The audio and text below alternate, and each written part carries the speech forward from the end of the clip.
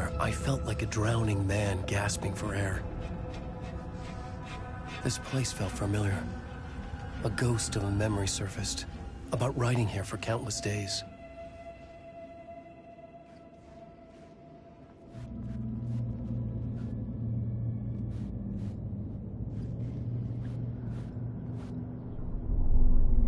A plot board for mapping out a story. On the index cards, the nightmare that just happened to me. A summary of the story so far. But other notes as well. Warnings. I had written them. I couldn't remember what it all meant. The name Scratch filled me with dread. I could trust these words. I had to act on them. You must write to escape.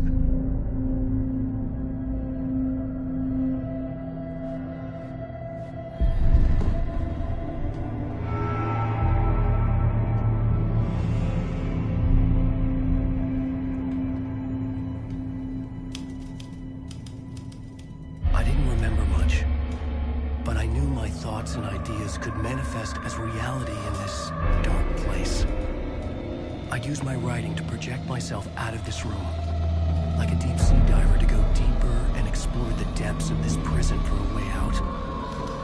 This room was my boat. Writing was my lifeline. I would start again at the talk show.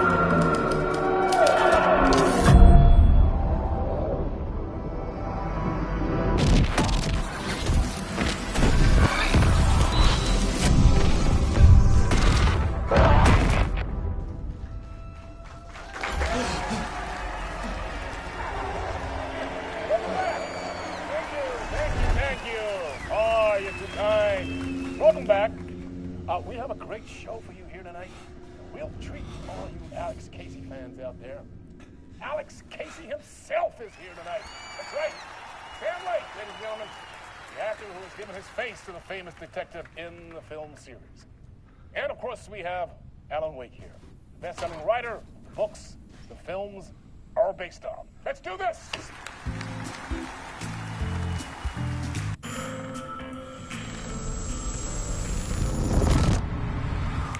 Welcome back to the show. So, Alan, as the creator of the character, how do you feel about this? Sorry, what? I know it can be an awkward question with the man sitting right next to you, but I mean, how do you feel about him in the role of Casey? Does he look the part to you?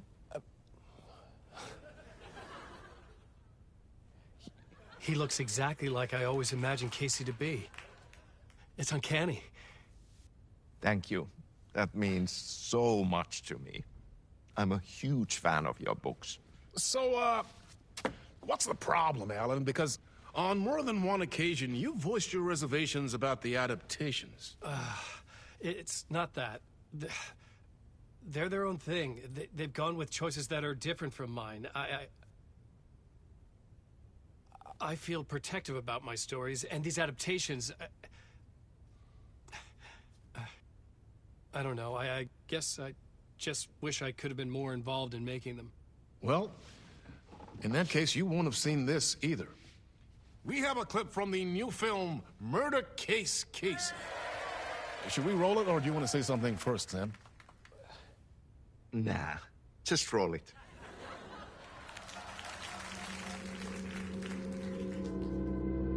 This city was an old scar that refused to heal. The rain made it fester. It needed the sun, but there was only the night. I was tired. Insomnia covered me like a plastic film. I was watching the world through a rain-slick window, my own reflection haunting the view. I was trying to track down a missing writer. My only clue was a table lamp, shaped like an angel. The only thing to shed light on this sordid mystery.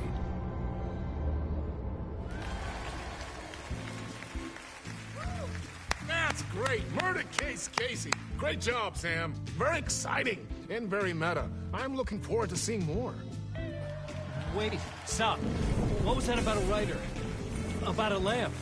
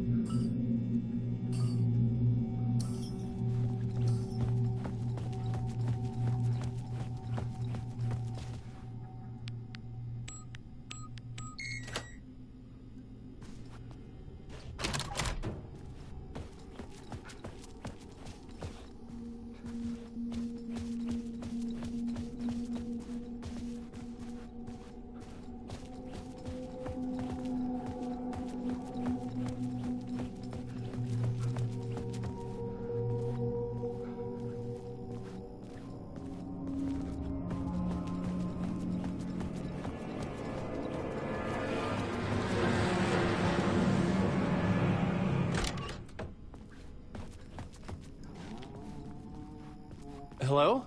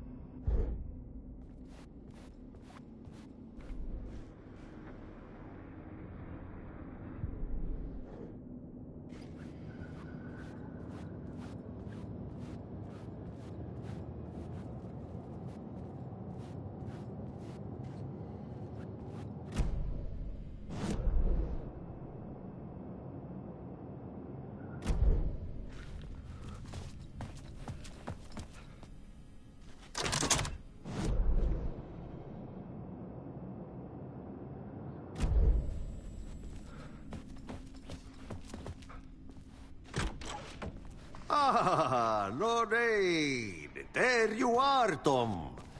Oh, not so much evil that not a bit of good as well.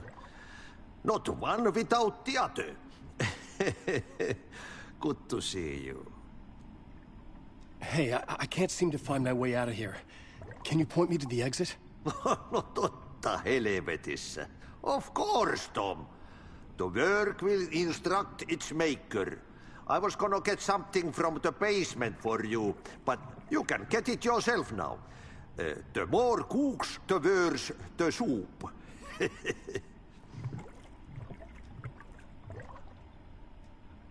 What do you want me to get from the basement? And my name's Alan, not Tom. Ja, mutta katoppa, a man, but a man with a tool makes two, Tom. Eikö niin? And a man with a tool can build his own exit. It's in a shoebox, in the basement where you left it. Safe as in the Lord's purse. Here's the key.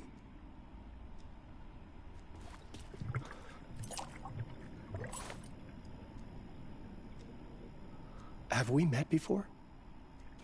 Are you trapped in the dark place too? You remember Ahti, the janitor. You can't be lost if you don't worry about where you are headed. So don't worry, Tom. The sun will shine even into a heap of twigs. Just remember to turn on the lights. It won't take long when you get to work. I've been trying to find a way to escape the dark place. Any suggestions? He who mouths about his troubles is the prisoner of his troubles. It's not easy to get out. But don't you worry, Tom. The home is still there where the heart is. I often think about it when I mop the floor and look into the puddle. Water is the memory of the world. Water finds its way. The janitor was a bit out there, but still a friendly face. I had to trust the basement would get me out of here.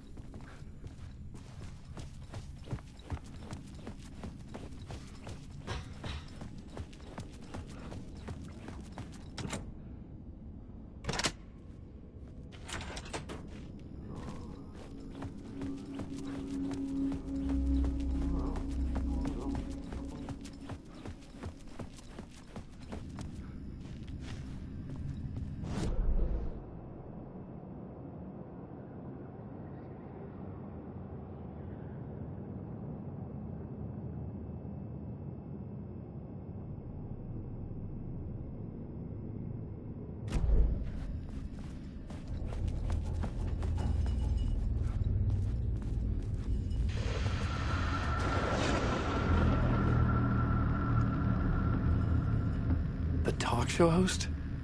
Good evening. A writer trapped in a dream world attempts to write a story to shape reality around him and escape. He is beset by visions leaking in from realities beyond his own. He uses those visions as inspiration for his stories, in hopes of giving them power, to make them come true. Us, hidden few, know that ultimately he will succeed. But before that, many of his stories collapse back into the stuff that dreams are made of, to remain as they began, works of fiction. And yet, maybe there is a gleam of truth to be unearthed from these tales.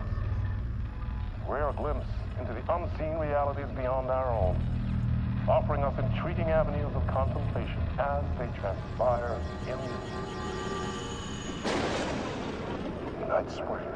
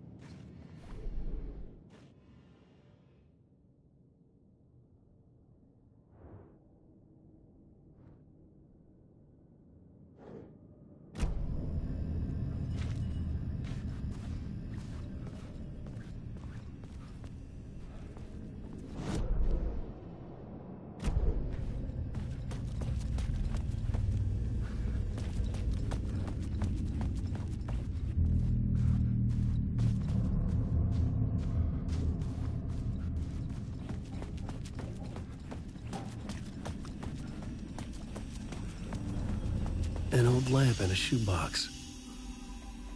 Was this what the janitor had left for me?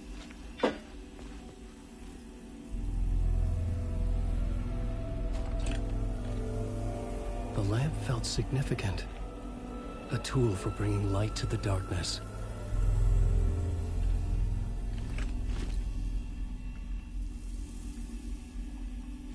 I felt a magnetic pull between the lamp and the light overhead.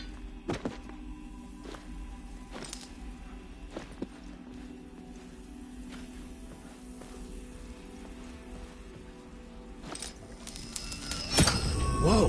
When the light jumped into my lamp, the whole room changed. Like something in a dream. Opening a way forward. The lamp was humming. The bulb glowed. It held the light now.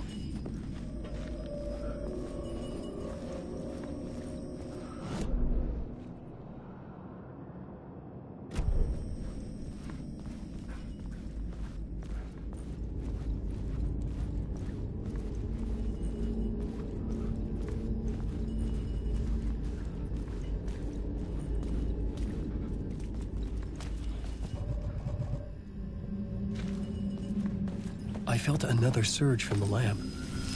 The glow in the lamp went out, shifting the light in the room. The light carved out something new from the darkness.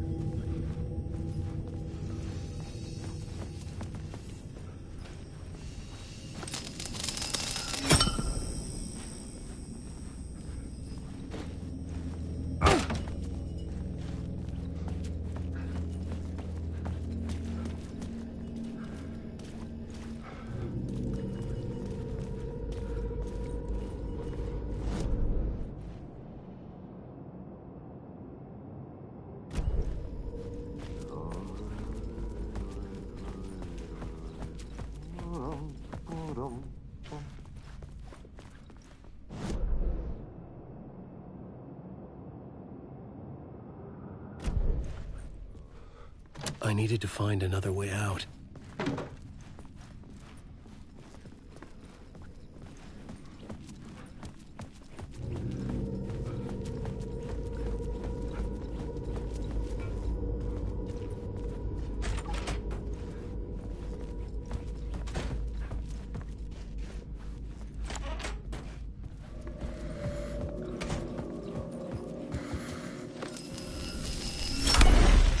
place wants to drown me. I'm losing myself. I have to fight it. I have to remember the clicker, the light switch. I lost it, but I have the lamp now. The lamp the switch was cut from. This place is a nightmare. Not real, and yet more real than anything. The danger and the horror are real. It feeds off my mind, twisting whatever it takes into psychotic reality. I'm trapped here. I write to escape. I've tried this many times, written countless stories, forgotten how many. I keep failing, but I must keep trying. I use the story to dive deeper. Every word I write is a step forward on this spiral in the darkness. I dive to the bottom to find the answer, the map, and the key, the compass. It's combined to form a door leading out. But how do you open a door that's not a door? At the bottom of an ocean that's not an ocean, and a lake that's not a lake.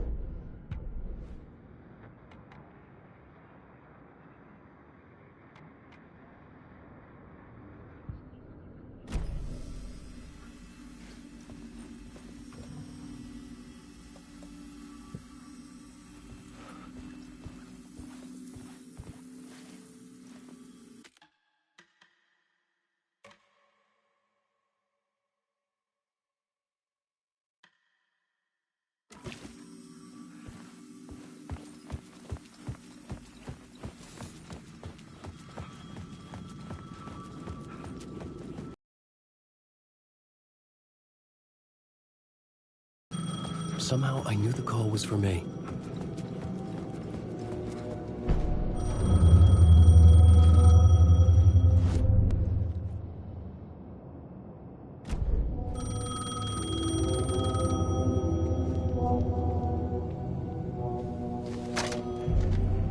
Hello? Alan Wake?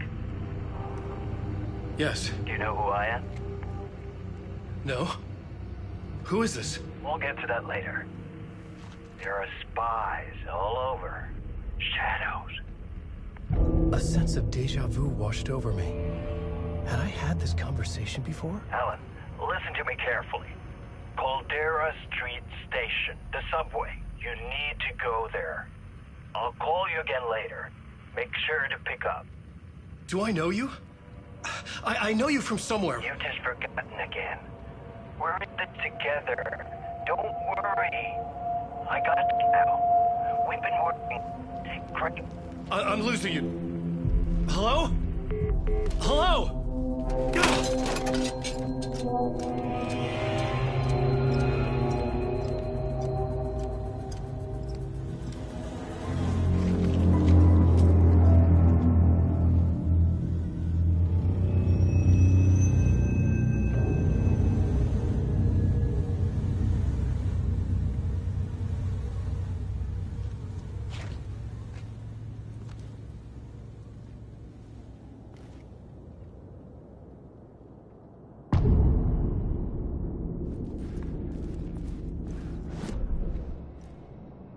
The man had said Caldera Street Station.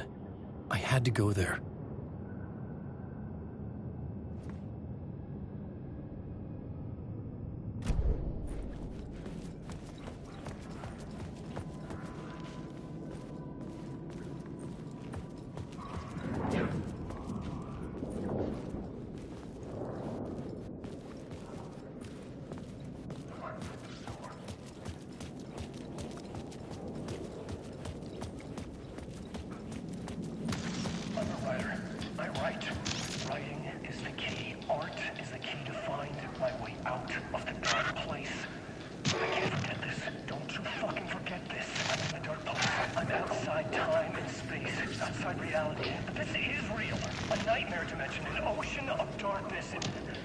Remember, its dark energy can make art come true, make dreams and nightmares come true.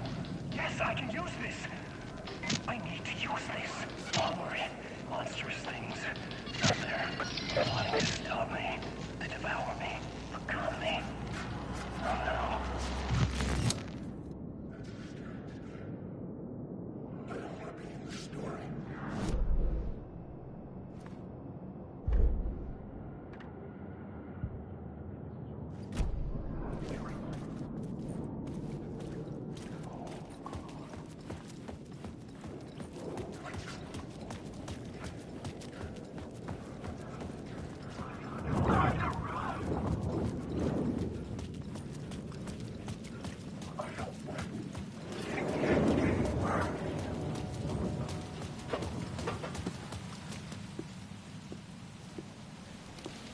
Is this the way it was on the page? What the hell?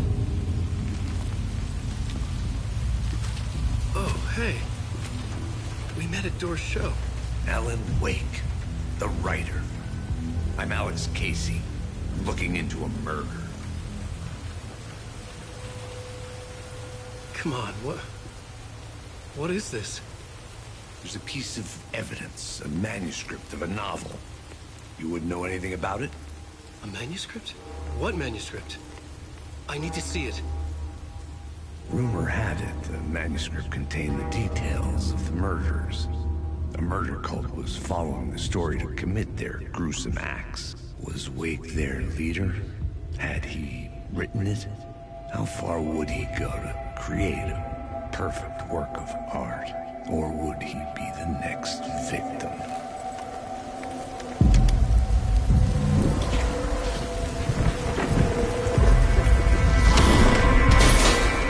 Stay here. No, wait! I need a gun! No chance.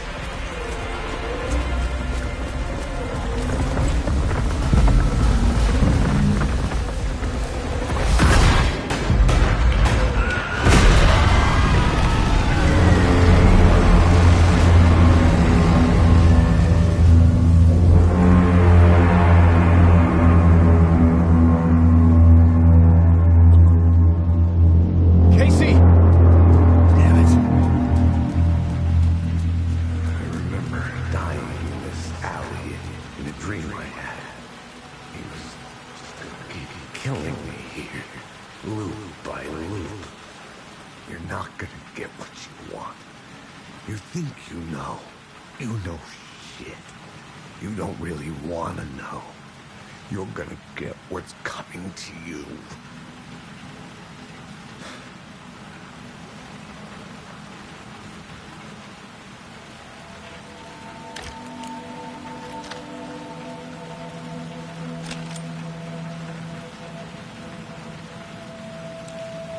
This was an echo of the books I had written for years. Picking up Casey's gun felt like I was assuming the role of the detective. I had a light now. I could use it to make my way deeper.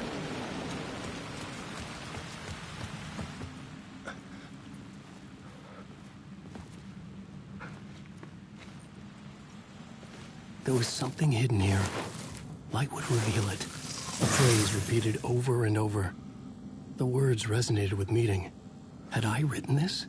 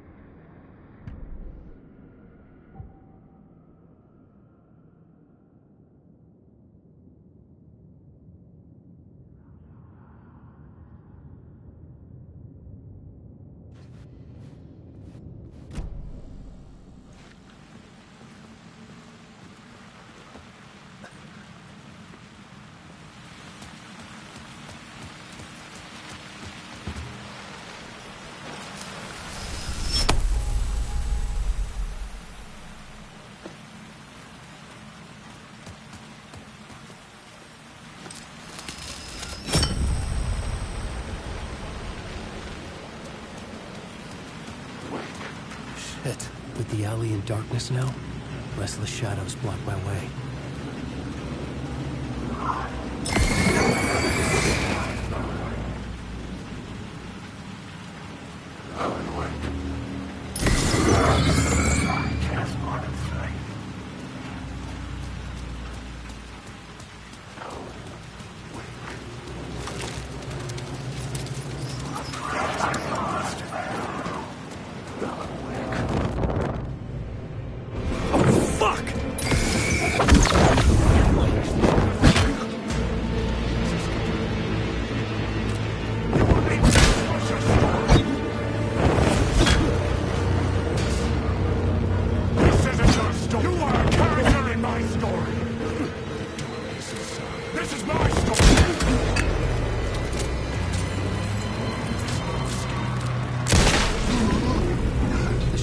Faded out.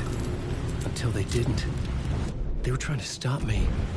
With the gun and flashlight, I could fight back.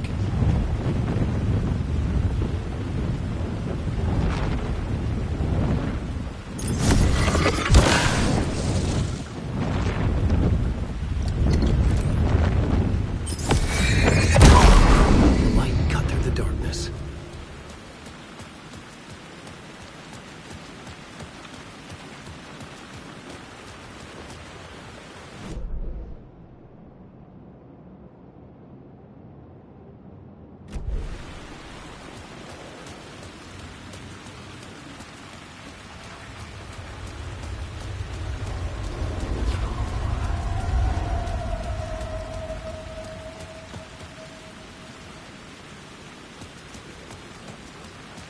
The Caldera Street station sign was there, but the entrance was missing. I had to make it appear. Maybe I could use the lamp to reveal the station entrance.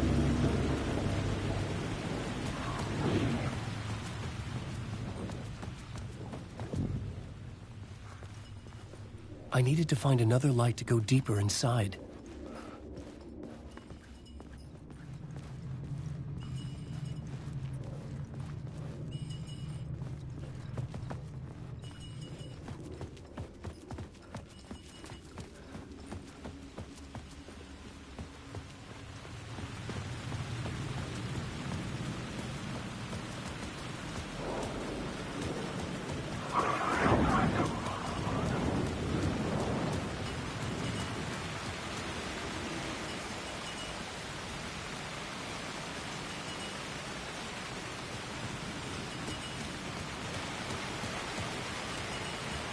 The lamp was dead in my hand. I needed to find a light for it.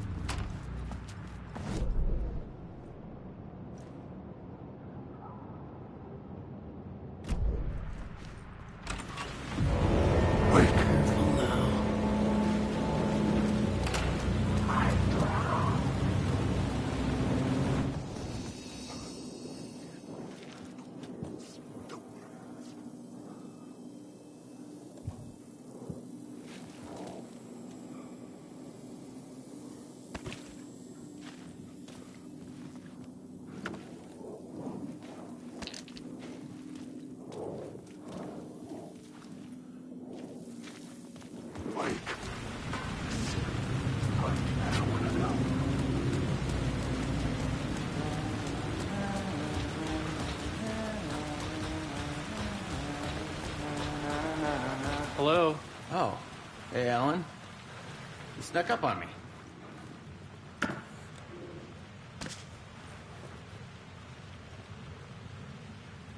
Sorry. Have we met? Memory problems again, huh? Yeah, we've met. Tim Breaker. We've shared notes. Hey, I've made some progress on the map if you want to take a look. I still haven't found my mystery man, though.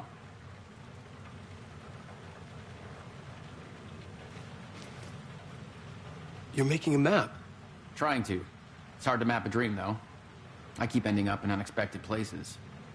I find interesting things like those strange markings that react to the light, but never the one thing that I'm looking for. Feel free to check the map out. Oh, I've been stockpiling supplies while I poke around. If you find a stash, take anything you need. I appreciate the help. Who's this mystery man? Oh, it wouldn't be much of a mystery if I knew. All I have is a name. Warlin Door. The talk show host? No. No, that doesn't sound like him. The guy has many disguises, but a talk show host? No. I'll keep looking. Well, that's my crazy wall. I'm just trying to make sense of things. Don't judge me. I'll trade you walls any day.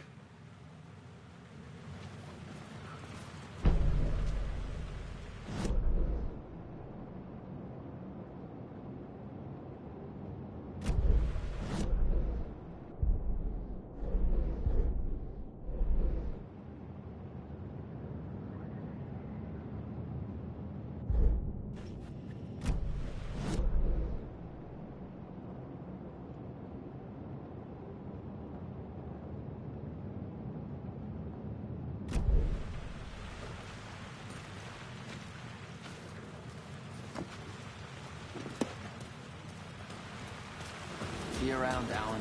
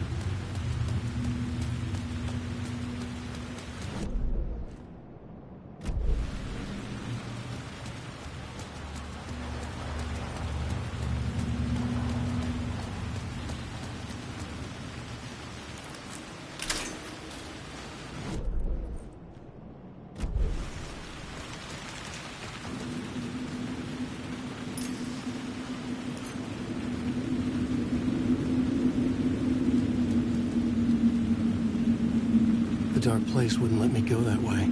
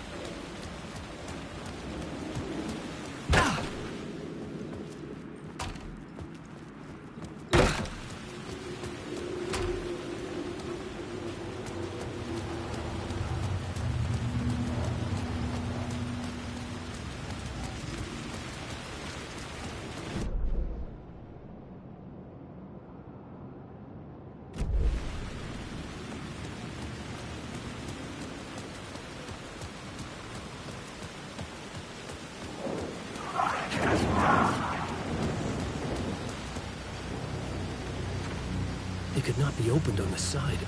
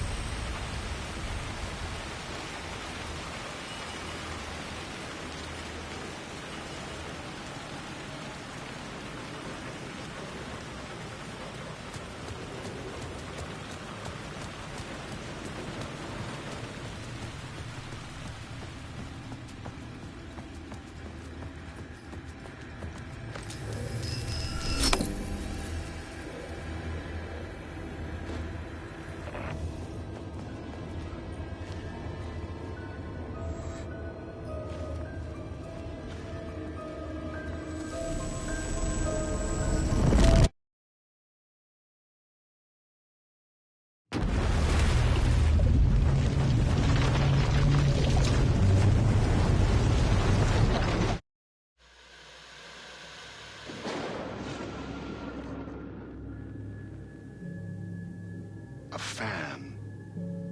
The dictionary definition of the word is an enthusiast, a fervent devotee, an abbreviation of fanatic.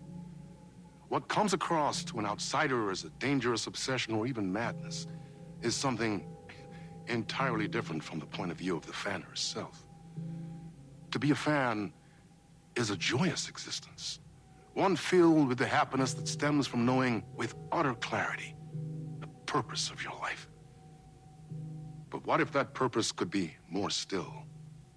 If you could be lifted out of the flock as your idol's chosen one, the only one who could decipher his secret messages. What lengths would you go to save the object of your obsession in Night Springs? Tonight's cult classic episode, #1 Fan.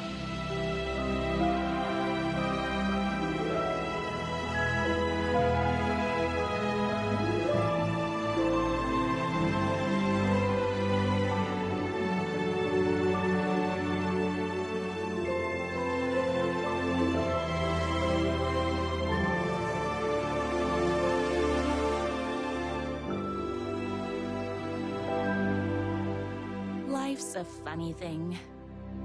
You spend all your time wishing and hoping and dreaming for something, and then, bam!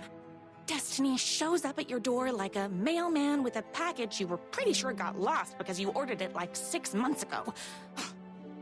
But that's okay. When your destiny has eyes like sunsets and a beard like mahogany-colored velvet, you don't really mind how it arrives.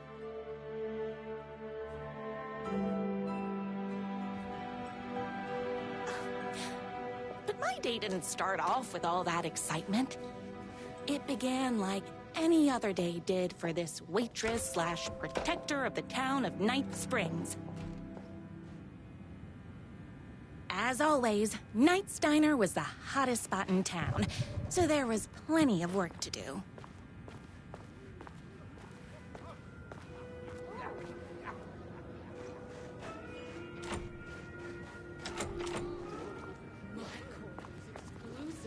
Food from this diner. It's everyone's favorite waitress. Look who it is! Hi, everyone. Could I get another cup of that delicious special brew that only you know how to make? Of course. Who else wants a top up? Me. Right here, please. One for me, please, and thank you. Will do. Let me just grab a fresh pod.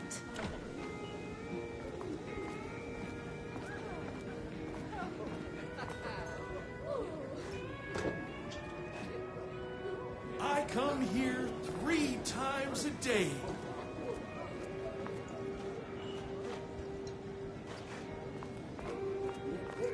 Another cup. I would kill to have a passion like you do for that writer of yours.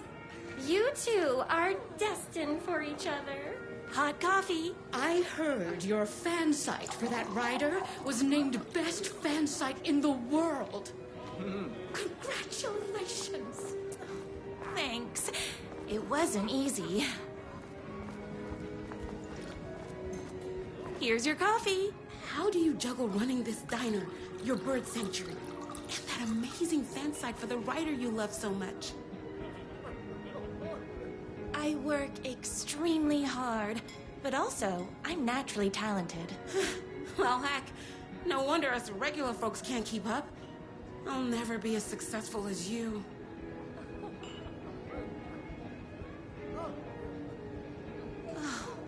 Comparing yourself to me won't help. You gotta find what you want to do and do it. I believe in you. Wow. You just changed my entire way of looking at the world. Thank you. No problem.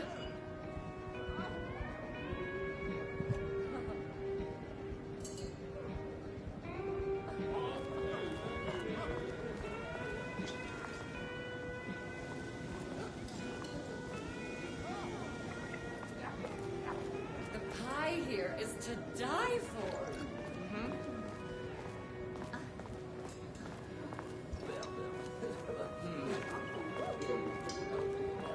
Gotta get back on track. Here you go. A person of your genius and grace is wasted serving coffee to us regular Joes and Joannes. Oh, I don't mind.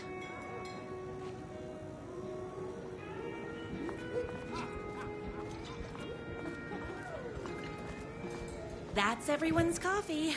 Better put this pot back.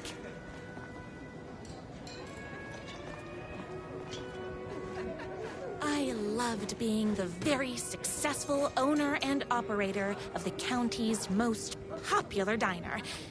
But that was nothing compared to my grease fire of passion for the writer and his sheer literary talent, and flowing hair and lips like buttery pie crust. Pie! I need to clear the empty pie plates from the tables. Shucks.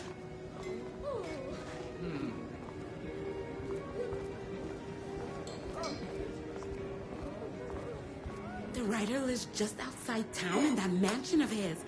Why don't you go talk to him?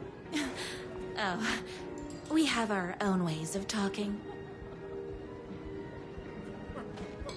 I saw in the news that you saved every single kitten from that bear attack.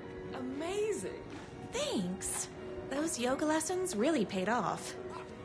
Is Knight's Diner going to enter the statewide pie competition this year? Of course. We're gonna make this our 20th win in a row. My date last night was a total bust. You're the expert on romance. Any advice? Yes. But first, tell me everything. Long story short, she told me I dressed like a divorced gym teacher.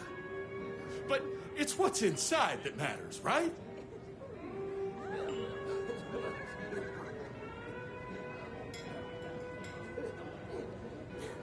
Right.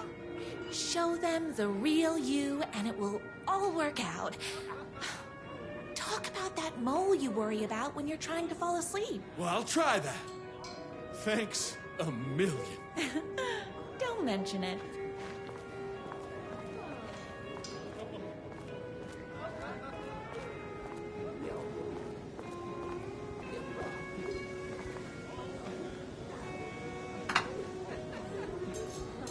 What can I get you? Oh. I need a good book recommendation. After all, you're the town's literature buff. Oh, you have got to read the newest book in the Writer's Crime Trilogy. I'll grab you a copy from the back. No time for that. I've got customers waiting.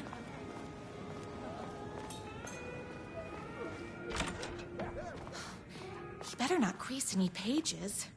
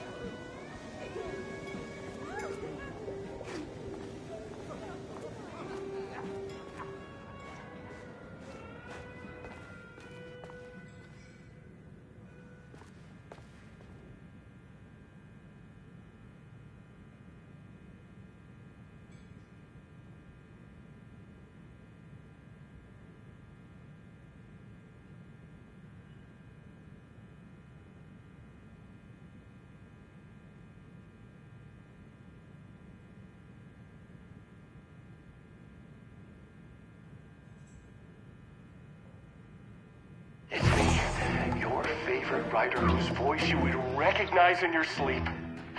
I'm in danger. Please, my #1 fan, you're the only one who can save me. Oh my gosh! Don't worry, I'm on my way. My beloved writer was in terrible danger, and I had to rescue him. The stakes had never been higher.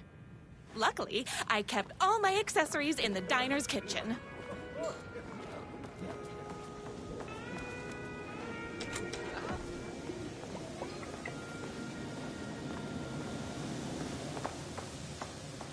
My accessories. Everything a girl needed to claim victory in the battle for love.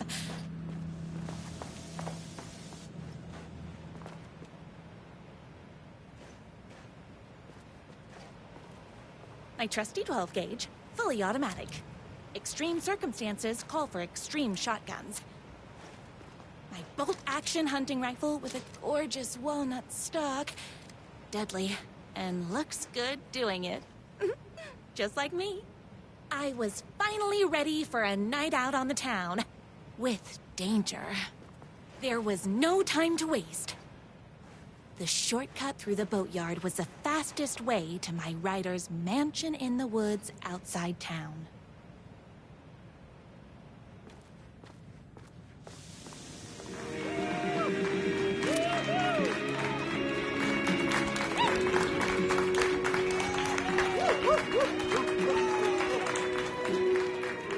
The boatyard is this way!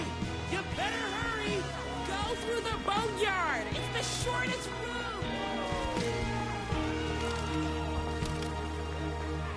This was my moment. My chance to save the writer and make him realize how much he needed me. And if that's not love, I don't know what is. Run the diner while you're gone! We'll be way worse at it! Tell him we all love his Save literature! You're the only one tough and graceful enough to save. I was leaving my old life behind, like a body left to sink in a lake so no one finds it. Nothing would get between me and my future with the writer.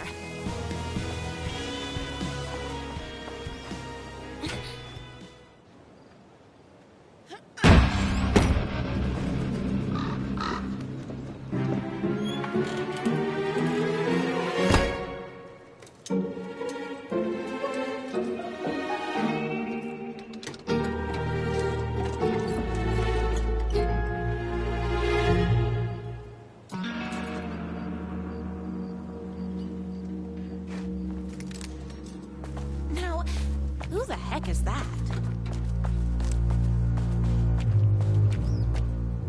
I knew you'd come to his rescue. Who are you? And why do you look like a slightly less handsome version of my writer? Oh, don't you ever compare me to that worthless hack. Sure, I may be his wild and rebellious estranged twin brother, but we can't all be perfect. I had no idea he had a brother. To think there were two of him all this time. After today, there won't be. No more writer, no more books, no more living in his shadow. But you're his brother. I'm sure you two can talk it out and realize you have so much in common, and after you change, you can move in together. And I'll come over with popcorn for movie nights. He had his chance for popcorn and movie nights, but he wanted to keep everything for himself. Too bad. You know what they say? If you can't join him, beat him. What did you do to him? I locked Mr. Fancy Pants up somewhere you'll never find him. You won't get away with this! I'll stop you! Babe, I got an army of people that hate that hack almost as much as I do. They're ready to die if it stops him from writing another crappy book. What do you got?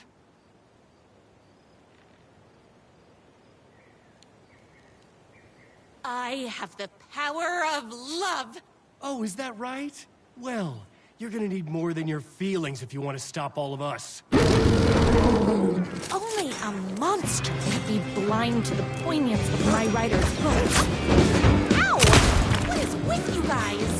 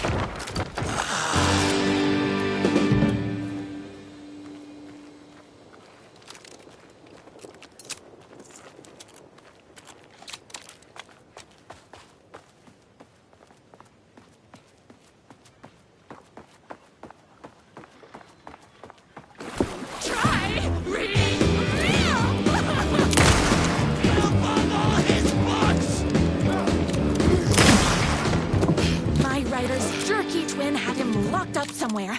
Like a sweet, helpless prince locked in a tower. But his fan in shining armor was on her way. Luckily, one of those haters had made a hole in the fence for me.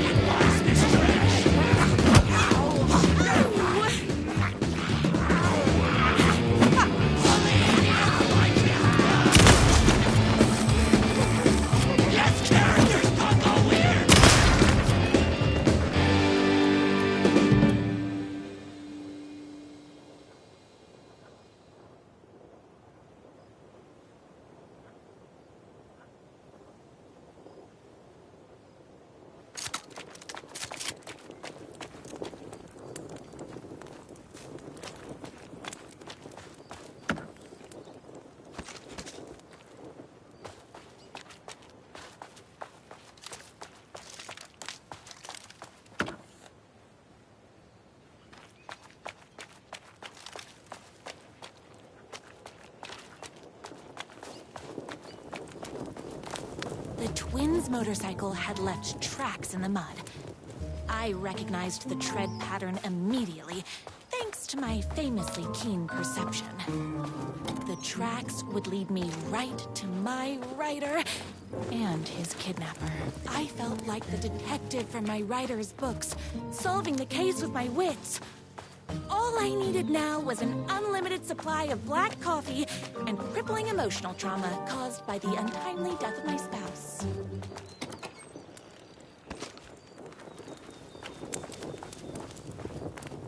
More haters.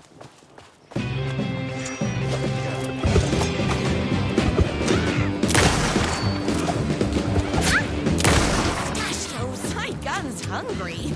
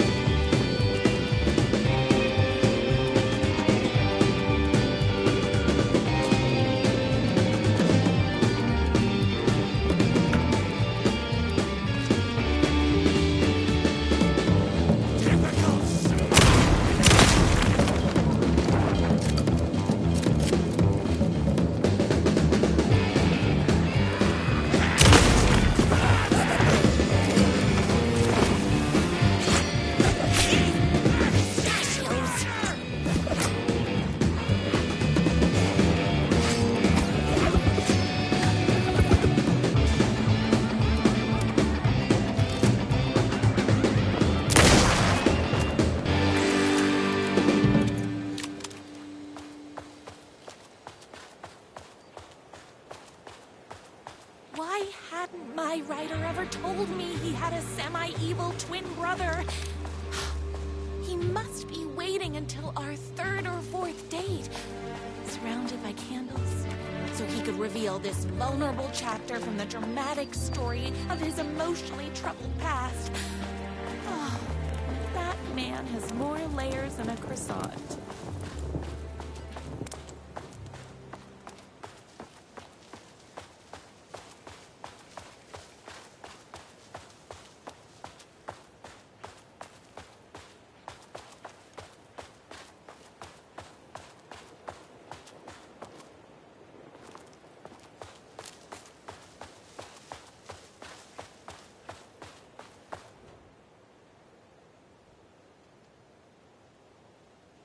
my #1 fan.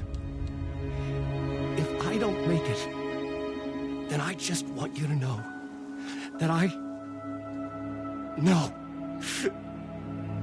I can't say it. Curse my cripplingly sensitive artistic nature. But I love you because you're sensitive. Just hold on.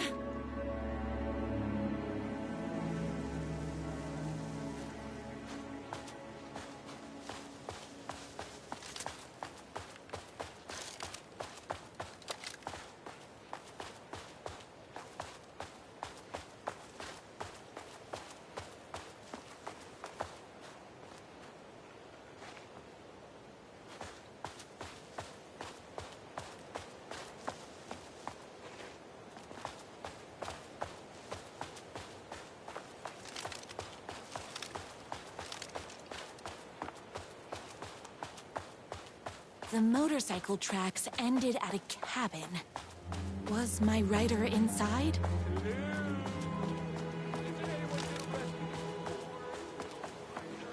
Hello? Is anybody there? I'm just a frail rider and I require aid. He's inside. I'm here. I've come to save you. Oh, joy. We can finally be together and sit through poetry readings and drink $18 cocktails and have high tea with the Queen. Wait a minute. My rider only drinks coffee. 2 sugars, no milk. I keep all the mugs. Okay. No more tricks. I'll be waiting upstairs.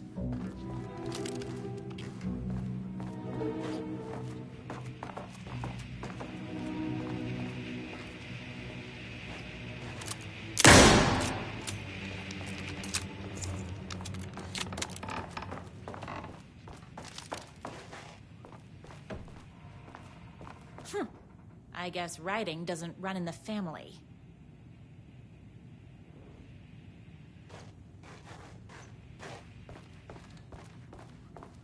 Where are you? I was never upstairs. I lied when I said there were no more tricks. You're starting to peeve me off, mister. Where is my rider? I'm just having a little fun. Let's chat down at the beach. It's just out the back. First, he kidnaps my rider. Then he calls him a tea drinker. He had crossed the line. I was going to go to that beach and give this jerk the scolding of a lifetime.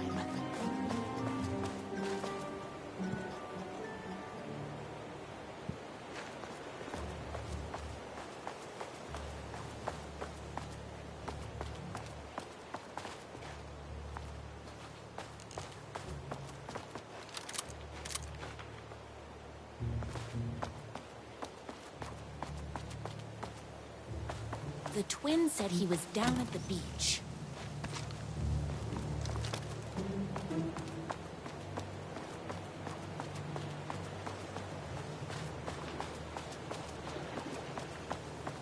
Hey, me and my bike were just enjoying the view. Where is my rider?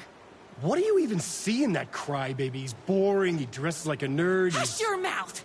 He is a stylish intellectual who is in touch with his feelings. You're starting to cramp my style, babe. And I'm not telling you where he is. What did he ever do to you?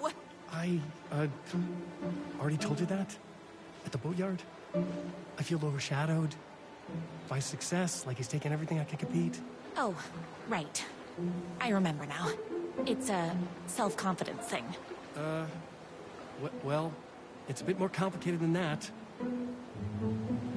You are going to tell me where he is, or else. Or else what, babe?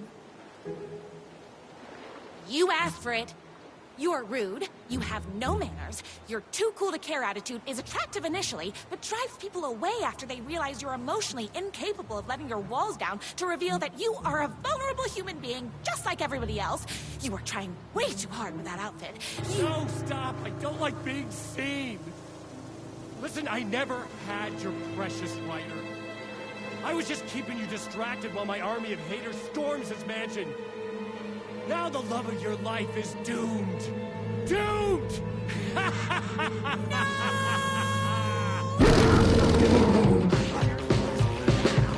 He tricked me, even with my famously keen perception.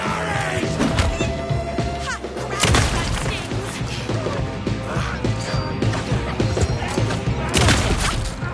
Hey, that hurts, you know?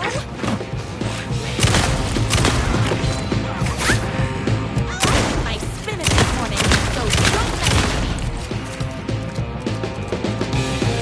I had to get to my writer's mansion as fast as my chunky kitten heels would take me.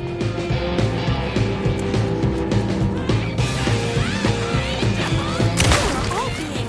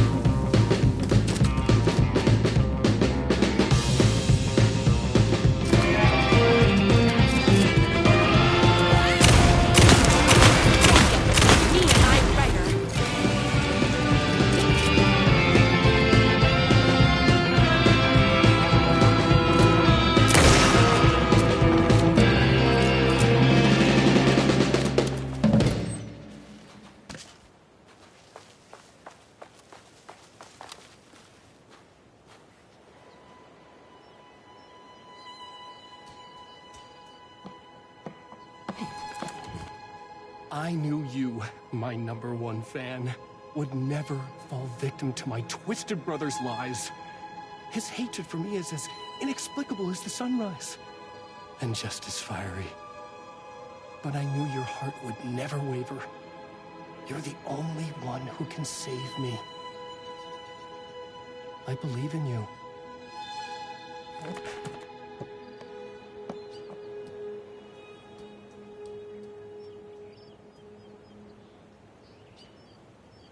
My writer believed in me.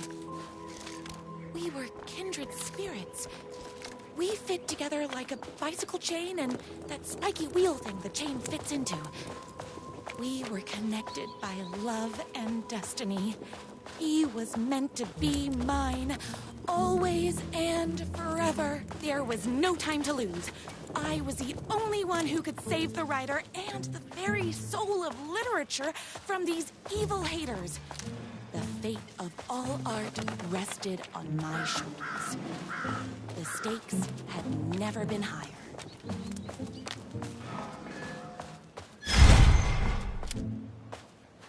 If I have to stop you myself, I will.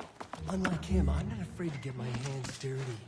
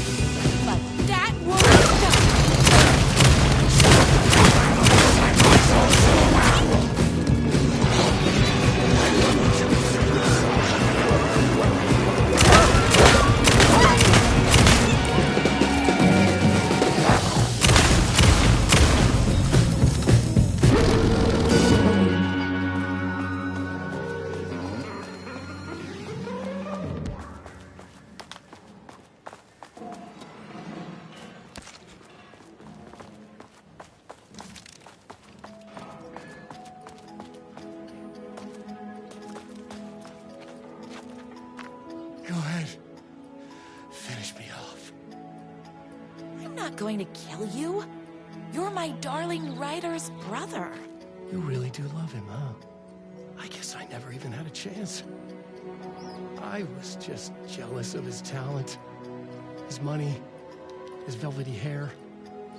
But mostly, that he's got the love of somebody as amazing as you. Oh, you silly werewolf.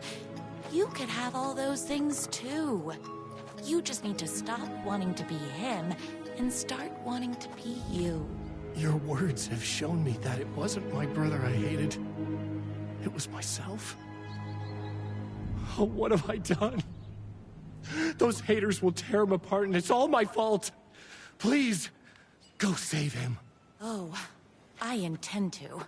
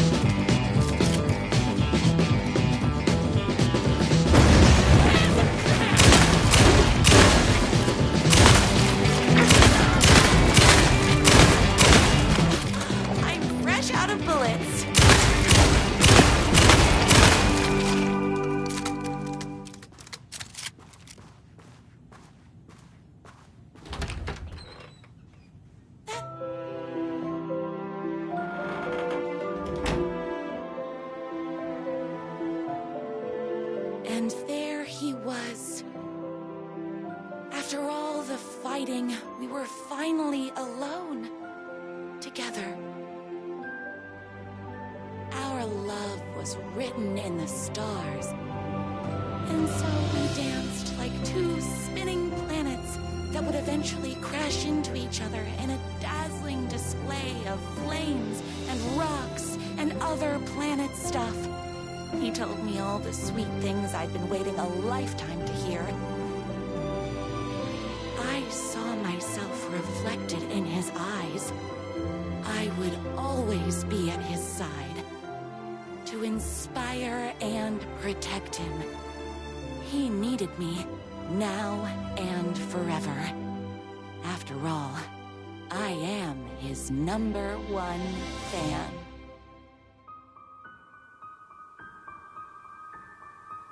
A fan and the object of her joy come together against a world trying to keep them apart. A happy ending for some. But is happiness, like beauty, all in the eye of the beholder?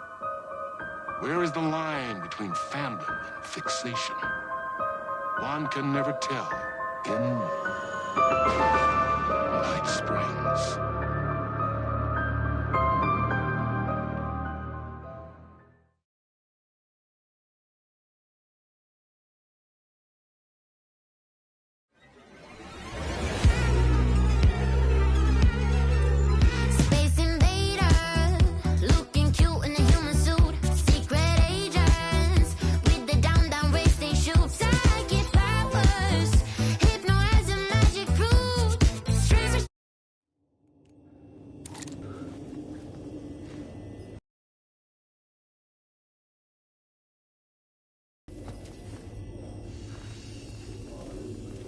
The platform were closed. I had a ticket.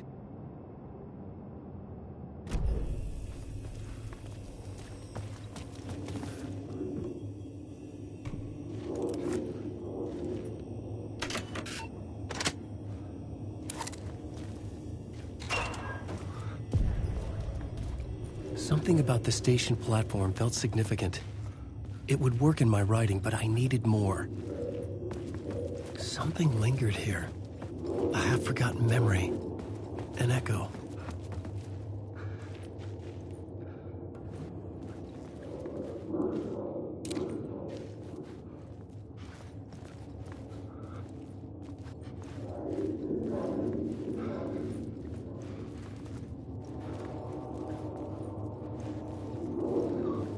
Something was here.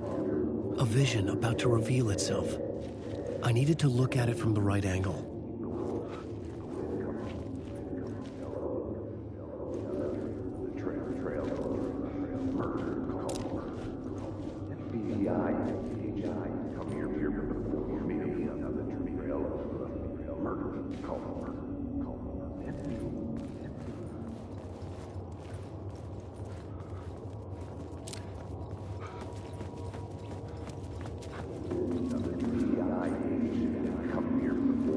An FBI agent had come here before me on the trail of a murder cult.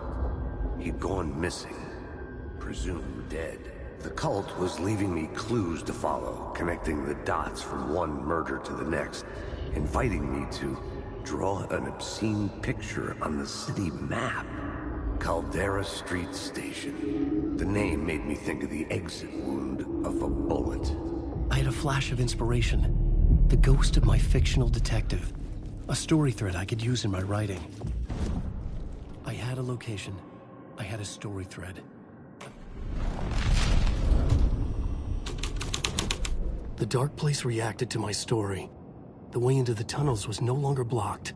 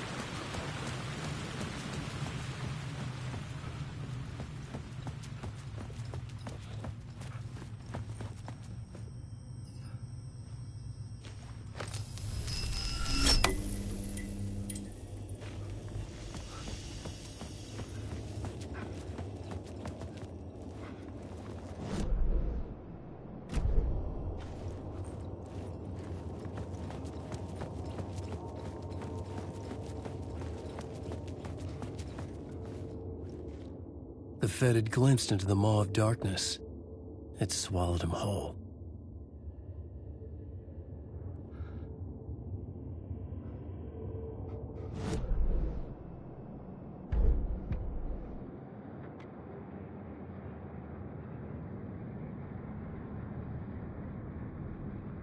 An FBI agent had come here before me on the trail of a murder cult.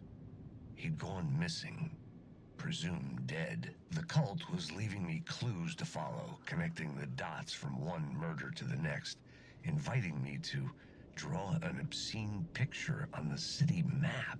Caldera Street Station. The name made me think of the exit wound of a bullet.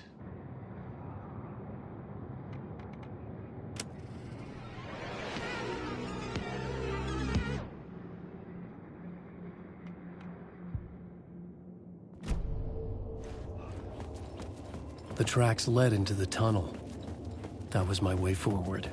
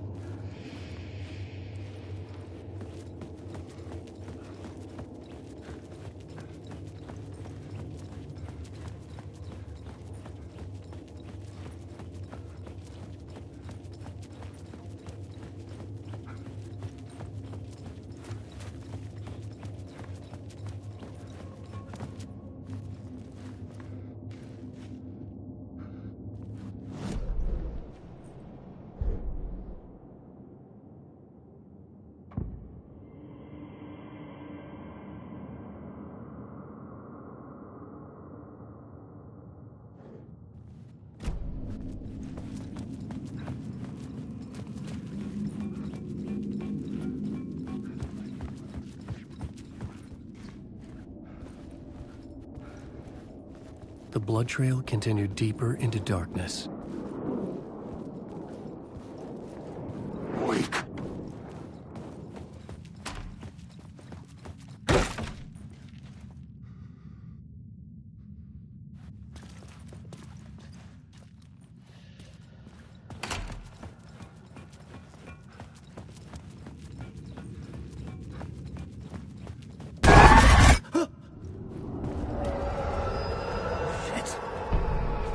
The sound of that.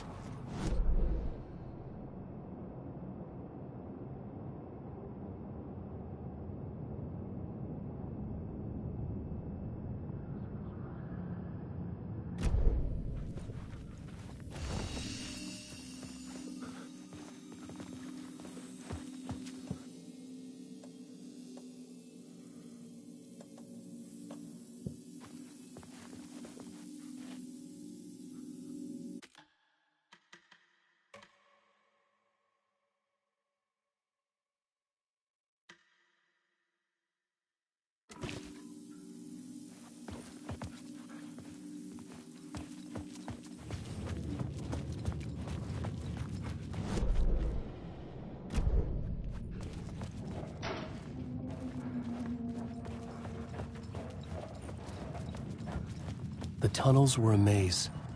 The blood trail led me on.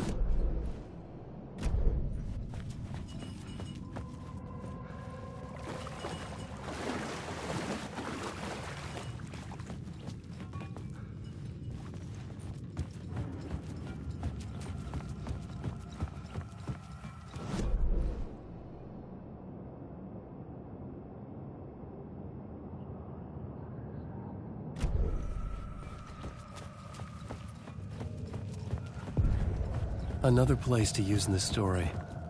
I needed to search the tunnels for further visions. Inspiration for the story that would lead me deeper. I had a new location for the story.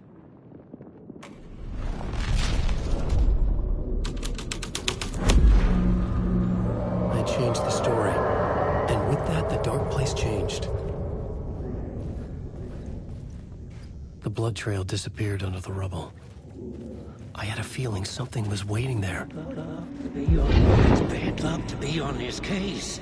The cult can get you anywhere with that black magic shit. Let the day shift handle it. What happened, anyway? Some Fed came looking for the cult, but it was a trap. A satanic blood sacrifice. Anyone who gets involved with the cult, they're next. I heard their leader is this famous writer, Alan Wake. Their unholy motherfucking messiah. Sounds like a load of bull.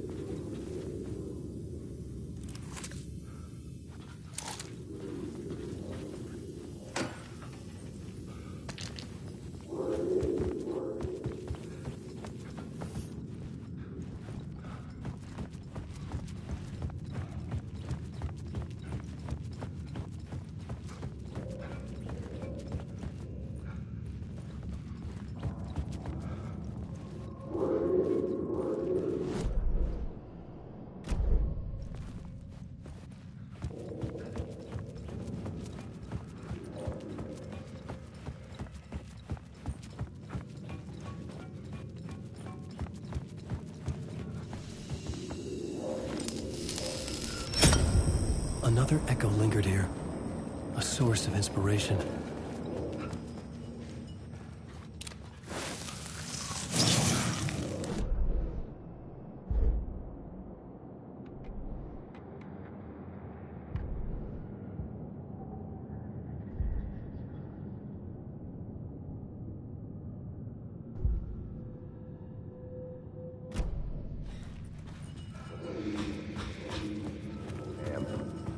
What do you know? Word is, your research can help me, ma'am. What do you know? There's more than one urban legend about the Cult of the Word. The murder cult used these tunnels for their ritual sacrifices. They say the cult reenacted the murders in Alan Wake's crime books. That Wake was even involved somehow, under a false identity, Mr. Scratch, which is, of course, a nickname for the devil himself. It was disturbing finding myself in the story this way. But I was desperate, and it felt right for the story.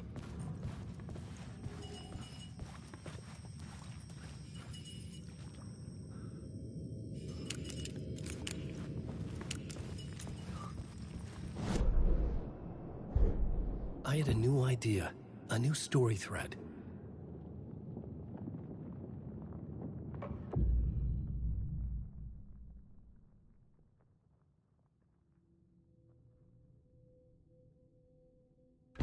Changing a plot element in a scene without being there was impossible.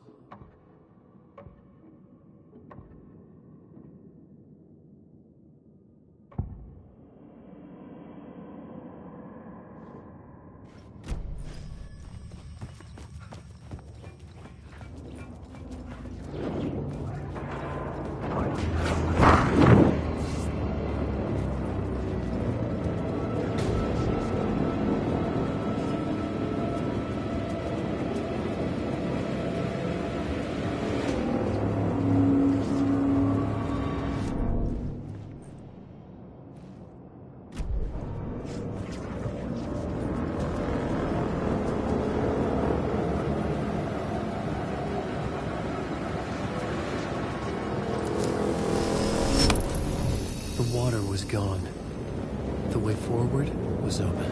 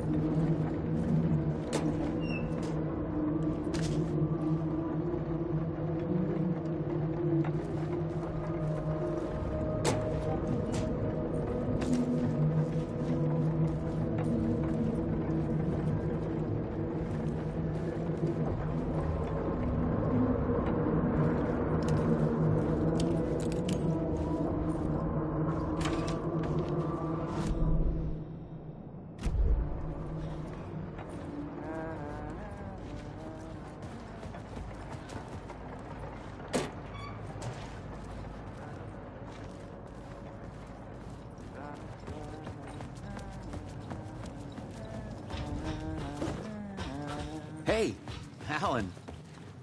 Tim Breaker, in case you don't remember again. I know, Tim. I'm remembering more now. It's good to hear, man. How's your search for Mr. Door going? It's not great. This dream we're in, putting a lot of roadblocks in my way.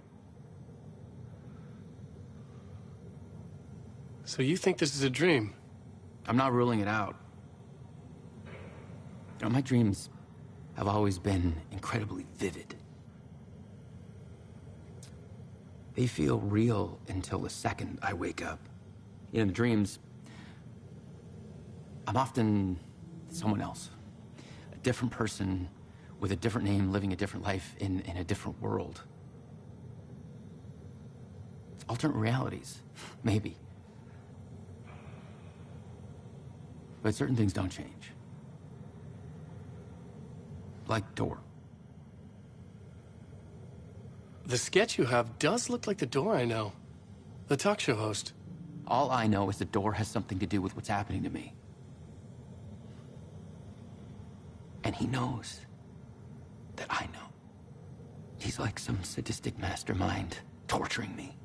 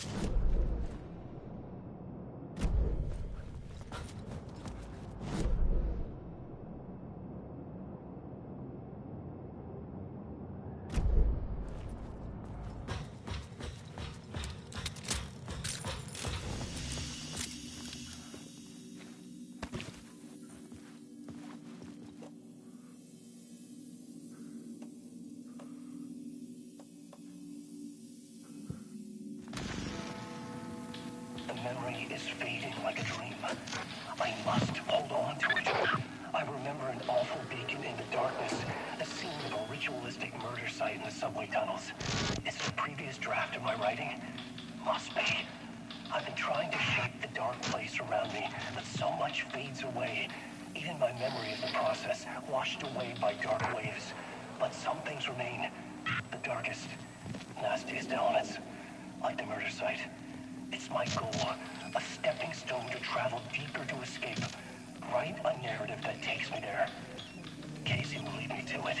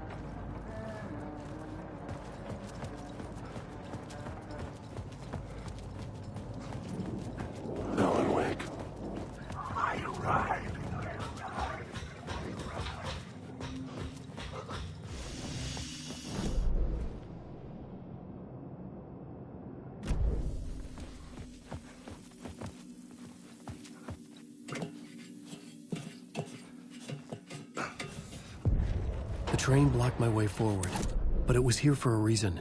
It had a role to play.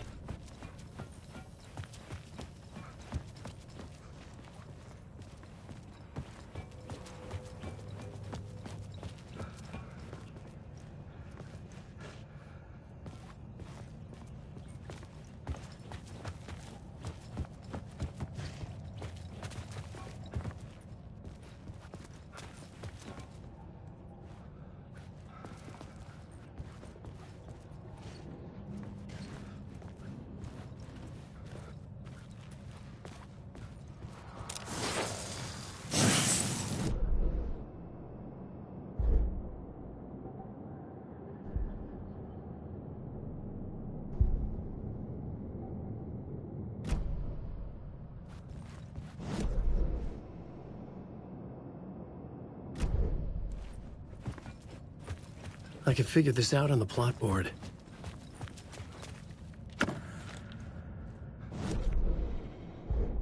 I had a new scene to use, a new setting. I couldn't add a new element from here. I'd have to go to the scene.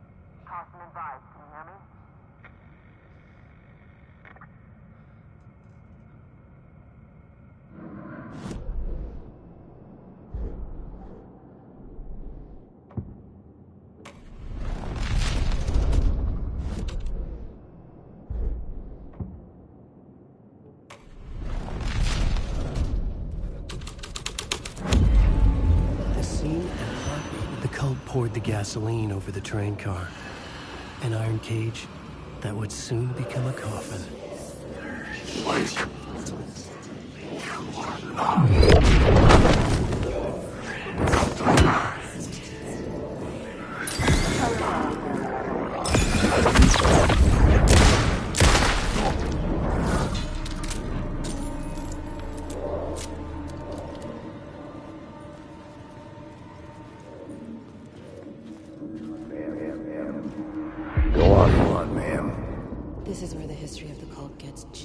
Disturbing.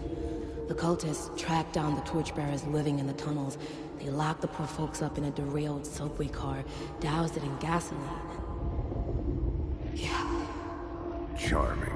It turns into a bit of a ghost story after that. They say the dark smoke from the fire still roams the tunnels searching for new victims to devour. There are no happy endings in this city. The story thread felt important. I could use it in one of the scenes I'd found.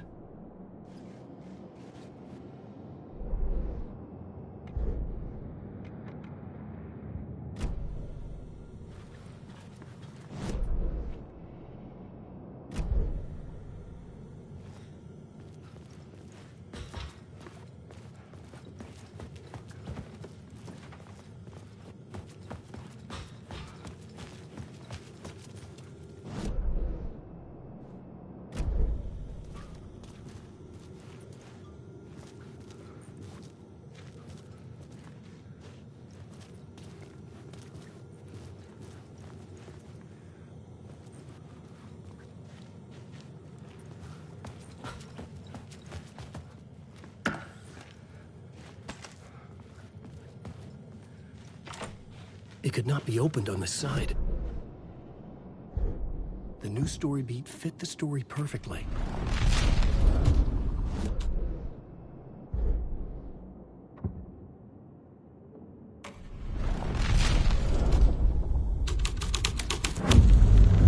A sick and twisted story, but it worked.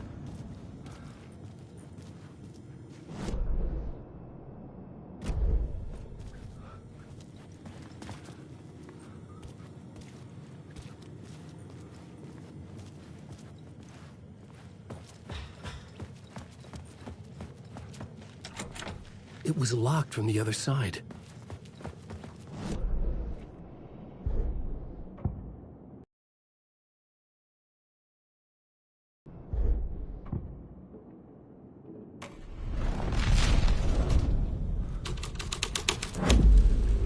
The plot changes shaped the world around me.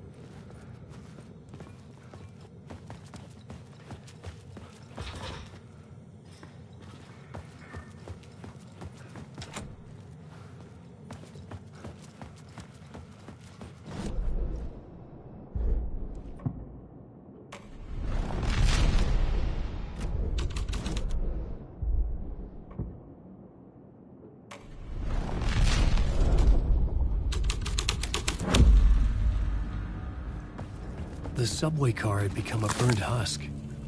I could get through it now.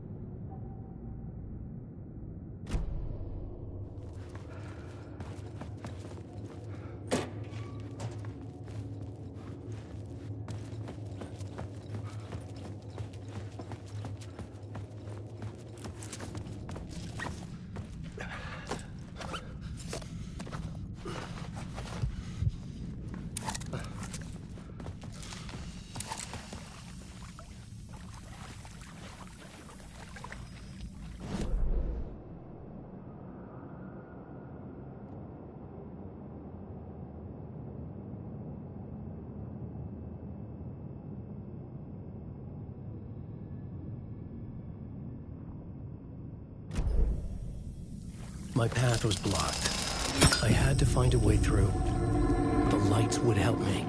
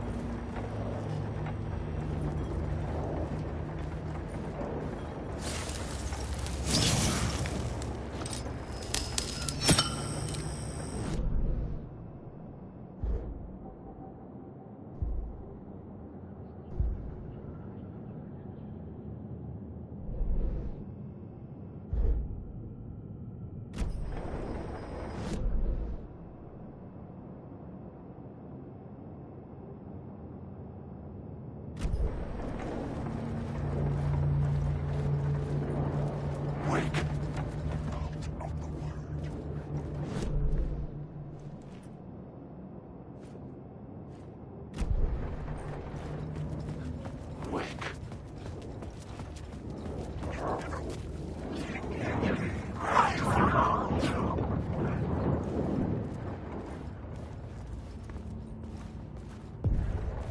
The echoing hall had a story to tell.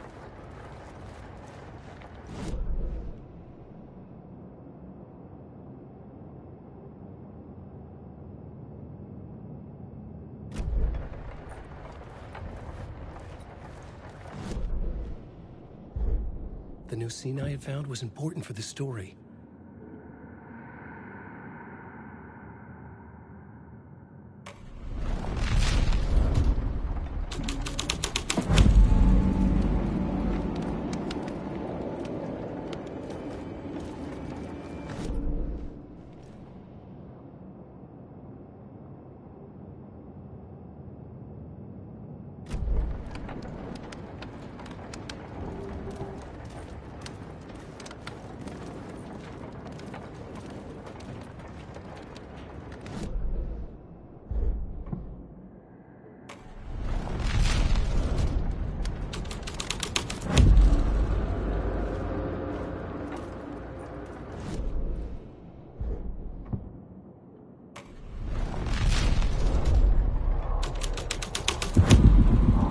Changed into the murder cult's hideout.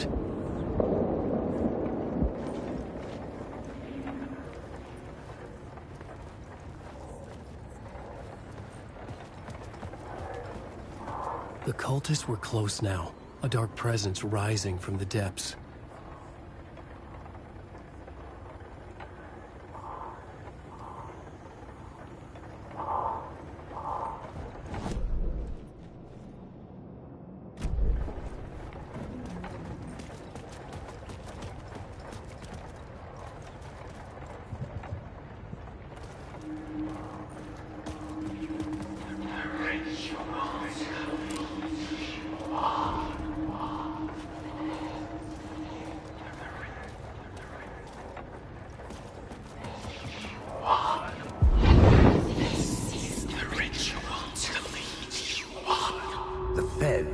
Something here that made him run scared.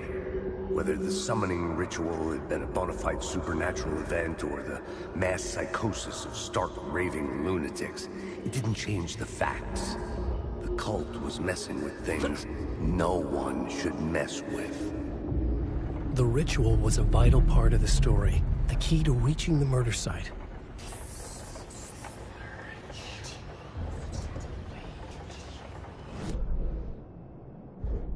I had a new beat for the story.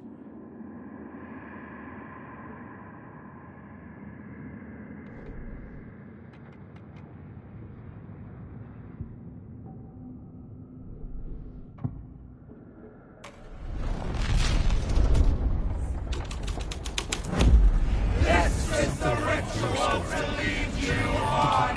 Your friends will meet him when you're gone.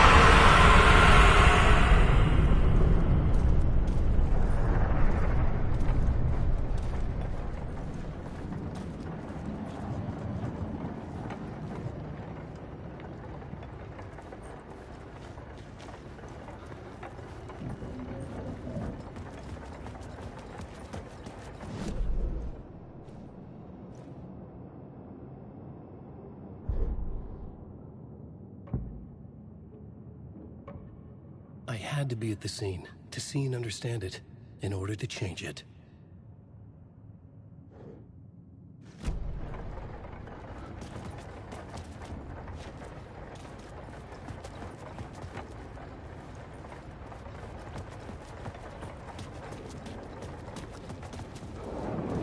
Alan Wake.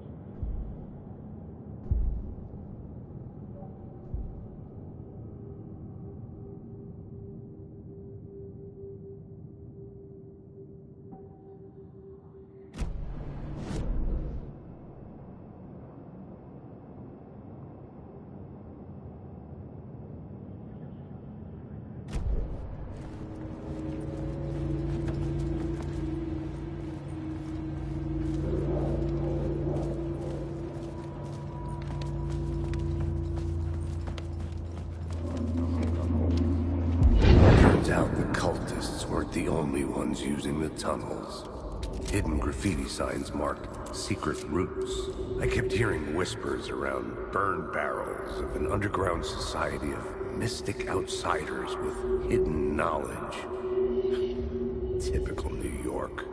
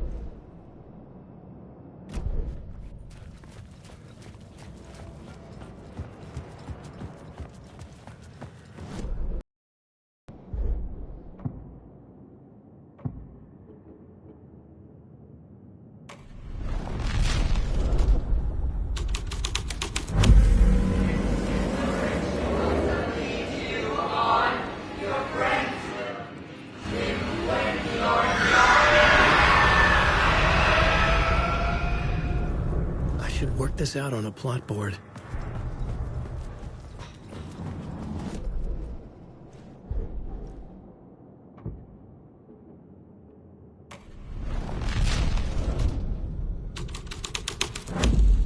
Fuck.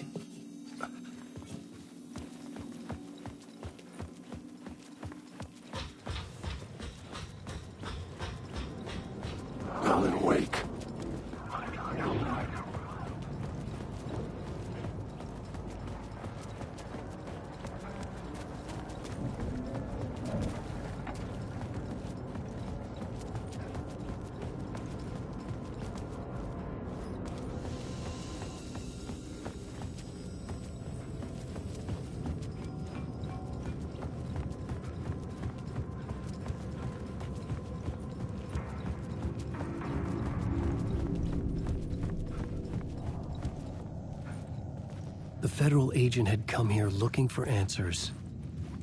All he found was a fate worse than death.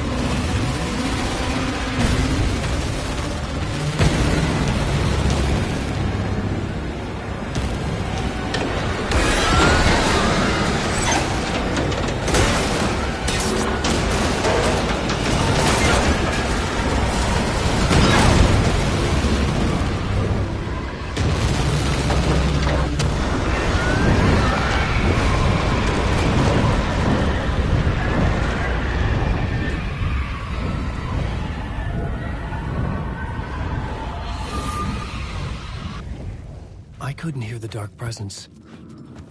It was gone.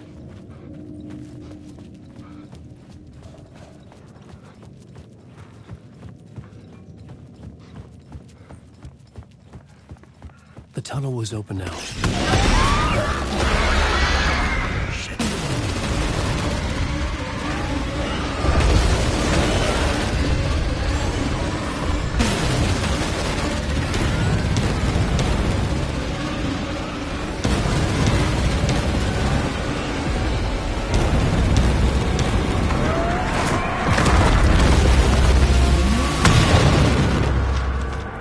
Presence.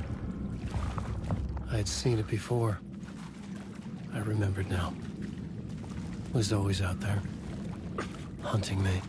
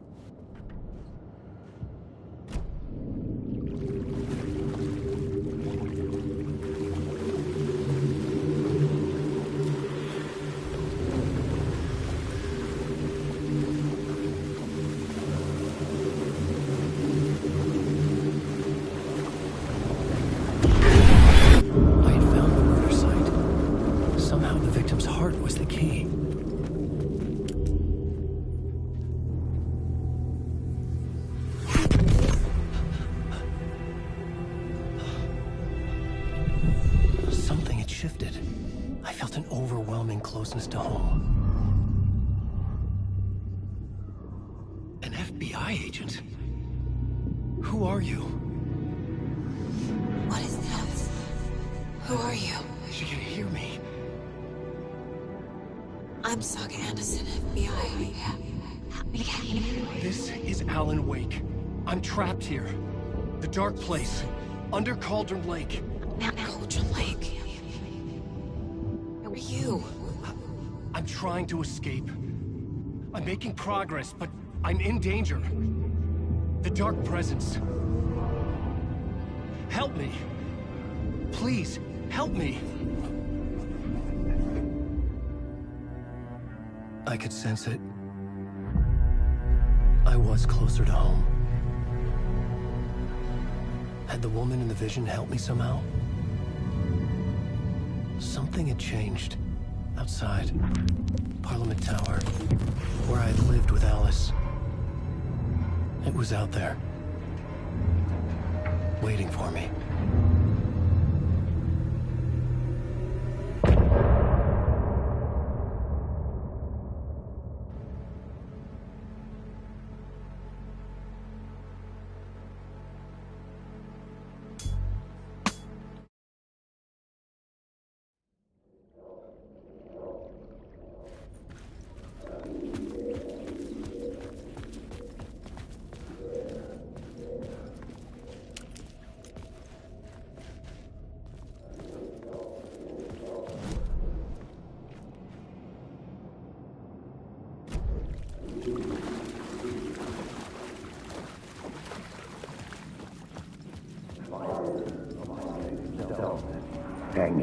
the air.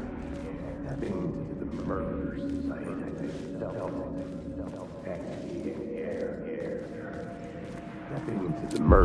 Stepping to the murder site, I felt it. Hanging in the air. A meaning. The violent emotion of the act. Like a cloud of wrath. The dead eyes of the victim staring at something you couldn't see. And yet, making you aware of it. Something that soaked into this place on a molecular level, overlapping with your meaningless existence. Regression to something you had managed to forget. Marking you. Taking you for a ride. Making you crazier.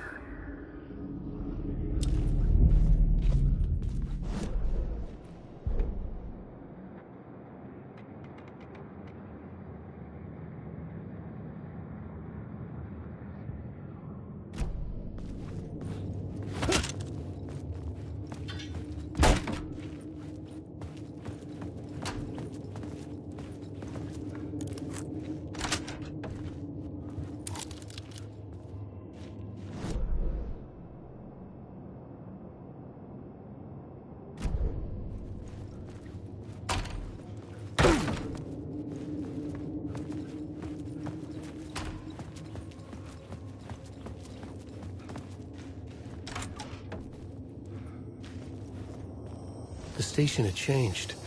I was closer now.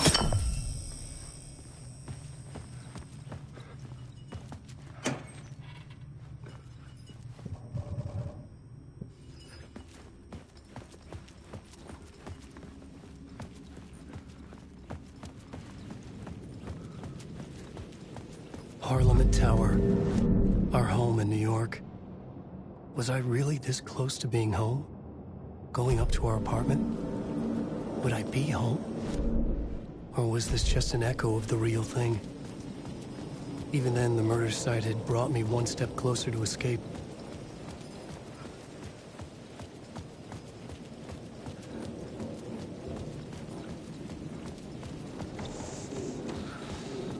Alan Wake.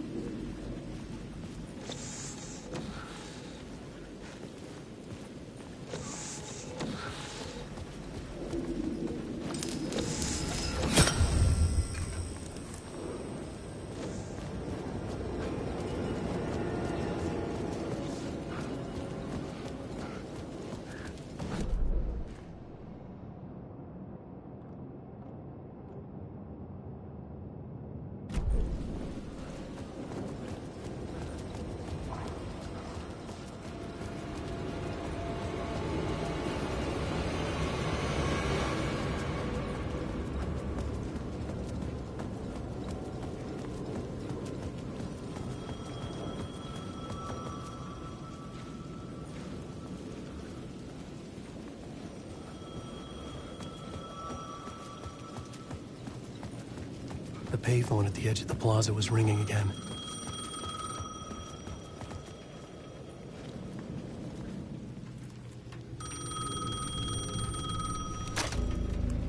Hey, Alan. Thank God it picked up. I thought I lost you again. Who are you? Why are you helping me? Did you go deeper? To the overlap? Are you talking about the murder site? Yeah, I did. That's fantastic, Alan. We're closer to getting out. We're making progress.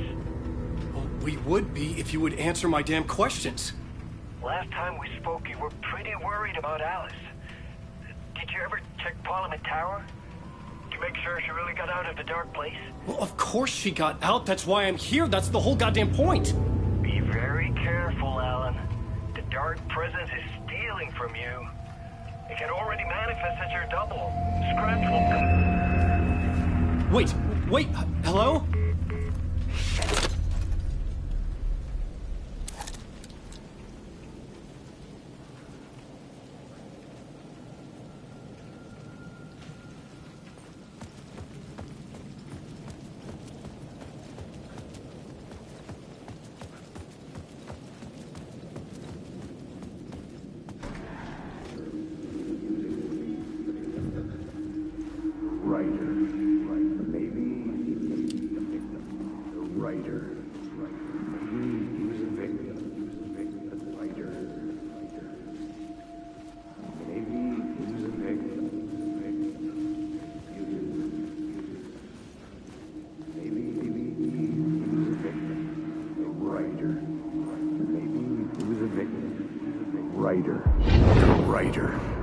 Maybe he was a victim. The cult, using his words.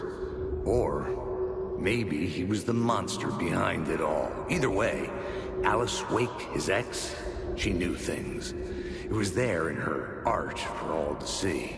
A cry for help. The darkness she'd witnessed. And that put her in danger. Was Alice here? In the story?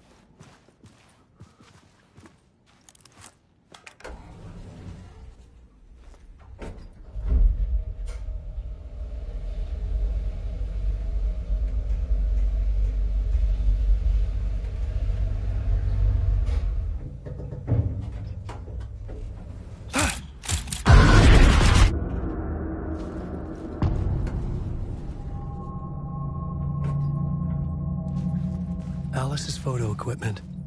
Set to go off when the door opens. Get out! Leave me alone! Alice! Alice! Alice. This is a photo of Scratch. How did Alice get this? Is he stalking her?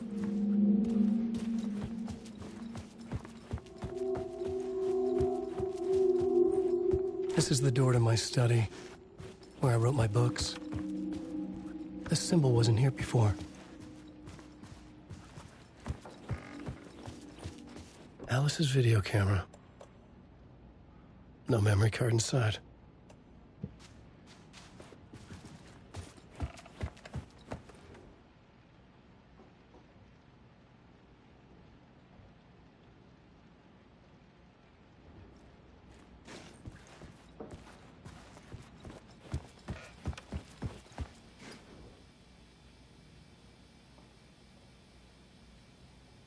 Part 1. What was Alice working on?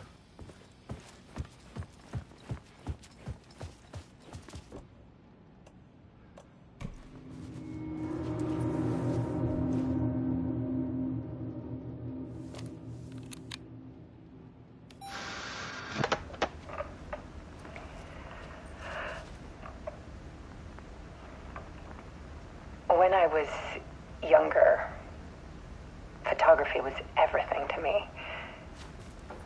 I moved to New York thinking I'd make it as an artist. And then I met Alan. We had a good thing. We were both dedicated by our creative ambitions. The only difference was that Alan's work made money. He brought me work when he could. I took his promo shots, created covers for his books. I'm sure he forced his publisher into it. I was taking photos, just not my photos. And that gnawed at me. Things got complicated sometimes, but that's life, right? We loved each other.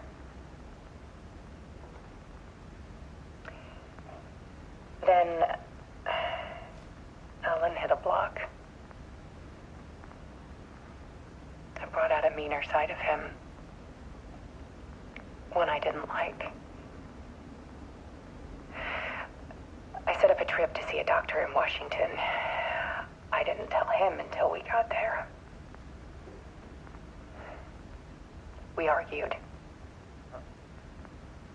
Things went wrong.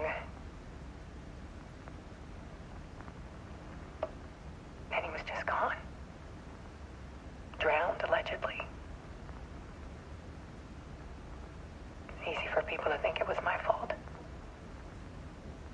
Hell, I do too sometimes.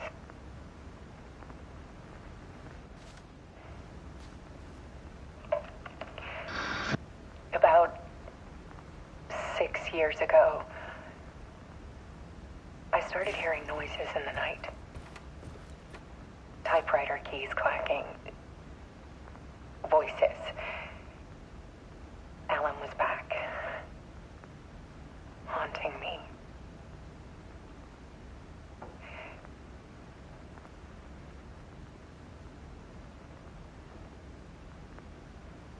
Then it got violent. It was Alan. And yet, it was a monster.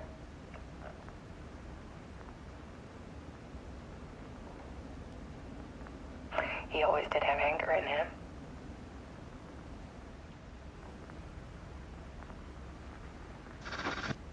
I set up cameras around the apartment with motion sensors and flashes. Now, when the monster comes, I turn it into art. My nightmares caught on film. And this is the focus of my new exhibition. To show people the world is so much darker than they ever knew. I'm calling this exhibit The Dark Place.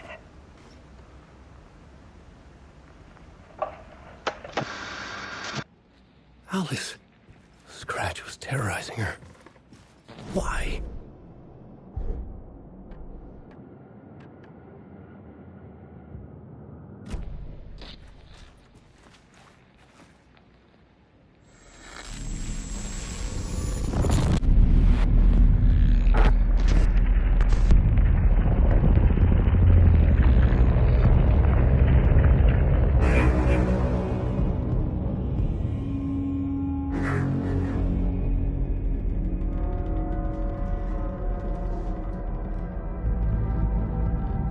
I sat in the writer's room and wrote a story.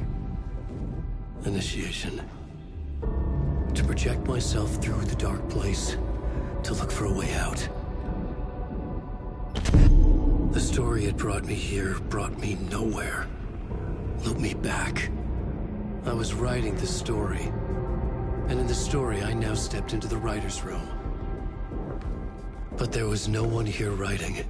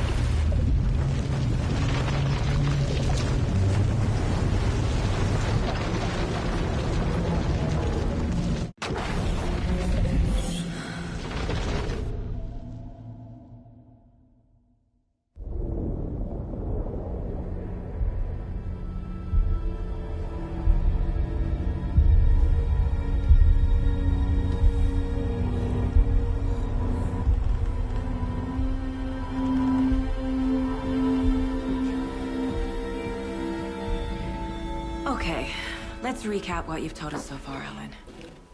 For the past 13 years, you've been trapped in a nightmare dimension called the Dark Place. Yeah. It's like New York, but it's not New York.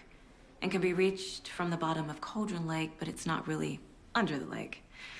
And after all this time, you've managed to get out. Yeah. But so has your evil doppelganger. Mr. Scratch? Or is it the Dark Presence? Both. It's interchangeable. He's Scratch when he looks like me, but he can change into this other form.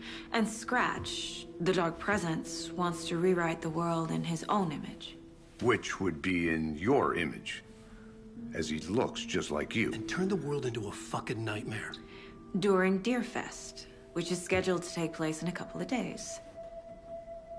You got out of the Dark Place by writing a novel, the pages we've been finding. But your double edited it into a horror story that's now changing reality, taking over people, making them crazy, bringing the Dark Place to Bright Falls. Yes, fiction coming in contact with the Dark Place can change reality. The story is coming true, soaking into everything, like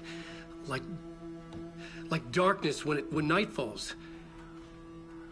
But last time This will be back in 2010. Yes, last time it didn't happen all at once. The story came true bit by bit as it unfolded. And that Dark Presence was still bound to the lake. I stopped it before it got the ending it wanted. Before it broke free. Based on that, there's still time. Which brings us to your magical light switch. The clicker. Magical doesn't quite cover it. Scratch wants it to bring about his ending. That can't happen. If I can get the clicker, I can send him back to the Dark Place, make all this shit go away.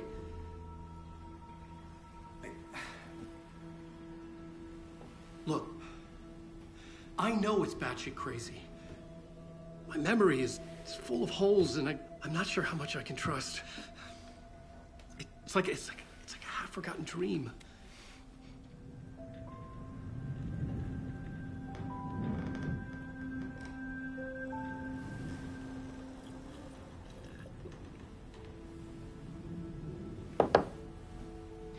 Mr. Wake, Alan, we've seen our share of batshit crazy in the past 24 hours.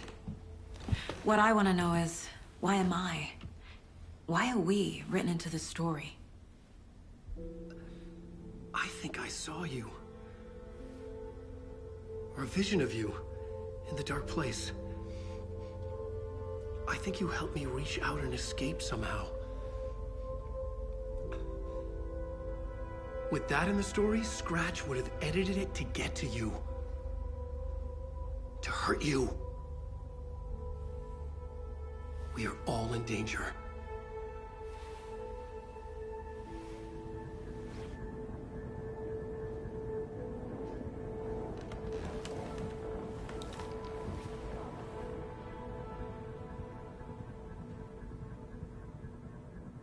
It's insane.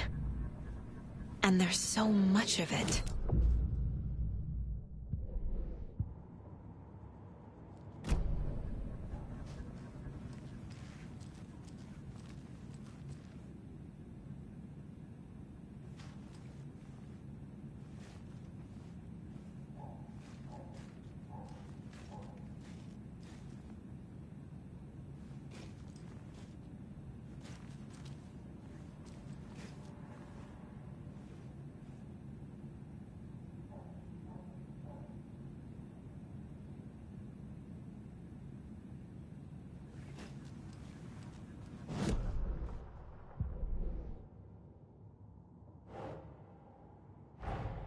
Wake just gave us a lot of information. But this clicker seems like a good place to start. If we find that, then we find the cult.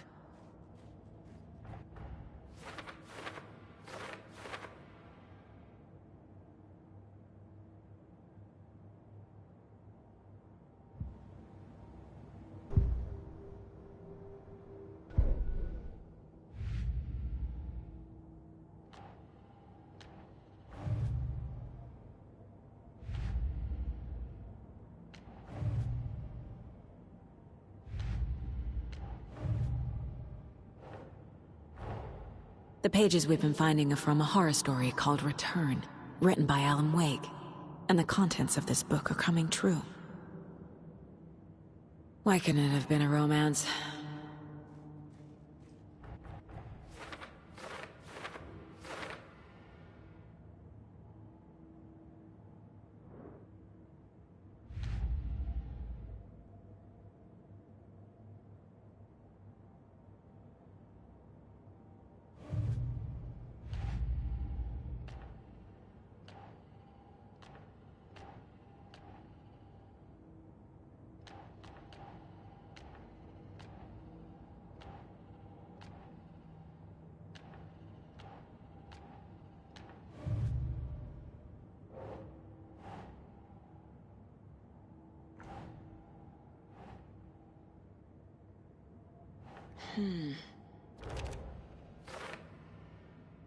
The Dark Place.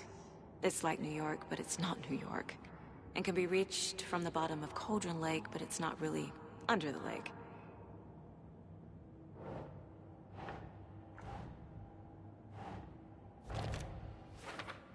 Fiction coming in contact with the Dark Place can change reality. The story is coming true.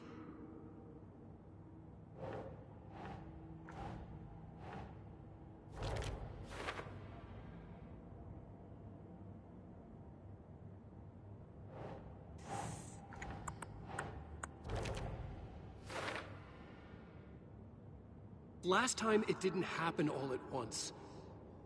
The story came true bit by bit as it unfolded.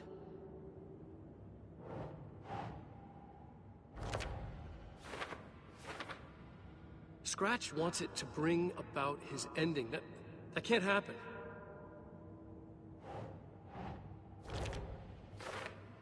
Turn the world into a fucking nightmare.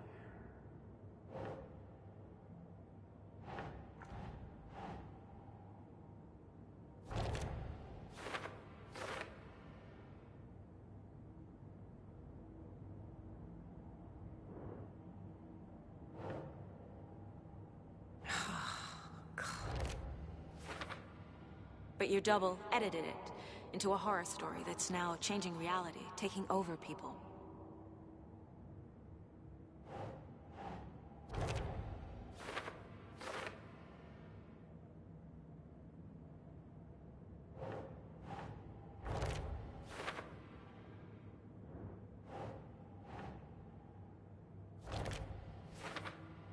He's Scratch when he looks like me, but he can change into this other form.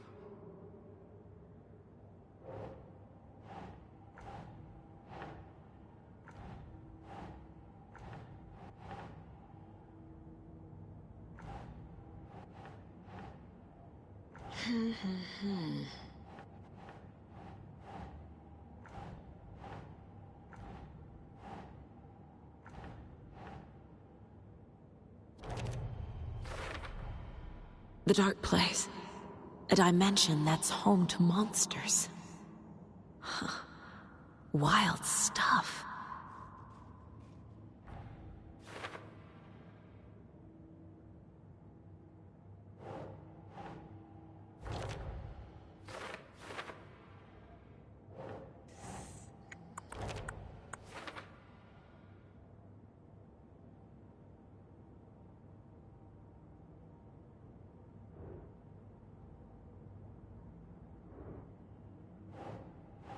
Doesn't look right.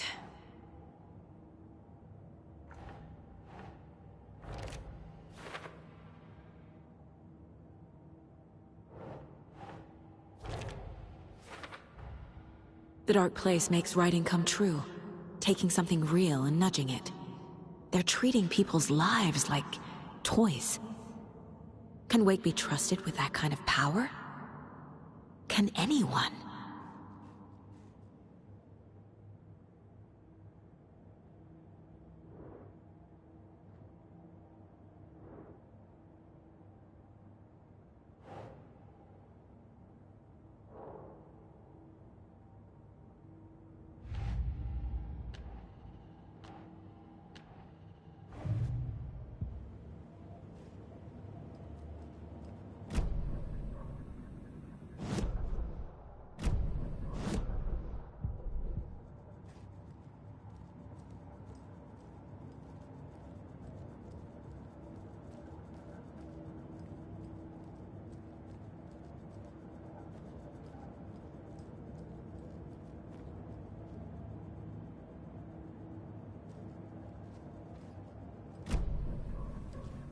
Have you ever heard of the Cult of the Tree? Creepy bunch.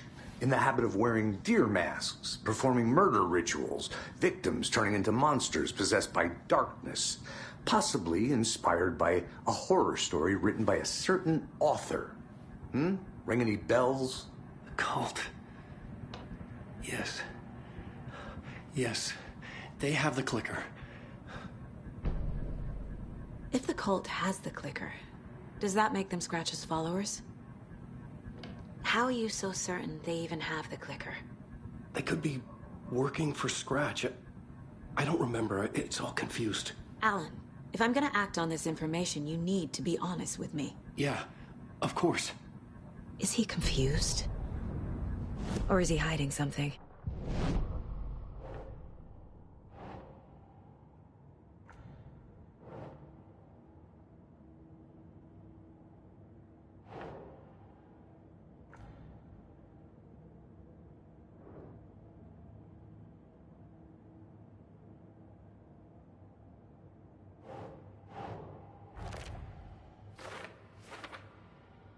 They could be working for Scratch.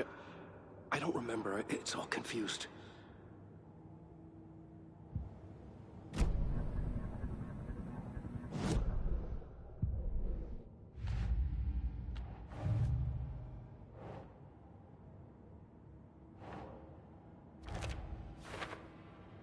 The cult.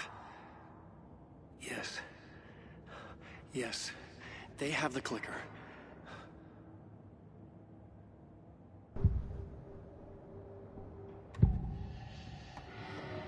Wake said the cult has the clicker. How does he know? The writer is the reader. The next chapter, the next chapter, the next chapter. Keep the pages safe, the dark shining of the words. Wake is hiding pages. That's how he knows the cult has the clicker.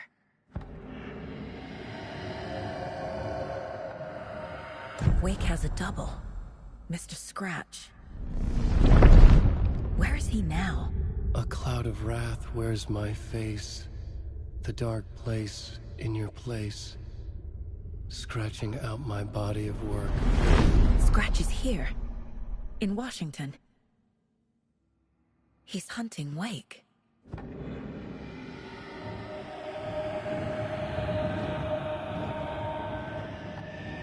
Scratch looks just like Wake. Why? Don't wake up the dreamer if your life is a dream. I swam to the shore, but the water is rising. Wake and Scratch are clearly connected. Maybe Scratch got out because Wake did. Or vice versa.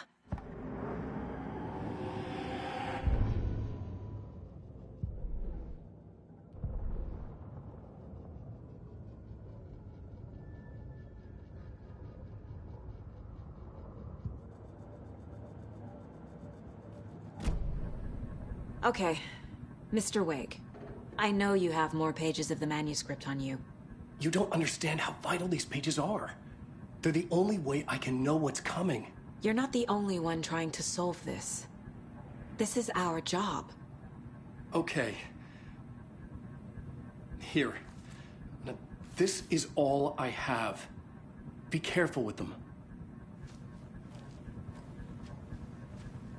Inside the trailer, at the outskirts of Watery, Saga had seen Wake's fabled clicker for the first time, in the hands of the Cult of the Tree. A cultist stared at her. She drew her weapon.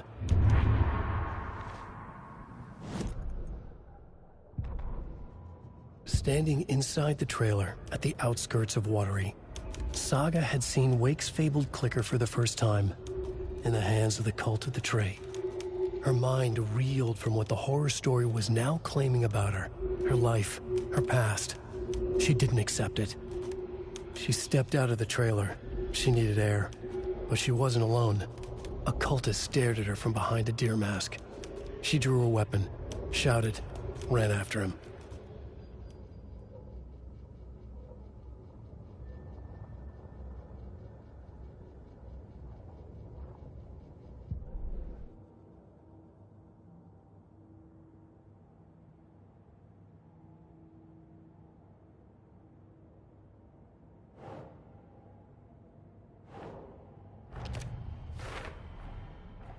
The Cult of the Tree has the clicker Wake told me about. They're a part of all this.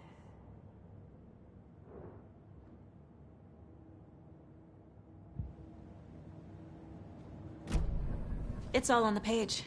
The clicker, the cult. Okay, I'll head to Watery and find this trailer. Casey, you stay here and keep an eye on Mr. Wake. Got it. No, you need me there. No dice, pal. This is an FBI investigation, and I don't see a badge on that flannel.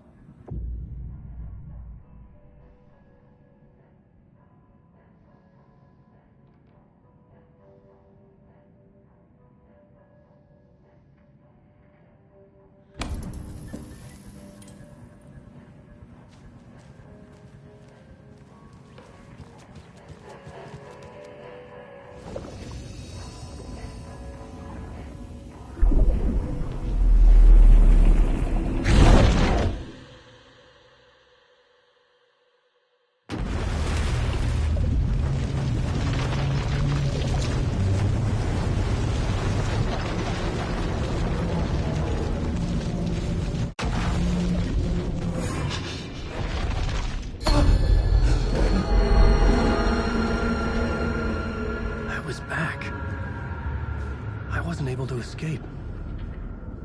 A dark presence had stopped me.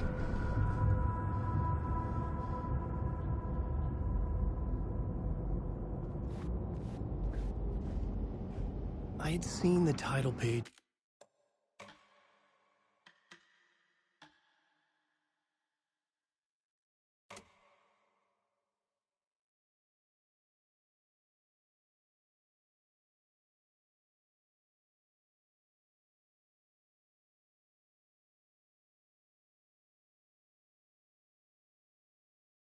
It's all on the page. The clicker, the cult. Okay, I'll head to Watery and find this trailer. Casey, you stay here and keep an eye on Mr. Wake. Got it. No, you need me there. No dice, pal.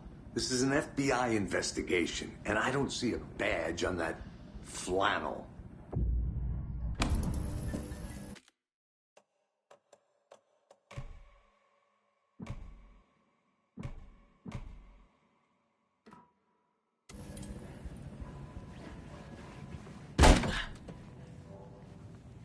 Hi, welcome.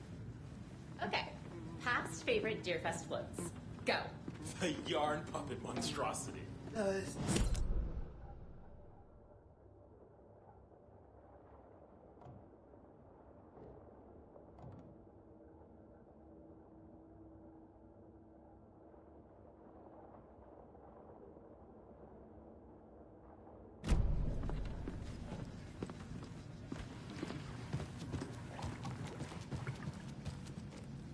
Hello, and welcome to Coffee World, voted Washington's best coffee-themed amusement park. All of our attractions are family-friendly and available to children of all ages, just like our coffee. So, take a sip of our Oh Dear Diner organic coffee and let the adventure begin!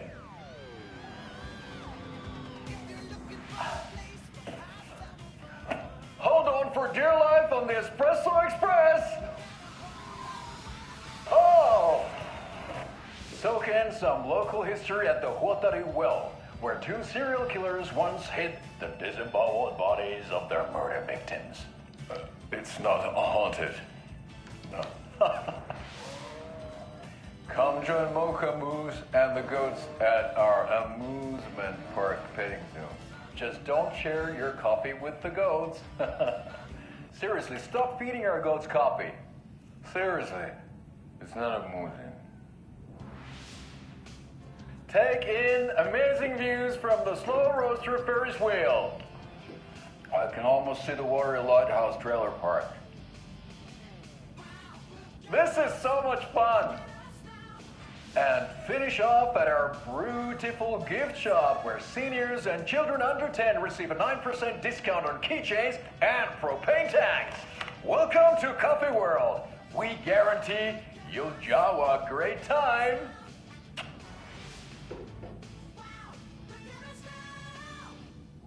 This is the third time I've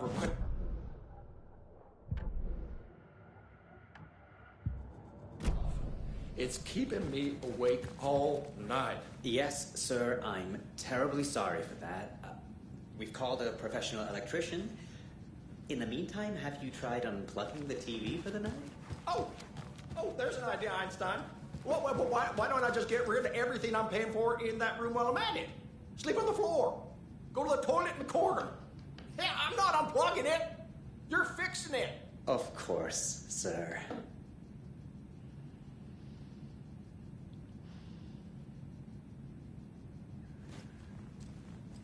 Is there anything else I can help you with, sir? Would you like a complimentary dinner tonight? Well, that almost makes up for the ineptitude. I swear I brought my full kit along. Jules, you didn't forget to pack the EMF reader with you.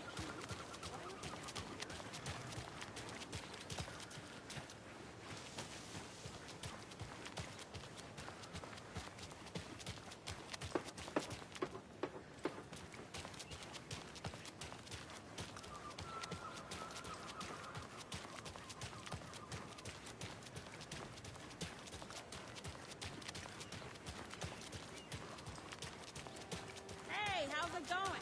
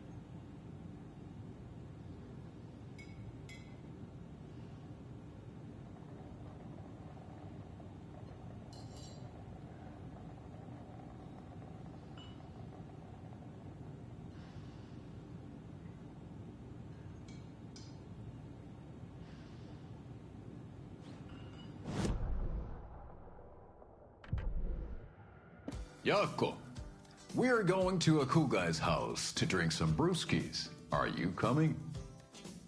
No, Ilmo.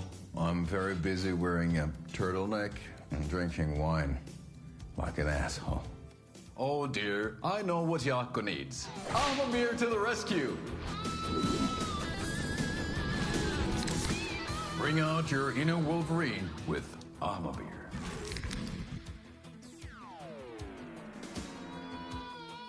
Wow, this is the best party ever. Thanks, Amabir.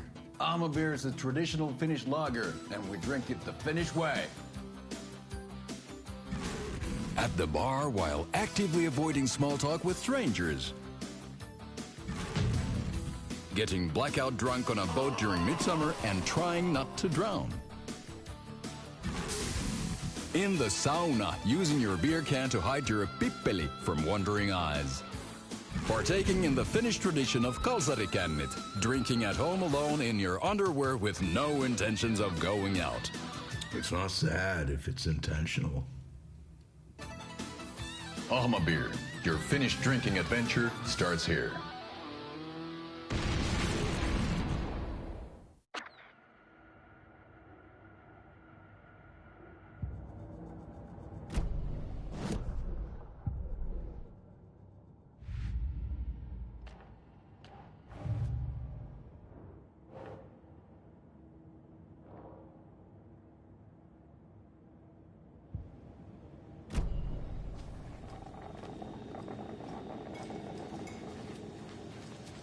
So, I'm thinking of pre-gaming at my place before dinner. Can't open this with my bare hands.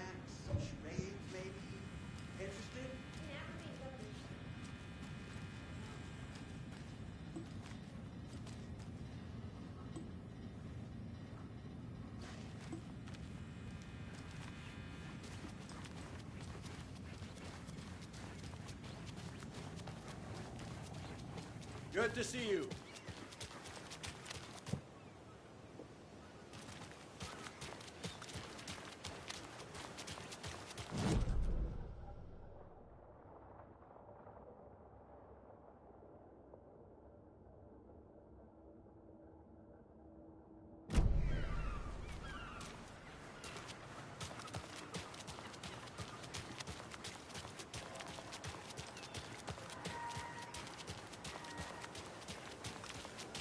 Hello.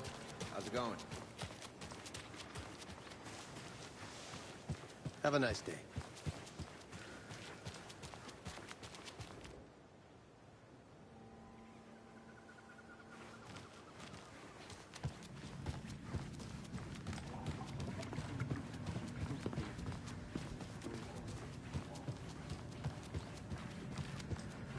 You wrote these pages in the dark place. So why are we finding them here?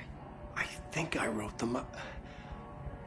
I remember writing an endless amount of pages, but when this happened before, the pages were being sent from the dark place to help me. Maybe the same thing is happening here. That's all for now, Mr. Wake. Thank you for your cooperation.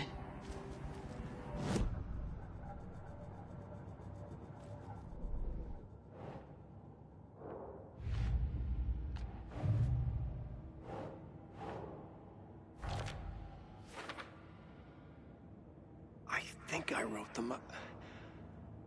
I remember writing an endless amount of pages, but when this happened before, the pages were being sent from the dark place to help me.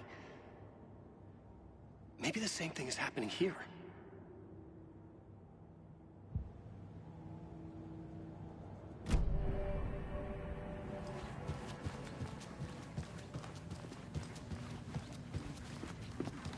So who's in for a bet this year?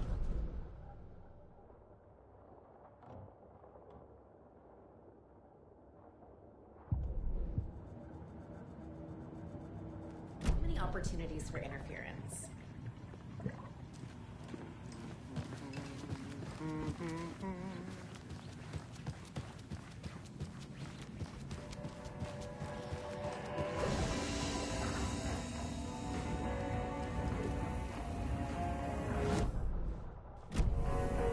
I'm the only one who understands the forces behind this. I can help you. No, that's not how this works. You're a civilian. You don't do the right wrongs. The Scratch is after you, and so is the cult. We don't know who we can trust here. Damn it, you're making a mistake. I'll be sure to add that to the list.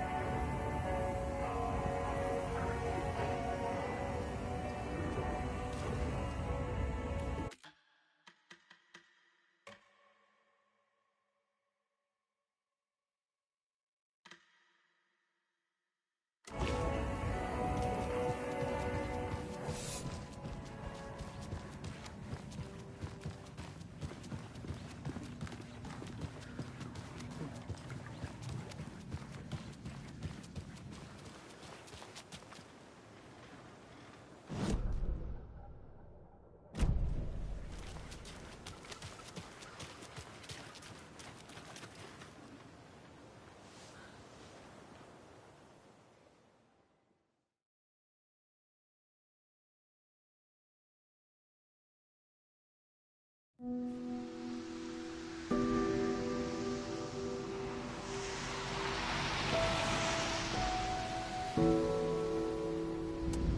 Anderson, I didn't want to say this in front of Wake, but are you sure this is a good idea? Going on your own? Assuming we believe the page, I need to check this out.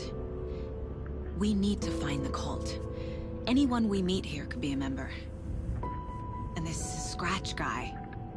The evil doppelganger? It must be true, or else this guy can't write for shit. The quality of his writing aside, if this page turns out to be true like the rest have, this could be a breakthrough. We might solve this thing before backup even arrives. Yeah, but they're taking their time, so just be careful out there. Meanwhile, I think me and Wake will have a chat. Maybe I can shake something loose. Okay. But remember what happened with the salt shaker? Yeah, real funny.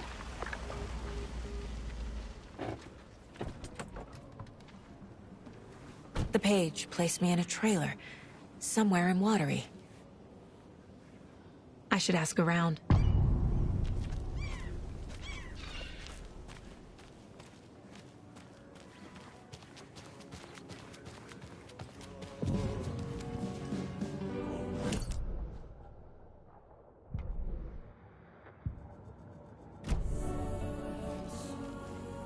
Okay then.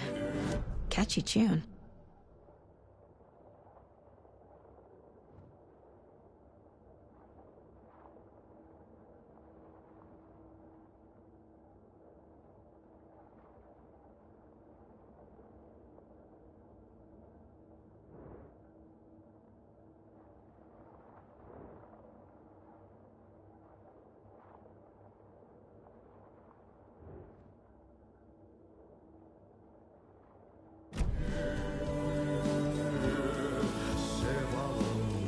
Excuse me. Do you know where... Hush! Artie's in the middle of a show. I wonder if I'm the first FBI agent to ever get shushed.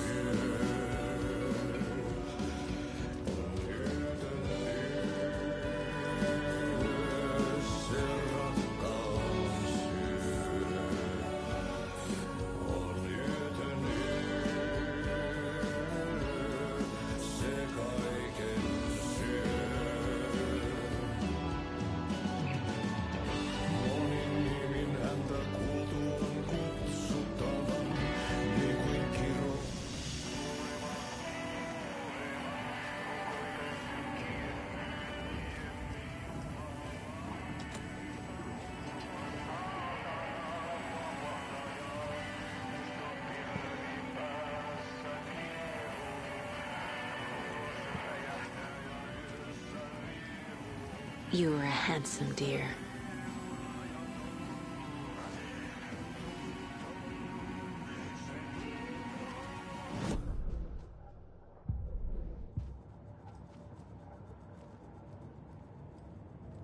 Eight remaining.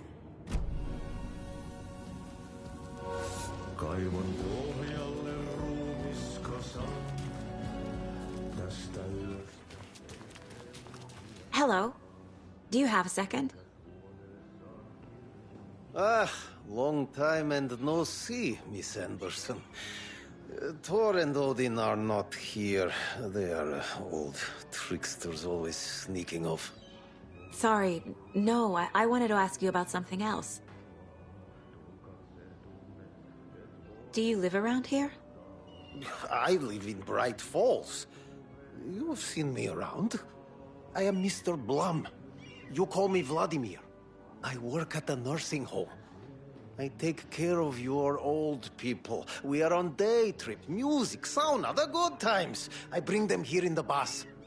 The elderly are very important. And it's a very nice bus. Thanks. Can you point me to any trailers around here?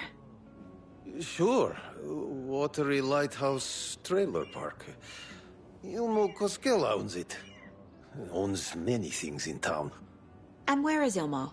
I saw Ilmo and his brother at the bridge. Well, what used to be the bridge. Hi!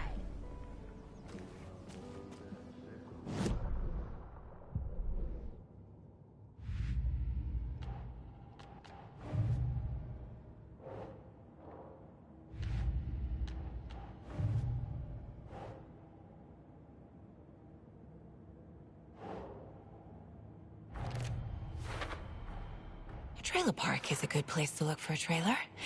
Keep it simple, Saga. Sure. Watery Lighthouse Trailer Park. Ilmo Koskela owns it. Owns many things in town. I need to find Ilmo Koskela.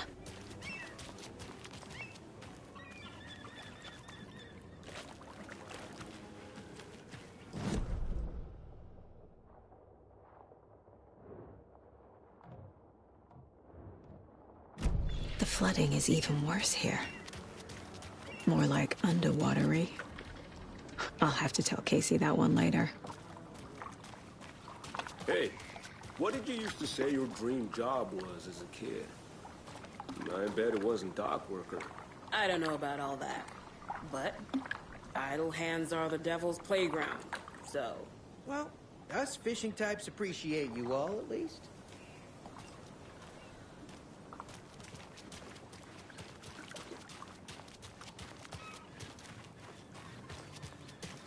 Hey, where's the time gone? There's just a wretched husk of what used to be me left.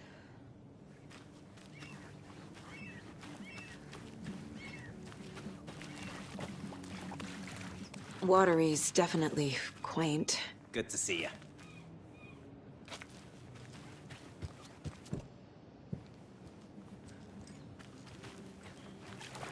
I bet they have good fish here.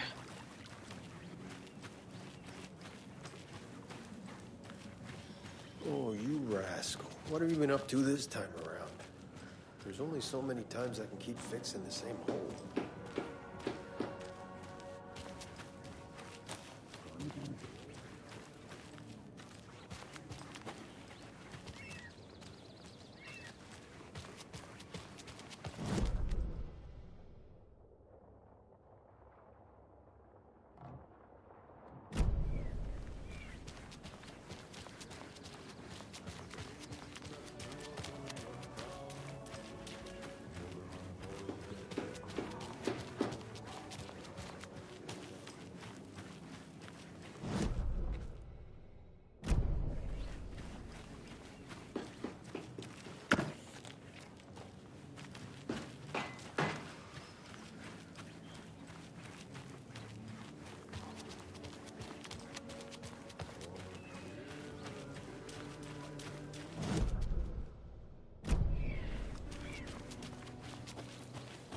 Trailer park.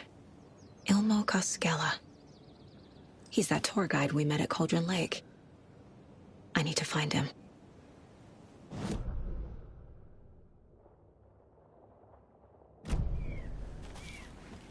Mom's family was from Sweden.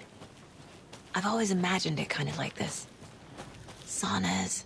Enjoying the sauna? You bet. The steam is amazing on my creaky old joints. I'm just waiting for Ati to wrap up his show so we can crack open some beers. I've read that taking a sauna is good for preventing dementia. Yeah, and so is beer. Ever heard of the Cult of the Tree? The half-deer, half-man monsters? Oh, sure I've heard of them. They're the reason I can't risk taking walks in the forest anymore. If one of them shows up, how am I supposed to get away? I can't run with a bad hip. I'd be killed for sure. I could maybe use my crutches to defend myself. Do you think that'd work? You're the professional. Probably smart just to stay in the sauna for now.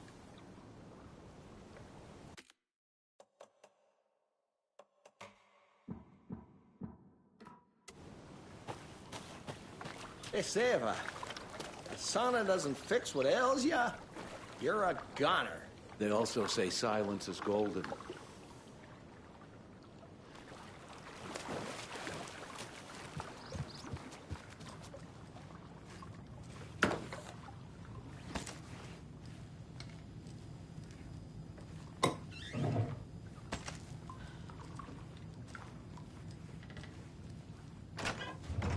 Whew. Hot.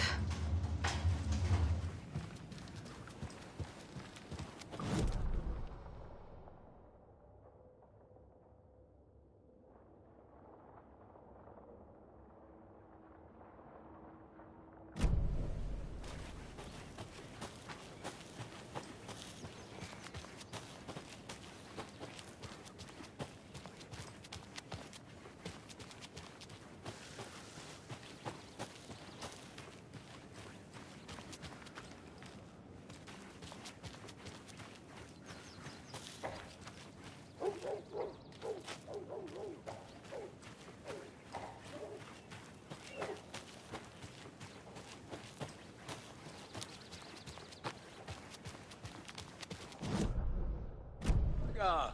Over here! Hey, Ilmo. How did your walk in the woods with Steven go? Another satisfied customer. I just hope he remembers to write a good review on the webpage. Great to see you back in Watery, Saga. Everyone in town missed you. Super nice to see you again, Saga. They act like they've known me for years. This keeps happening. Just like my marriage. Flooding did this?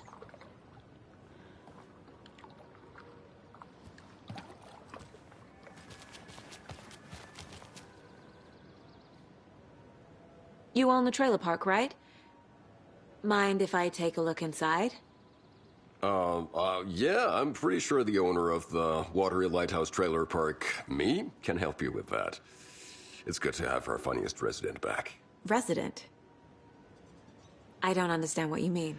If this is your way of getting out of any outstanding bills, don't worry. They've been handled. Must be hard coming back to where you and your little girl lived. It's like they remember a different reality. Is the horror story messing with their memories? Are you familiar with the Cult of the Tree? Yeah, we always thought it was an urban legend. Kids drawing creepy symbols to scare each other, but, now it's gotten pretty damn real, huh? It's terrible what happened. We're all in shock.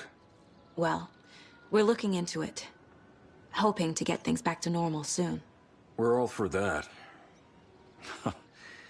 As normal as it ever gets around here. So what is Coffee World? You mean you haven't seen our commercial for it? Coffee World is a smooth blend of rides, food, and fun. We even had a real moose. Until recently. Plus, right next to Coffee World is the workshop of our own Kalevala Knights Motorcycle Club. We're busy building the floats for Deerfest. Don't go peeking, though. You know, we're saving the big reveal for Deerfest. So... your commercials? They're more than commercials, Saga. Our goal is to both entertain and educate local viewers about the fine products and services we provide. And, Jaakko here really comes alive in front of the camera. Really. Fuck off. I'm just there for the free beer. Not sure what Ilmo's excuse is. Hey, I'm writer, producer, co-lead, director. Do yourself a favor and, check them all out. I need to figure this out with profiling.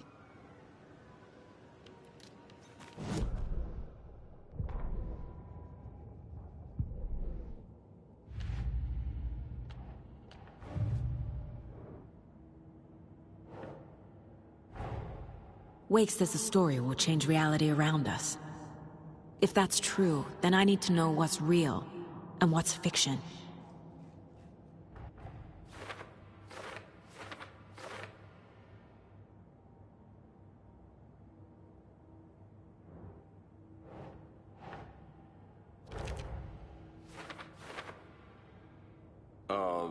Yeah, I'm pretty sure the owner of the Watery Lighthouse Trailer Park, me, can help you with that. It's good to have our funniest resident back.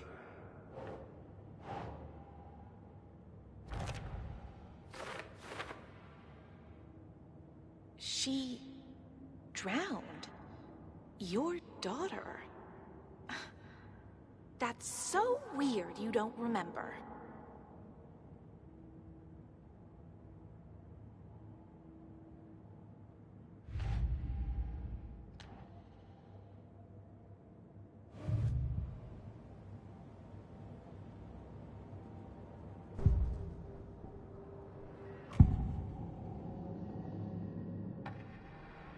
Ilmo thinks the cult is just an urban legend. Or does he? There are things that go bump in the night. It's all true. It's all true. Sound the alarm, brother. Gather the troops, brother. Jaakko, the shadow of the forest is creeping closer. They don't think it's an urban legend at all. They understand it's dangerous. Ilmo made it sound like I lived here. Does he really believe that? Light, laughter, and love will guide you home. Saga and her daughter. Oh boy. Happy faces raise property value. Family comes first, Ilma. We take care of her trailer while she's gone. She's one of us, Jaakko. Her spare key is safe and sound. The Koskela brothers have happy memories of me living here. This must be the story affecting them. I'll play along for now. I need the key to that trailer.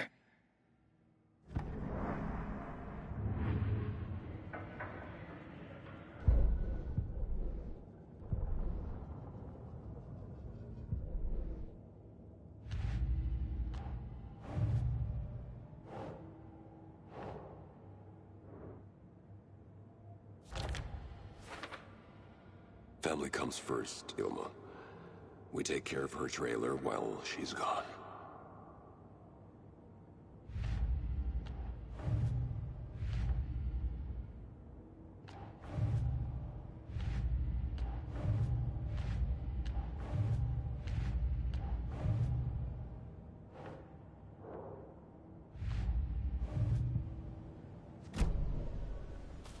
All joking aside, yes, I would like to see my trailer. Do you have a spare set of keys? Good for you. Yeah, I have a spare set. They're just over at Coffee World. I'd get them for you, but Jaakko and I have to head to Bright Falls. The spare keys are in the gift shop safe. I'll call ahead and have someone get them out for you. Oh, the road's flooded, but if you just follow this trail behind me, it'll lead you there. Call the gift shop so they can...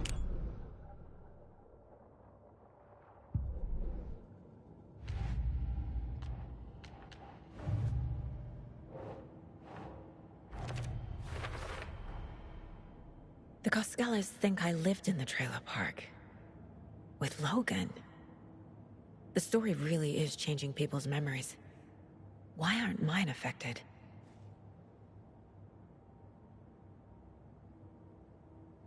Yeah, I have a spare set. They're just over at Coffee World. I'd get them for you, but Jaakko and I have to head to Bright Falls. The spare keys are in the gift shop safe. I'll call ahead and have someone get them out for you. The spare key is at Coffee World. First the waitress at the diner. Now the Koskelas. They all think Logan and I used to live here. Wake said the horror story would make people crazy. Like they're being brainwashed to believe the story. Is it spreading? There's Coffee World. Need to get across the river.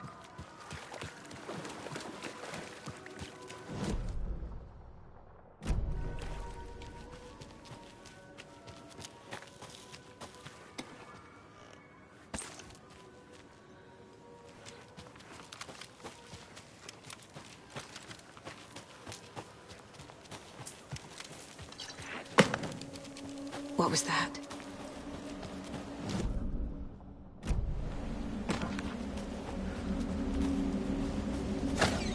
Fuck! FBI, show yourself!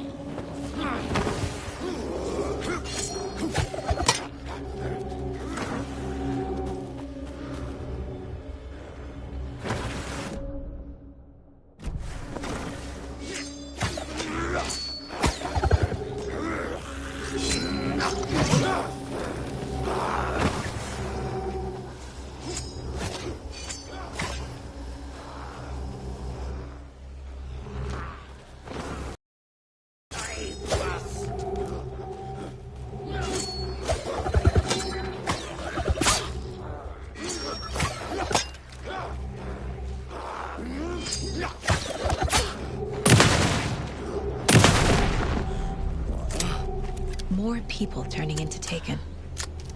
Is this the cult? Or the story. Or both. Another rhyme.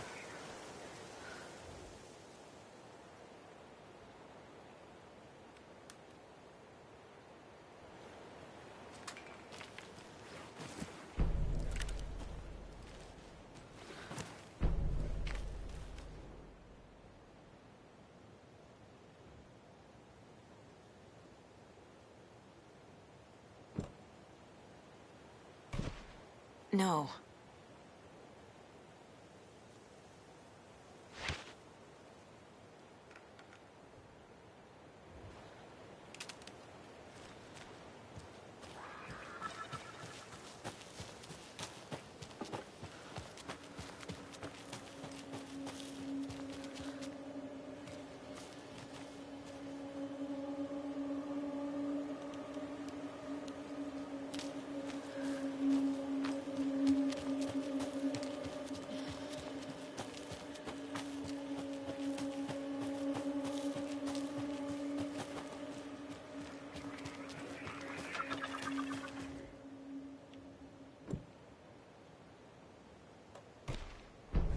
Okay. Oh, shit. Oh, damn. A charm.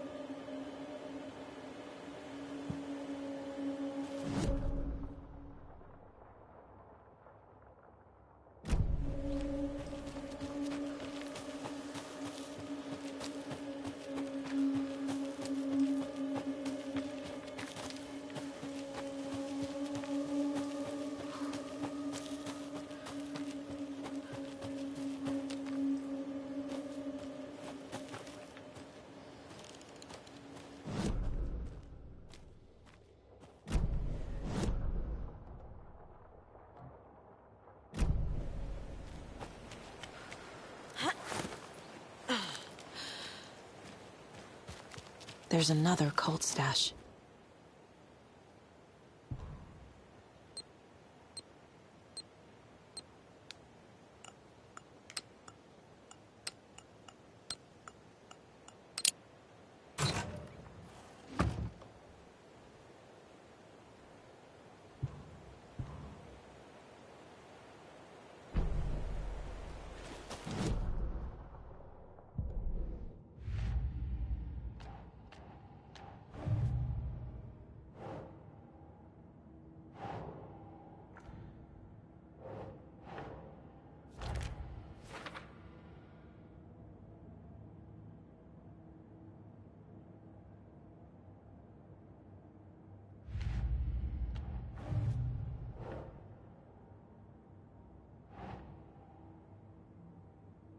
Think.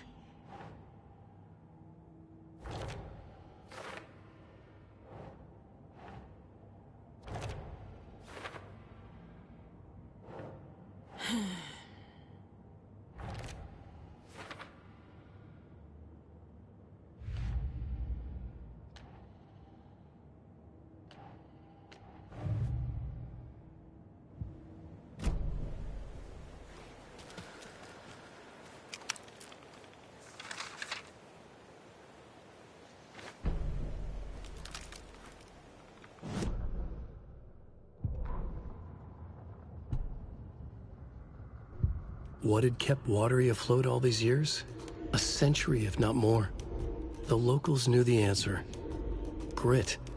Or as they put it in the language of their Finnish forefathers, Sisu. These days, Sisu was needed more than ever. The town was fading. It never quite recovered from the lumber mill shutting its doors. Now the fishing was drying up as well. Most people had left to find jobs in other towns. Only the most tenacious stubbornly remained. Dug in. Parasites in the body of a terminal patient. Sisu. Some people tried to resuscitate the town. The Koskela brothers double-handedly warded off the impending darkness with their ventures. Coffee World brought tourists, money, and jobs. Coffee-themed fun for all ages. The Kalevala Knights Motorcycle Club built parade floats. The bikers repaired vehicles and volunteered locally. But it wouldn't be enough. Watery needed a miracle. The end of the road was in sight. It was coming fast.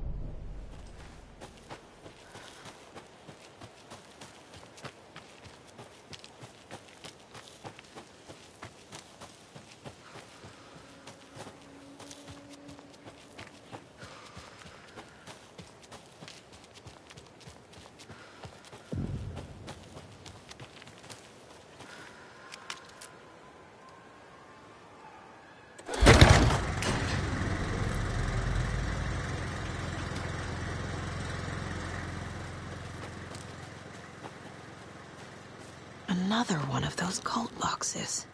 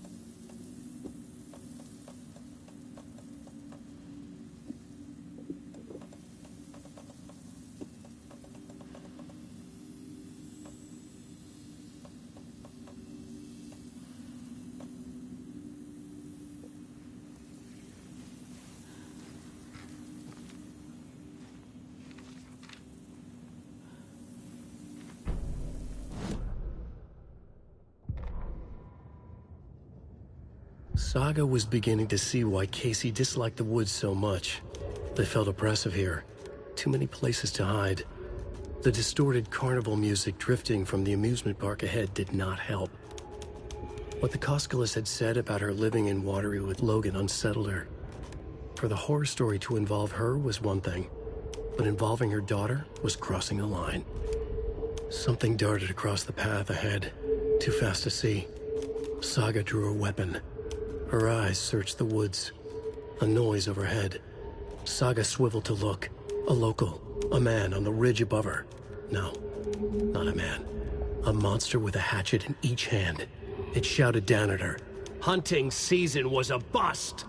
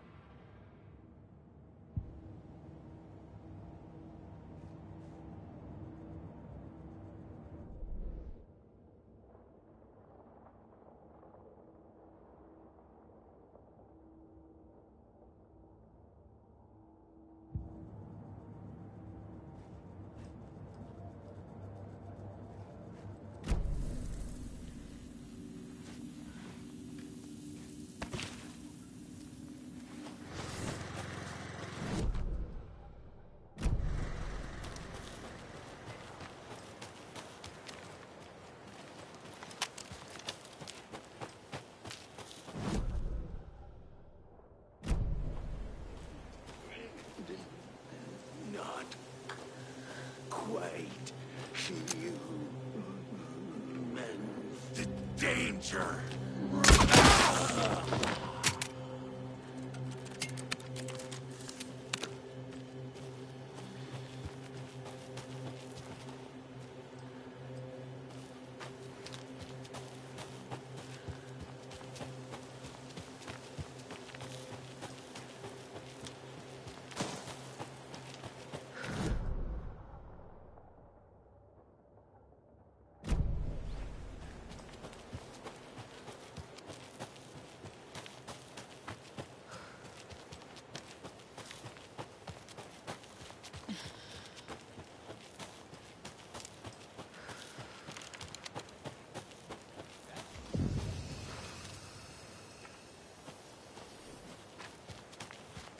Just tuning in, you're listening to the Pat Maine Radio Hour, brought to you by Davis Family Moose Jerky. And boy, what an eventful day here in Bright Falls. By now, we've all seen the FBI setting up shop in town, and I'm sure you're all asking the same question I am. Did they bring all this darn rain with them? Deerfest is right around the corner, and we're all crossing our fingers for sunshine. So, I reached out to our top meteorologist for a weather update. She never responded. But I have her Uncle Tapio on the line from Watery. Tapio, are you there? Yes.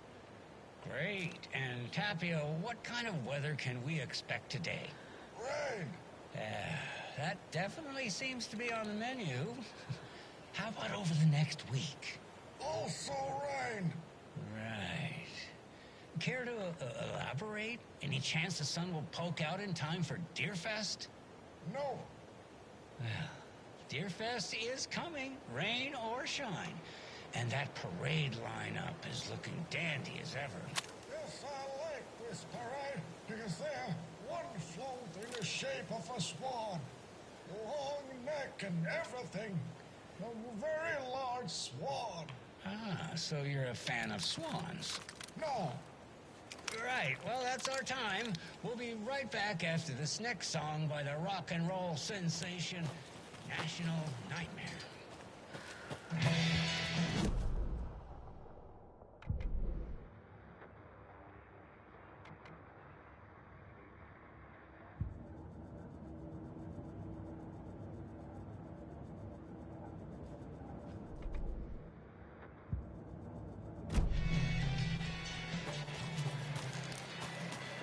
More of those rhymes.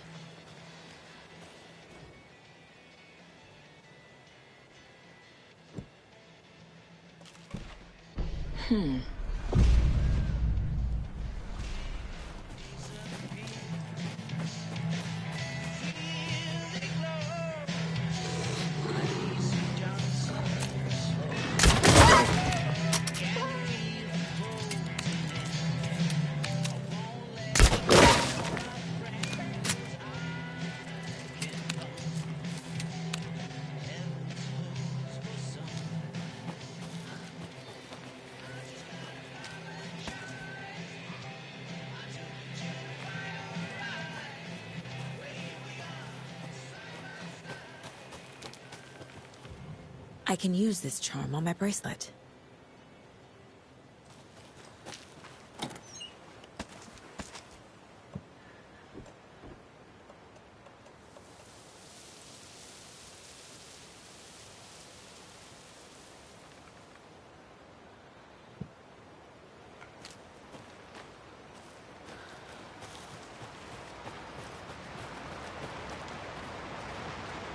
There's another lunchbox.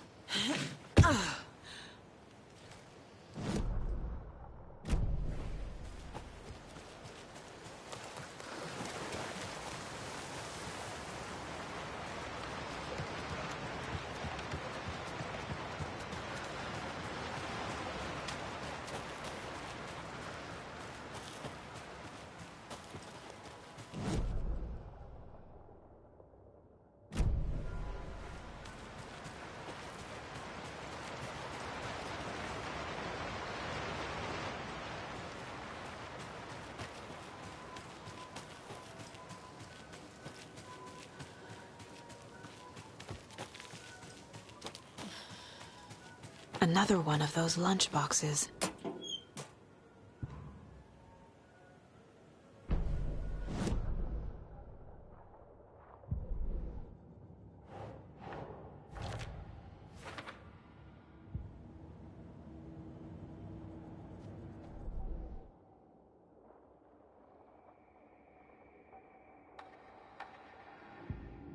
Saga was sure she had hit the Taken in the head, but had not even slowed the monster down.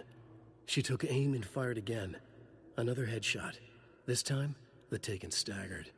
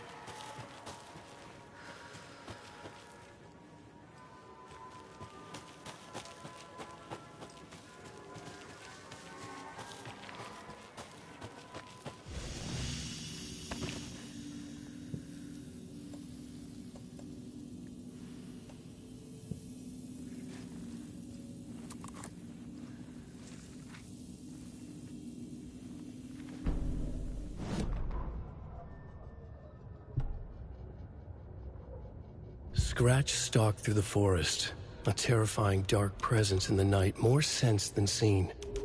Darkness boiled in his skull, like a storm cloud crammed into a bottle. The woods were alive with those he had taken. They were coming with him, directed by him, his army of darkness. His singular purpose was a sharp, pulsing black hole in his head, waves roaring out of it to whip his flock into a frenzy, filling them with his purpose. The clicker. He wanted it, to make his horrific ending to the story come true. The art was there. The clicker would push it across the final threshold, a detonator to send out a tidal wave that would spread to overtake reality. He was so close to claiming it. The Taken gibbered and shouted, straining against their invisible leashes, filled with bloodlust. Scratch let them go. They launched themselves into the night with violent glee. He ripped a signpost from the ground, swung it in his hands as if it was made of air. Ahead, the music started. It called him on. Let the final Deerfest commence.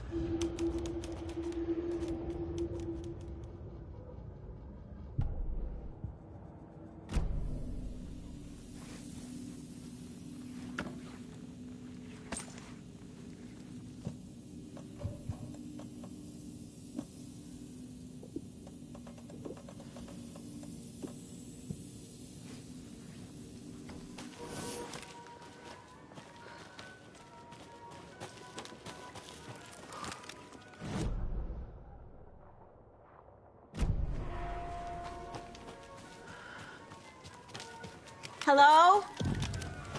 Anyone here? Nope. Did they get out? Did the Taken get them? Or were they turned into Taken? I'll need to get the key to the trailer park myself. Ilmo said the key is kept in the gift shop safe.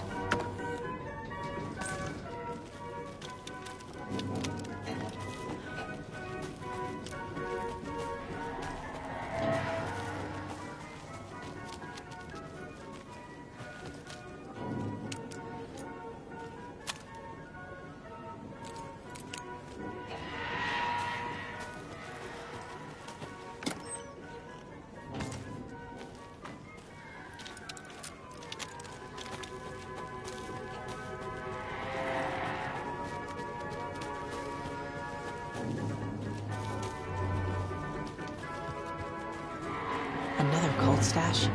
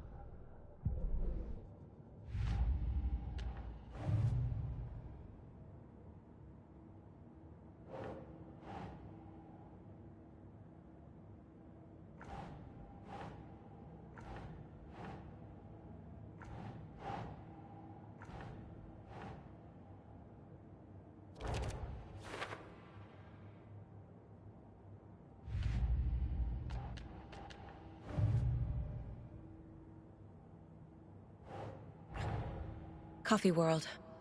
The most caffeinated place on Earth. And yet nobody's here to help me get that key.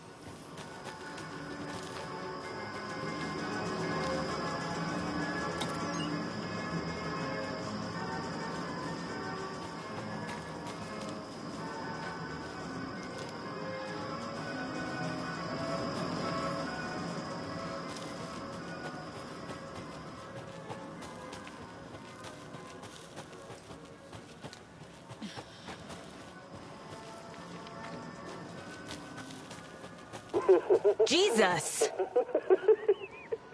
Calm down, Saga. It's just a pot of coffee. Have a beautiful day.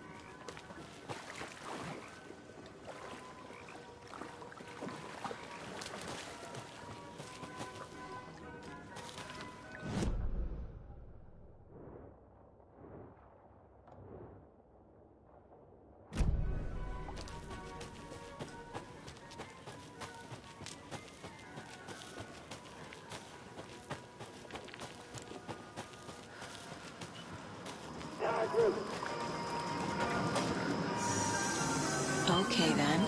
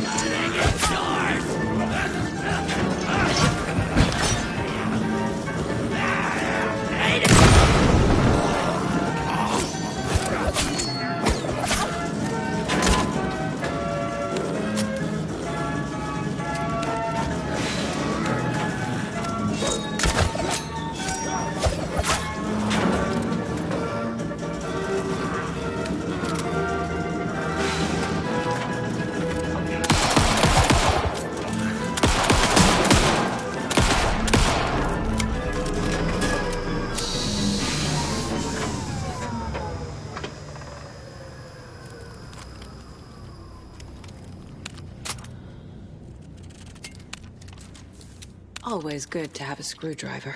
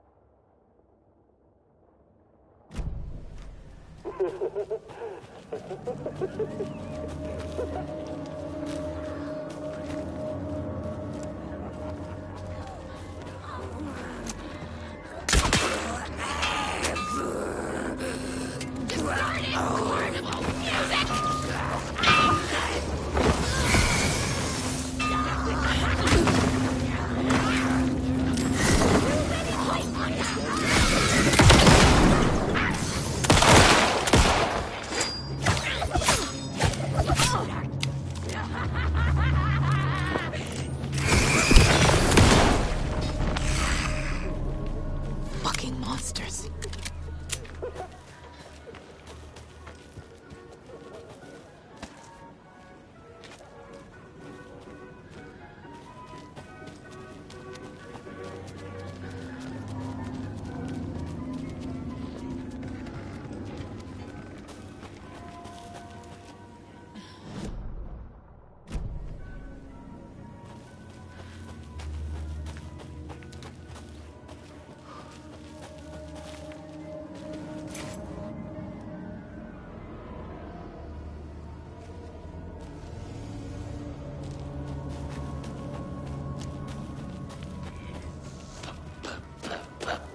Back later.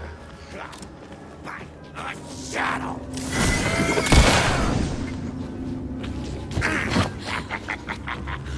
Zoned out.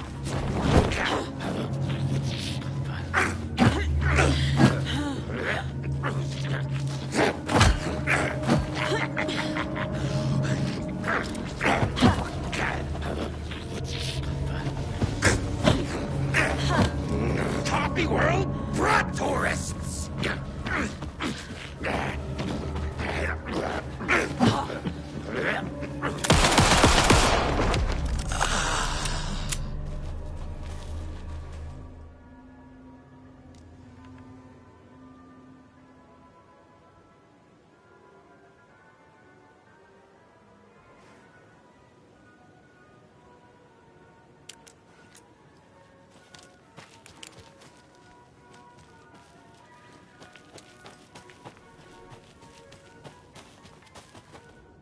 When you ask, Merceda will speak.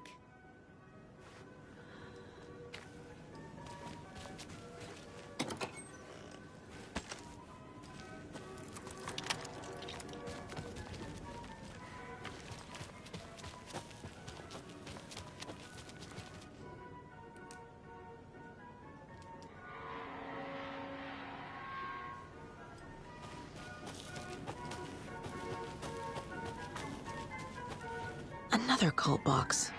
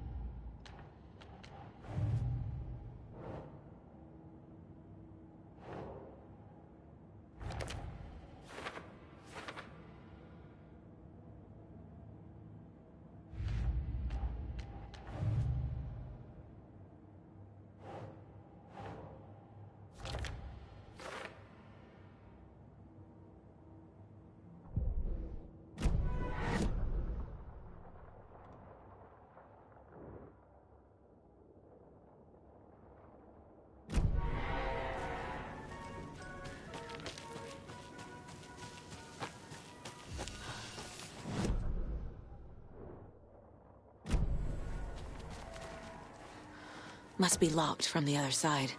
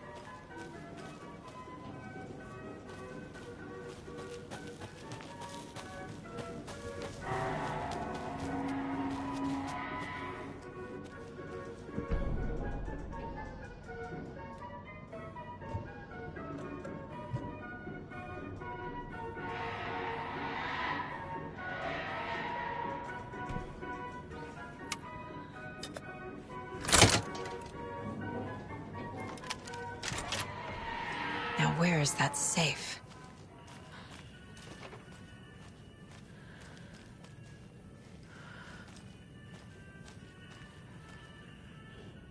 Locked.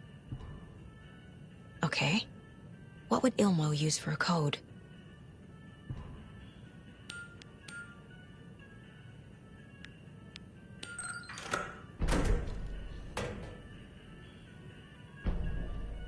The keys to my trailer. Now to find the clicker and the cult.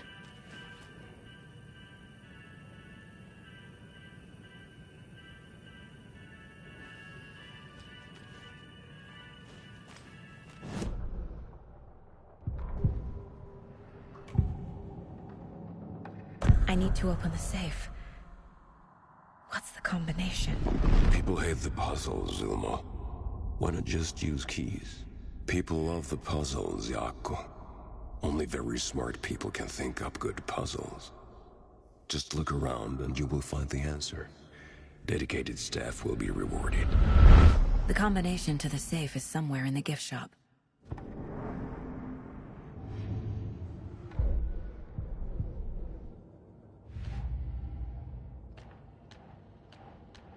Don't need to go over all this again.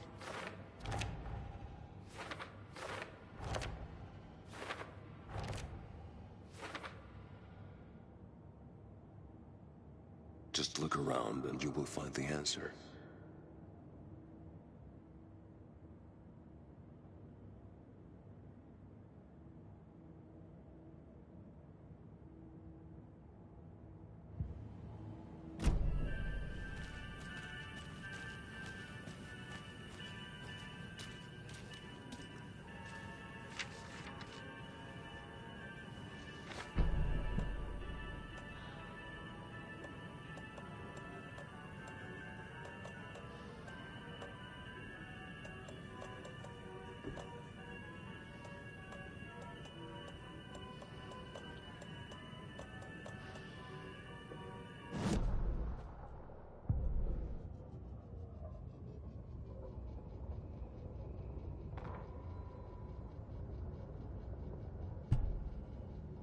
Sorry, we're at a Bright Falls blend. Anna apologized to the customers. I'll just grab some from the back. More coffee coming right up.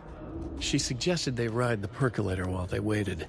She passed Ilmo at the Espresso Express. Big smile, Anna. Coffee world is all smiles. Anna nodded, smiled. She smiled until her face hurt. Anna stopped walking, realized she was standing next to the Huatari well. Must have zoned out, she thought. She was about to go, but something in the well caught her eye. A shadow shifting in the dark. Anna was overcome by vertigo. The world tilted, and then she was falling down, down, down into the shaft. The darkness opened up to swallow her.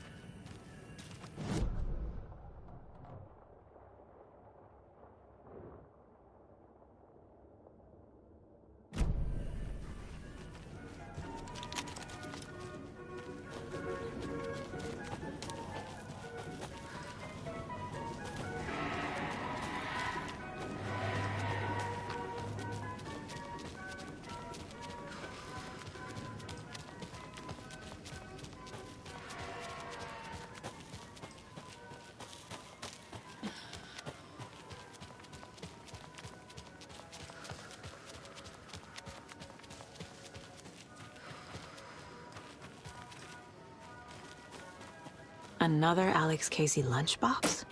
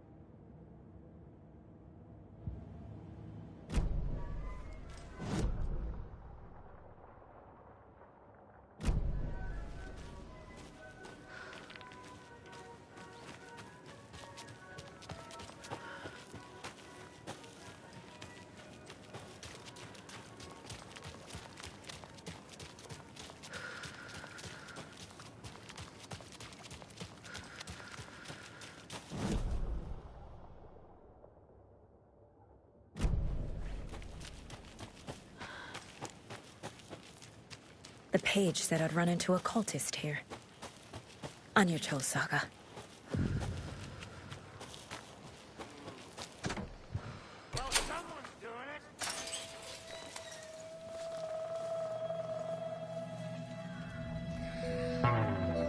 It's in the rain. Must not drink the water. Or take a bath. Ever again. Moonshine. Only drink the moonshine, brother!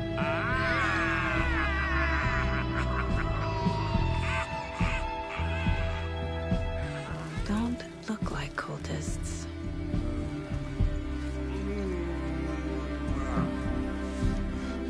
That's not helping! I don't feel like myself. Don't know how to fight it! We're too old now! Excuse me. I'm looking for the Anderson trailer. What? Sweetie pie, right on time! Like we were just saying, it's not true. The lies to hurt you and make you weak. Don't believe a word. They believe because deep down, they want to be told what to think. We're different. Rebels! You must stop it before it turns real. Don't be part of the story. Make the story. Start the hell of it! These old drunks don't seem affected by the horror story like the other locals are. Do they know what's happening here? How do you know about the story? Same as you, of course, sweetie pie. We are family. The Andersons. Vikings. Gods. It's so good to finally see you, Saga. I am your great-uncle Odin. And this is your long-lost Murfar, Thor. Sarasota. He is your grandfather, and I am the All-Father.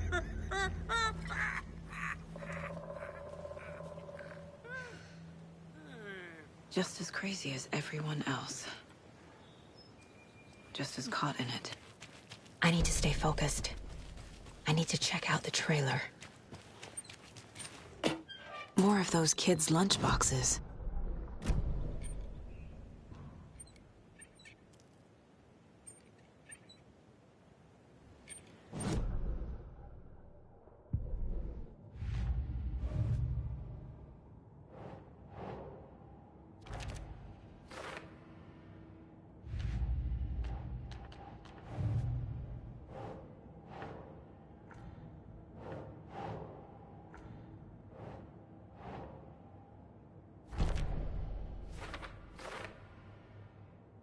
He is your grandfather, and I am the All-Father!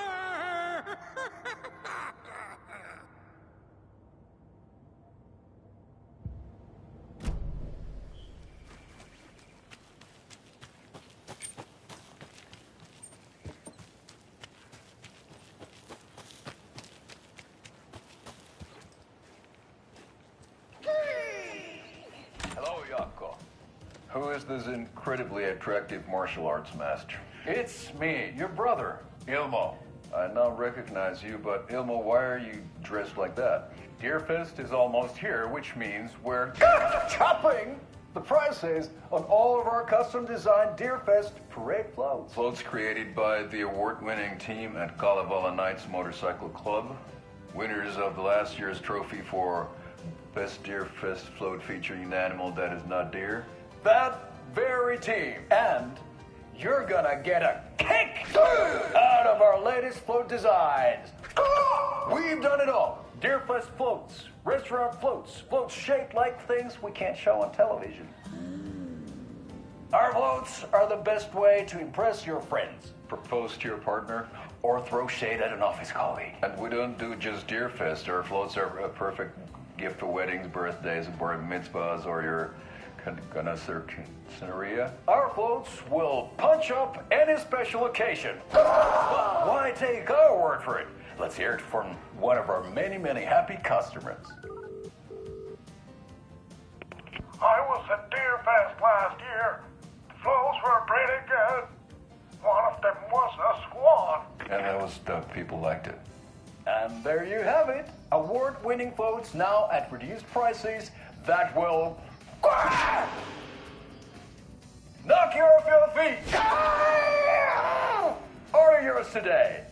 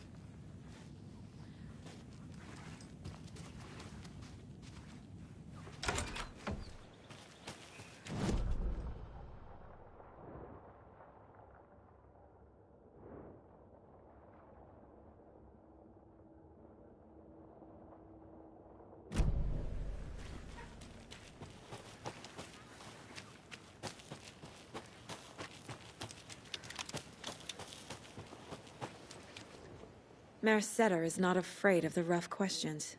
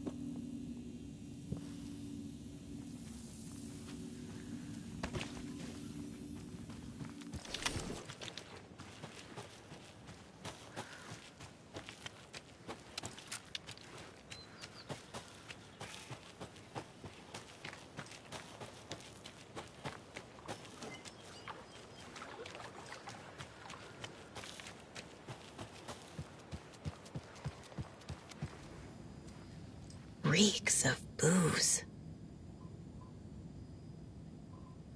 A pun book from Ilmo.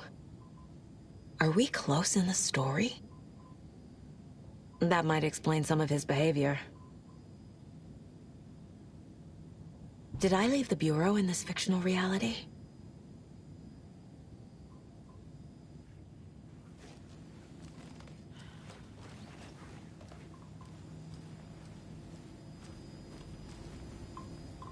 Addressed to me. From years ago. Wake was right. The horror story is changing reality. Not just people's memories.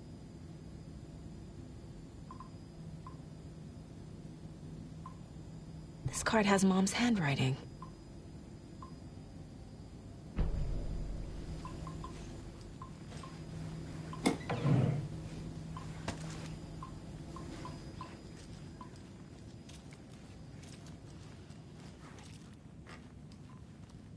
Everything here reminds me of Logan.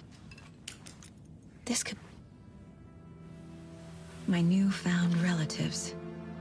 Cozy with the cult of the tree. And that's the clicker. In the hands of the cult, just like the page promised. Carlivala Knights. That's the motorcycle club the Koskela brothers are in. I'll take Odin and Tor up on their offer and visit their nursing home. Right after I find this biker workshop.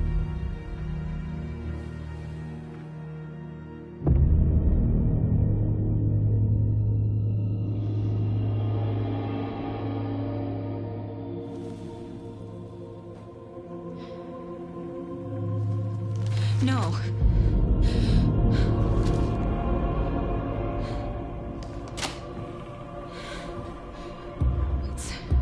It's not true. It's just a fucking story. It's not true. Logan's back home. She's fine. Fuck. She's at school. David. I'm in the story and it's coming true. Wake said Scratch would try and hurt me with the horror story. But he said there's still time to stop this. That he can stop this with a clicker. Hey, this is David. Leave a message. David? Is Logan okay? Call me back. soon?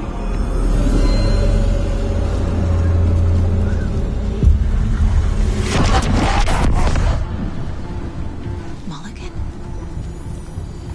Fuck. Hey! Stay where you are.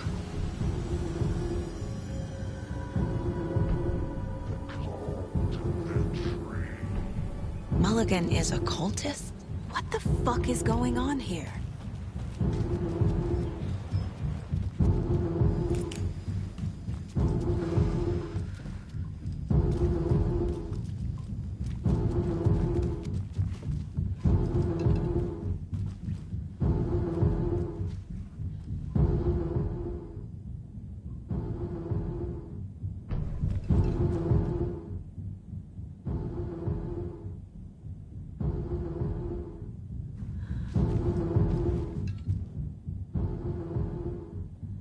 Logan's junior agent certificate. So cute. Bon. Logan used to love her music. The Nordic Tales book Mom gave to Logan when she was little.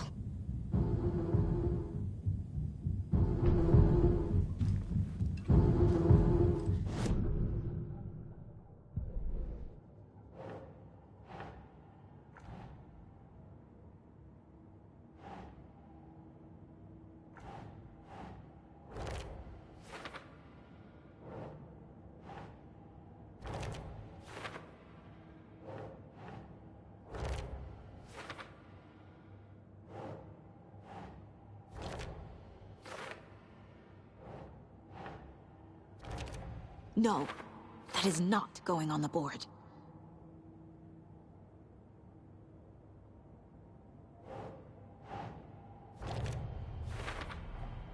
Some real things are mixed in with the fiction. Doesn't matter. It's not real. It's not.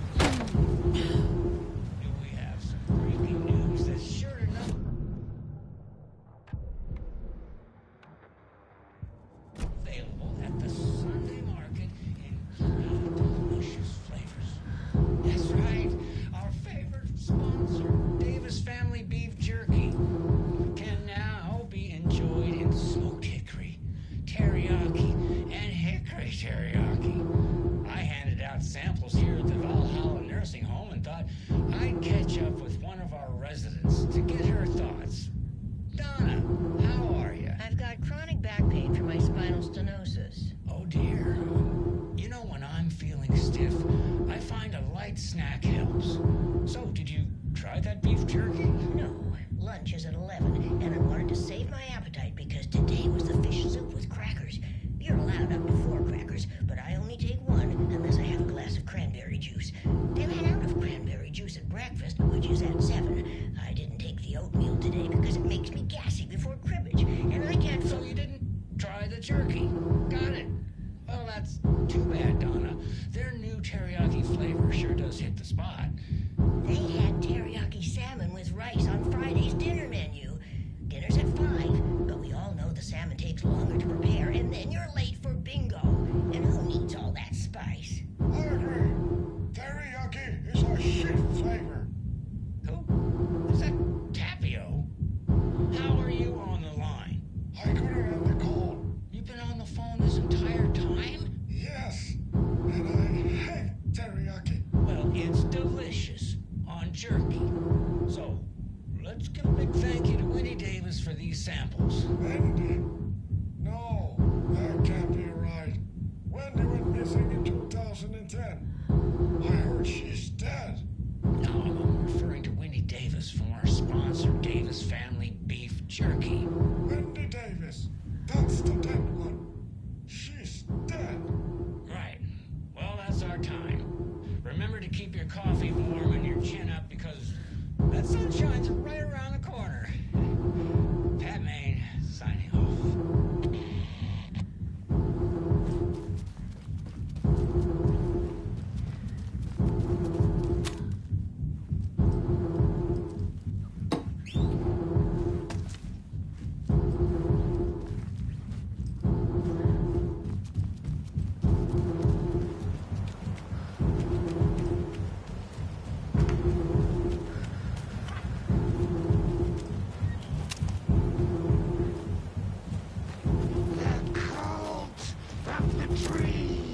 Thornton too? God damn it. And now they're all taken?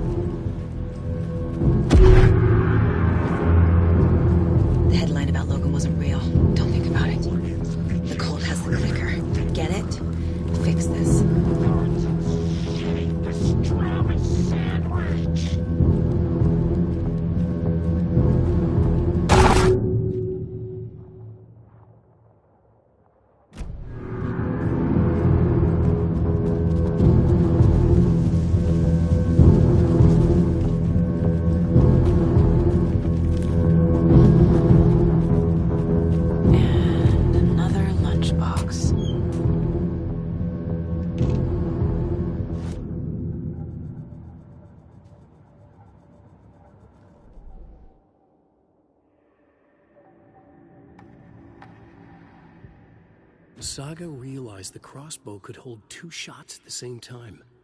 Had she just not noticed before? Or had the weapon changed somehow? Like in a dream?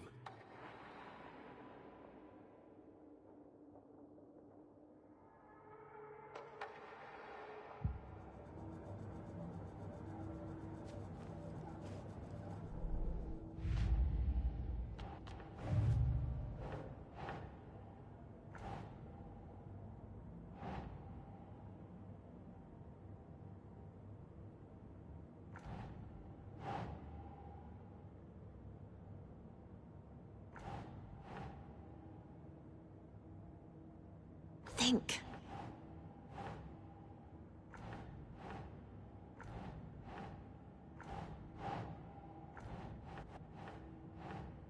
That's it.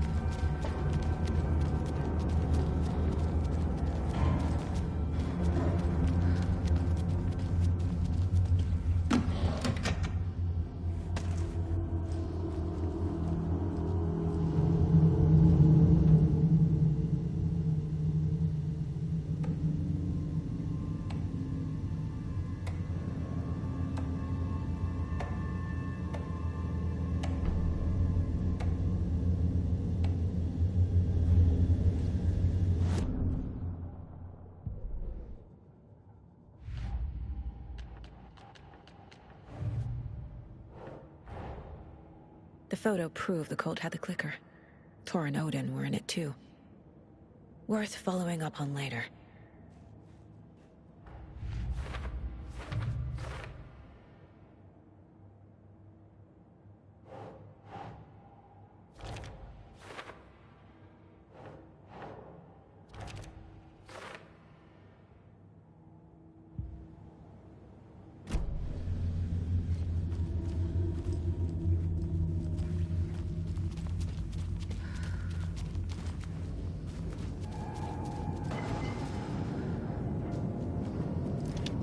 Such a shame.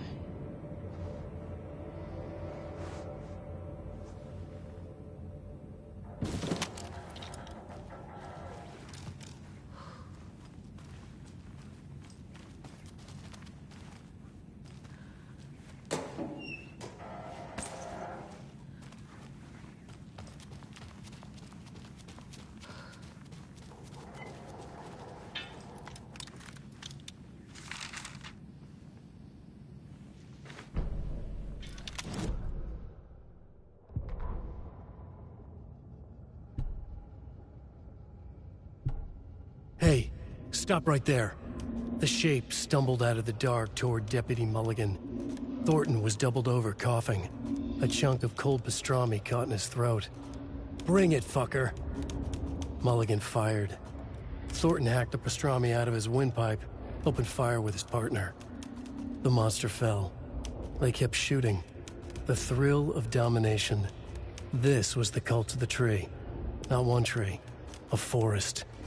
Secret knowledge in a deer mask. A last line of defense. Yippee-ki-yay, motherfucker. Bright Falls' fucking finest. They crept over, pulling out their flashlights. The horror. This is Monica from the tackle shop. An innocent woman. Thornton's pastrami came back up.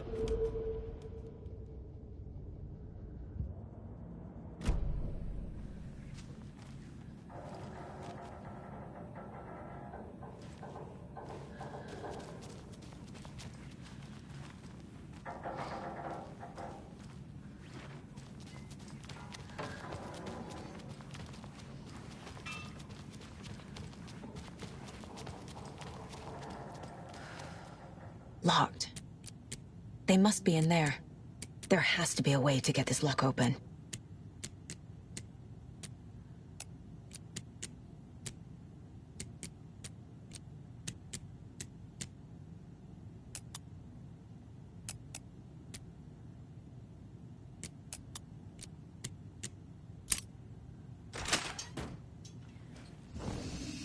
This is the cult's hideout.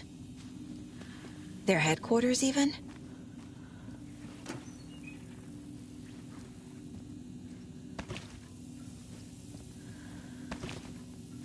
A fuse. Could come in handy. There's a basement.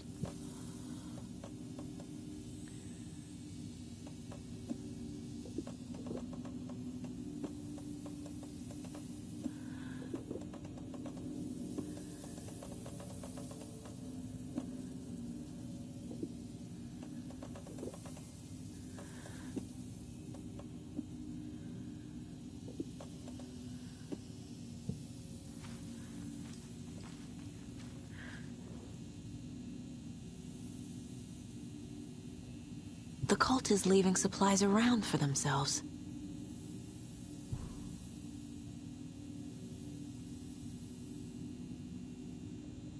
This will be handy. That's it. This is the cult's process. Their ritual.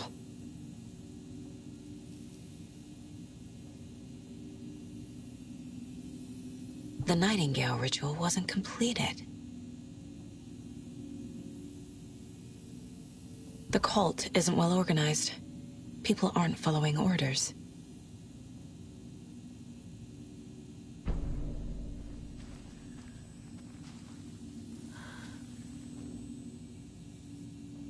This is one weird cult.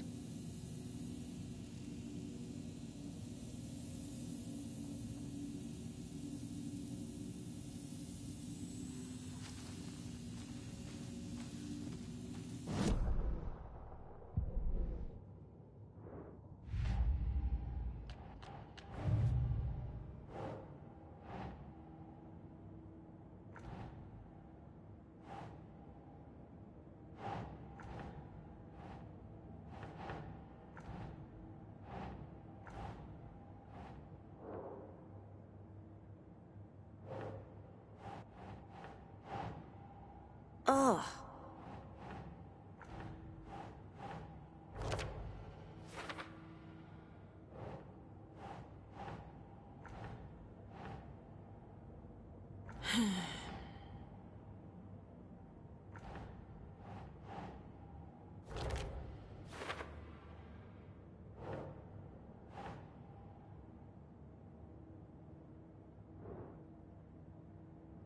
Think, Saga.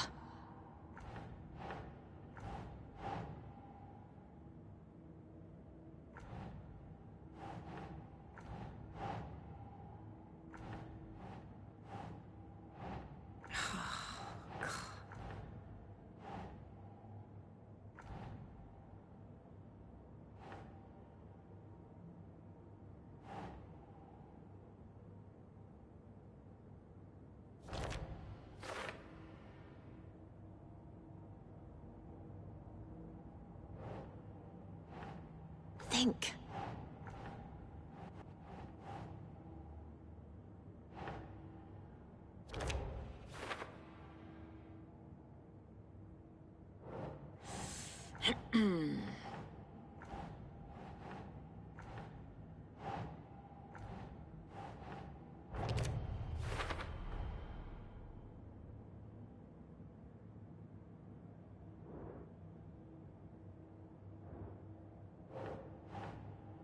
No.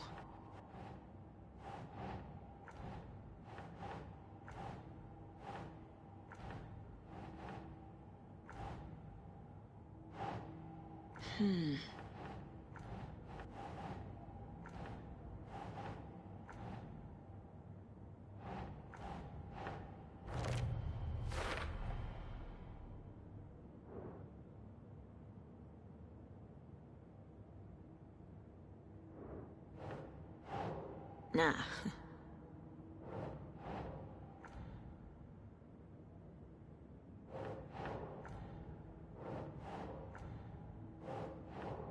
Right.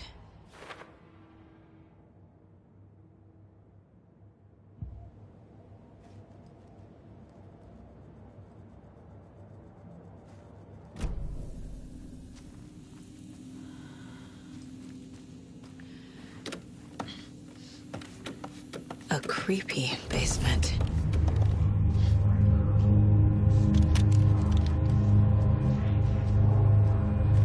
Shit. Hey! Freeze!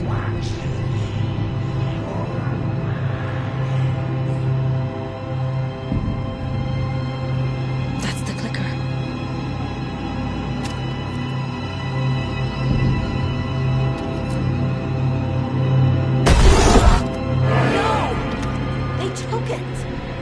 They're playing with me.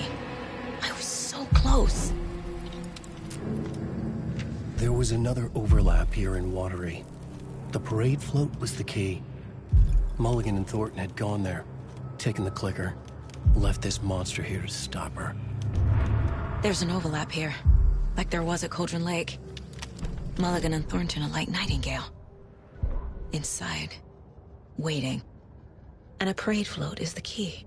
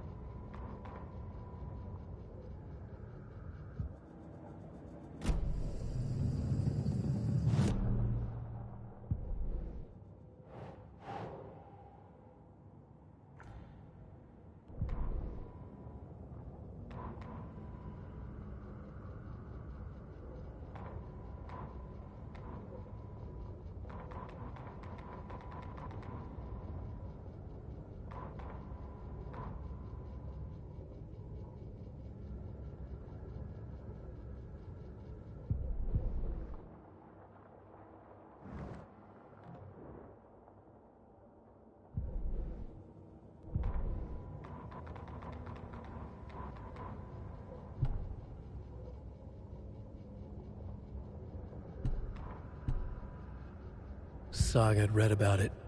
The trap. She knew what was waiting for her. The moment she saw the giant, she knew she wasn't ready. You let Logan drown. The weapon it carried could crack her skull like a brittle egg, brains leaking out like yolk. Everything she loved, lost. Everything she was, lost. We will watch it eat your mind. Reading this made her sick, but the fear was sharp when she faced it. There was another overlap here in Watery. The parade float was the key. Mulligan and Thornton had gone there, taken the clicker with them, left this monster here to stop her.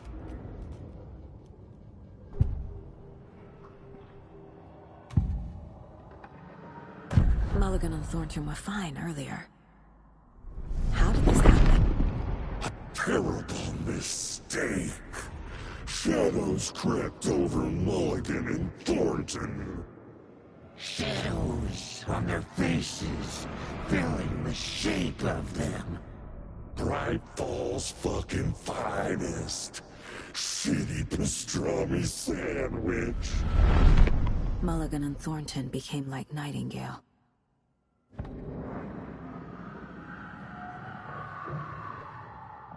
Mulligan and Thornton are members of the cult.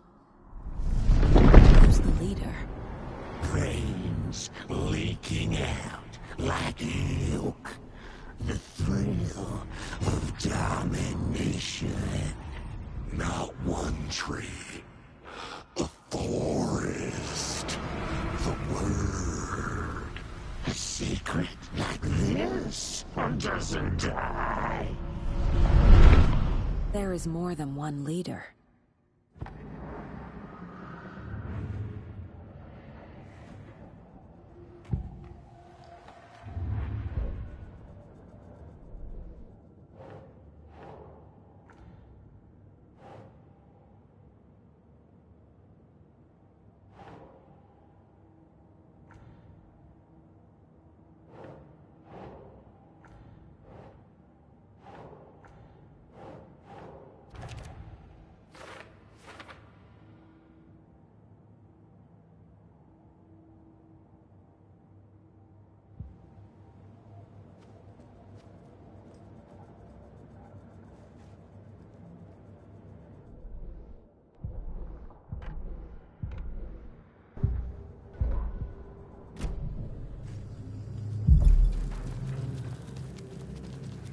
Taken is upstairs.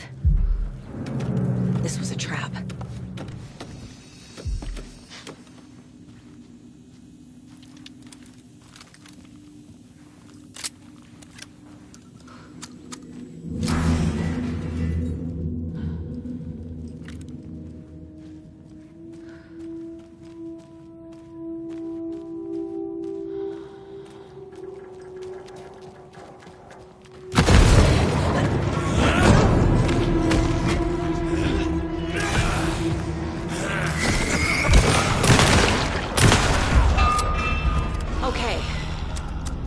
Where's that parade float?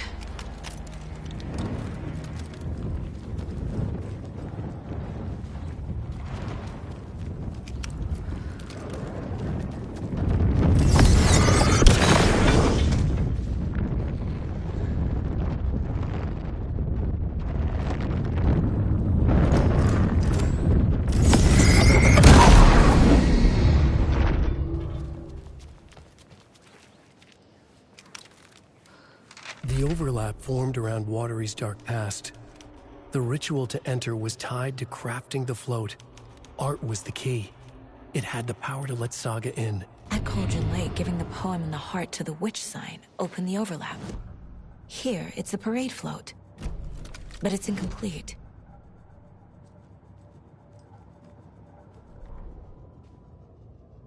Ilmo stood in front of the parade float, turned dramatically to his crew. Now, imagine the murderer's arms moving. Stab, stab, stab, and then Naki laughing. Everyone at Deerfest always plays it safe. Not us. This monument to Watery's history, this work of art will sweep this year's awards. The overlap formed around Watery's dark past. The ritual to enter was tied to crafting the float. Art was the key. It had the power to let Saga in.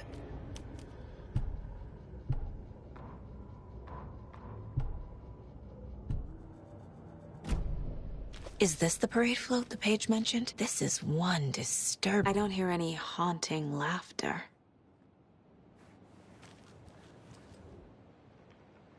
Stabbing. Again and again. That must mean the arm's supposed to move. How come one of them is wearing a mask and the other isn't? Not sure what Puko means, but it looks like the knife is missing.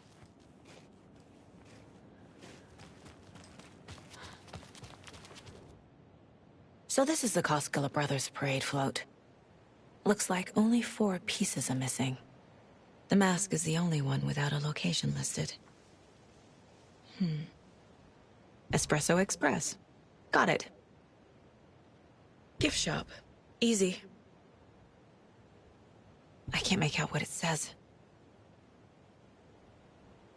Fair Trade Fun Zone.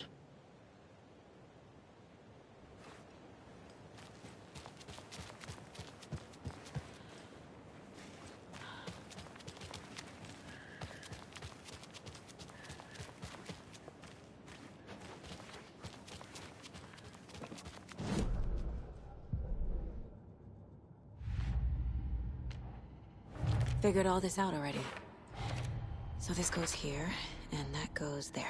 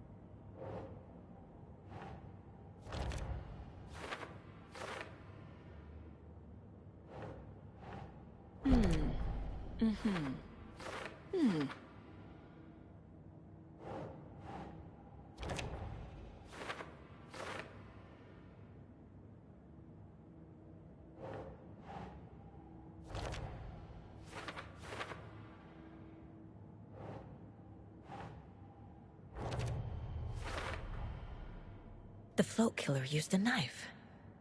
Art? Imitating life?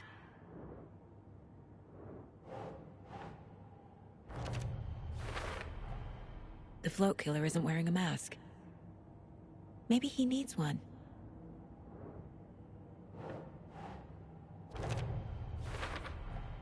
Should the characters be moving?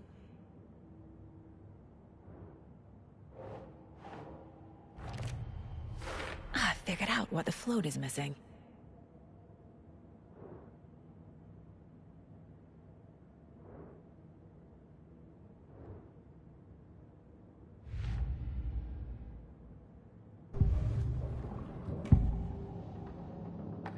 The materials listed for the parade float mention a mask. Where is it? Poor Mocha Moose.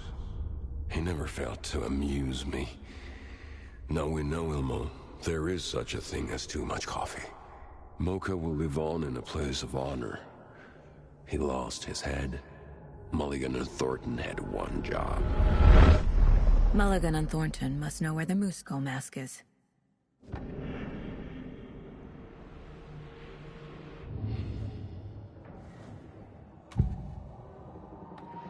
The mask is missing. Where is it?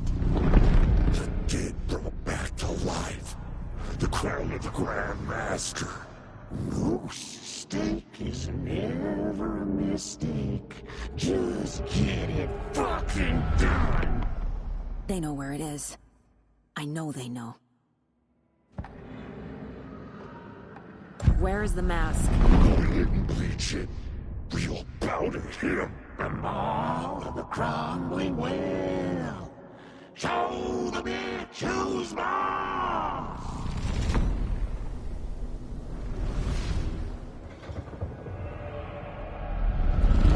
The Moose mask is at the Huatari Well, in Coffee World.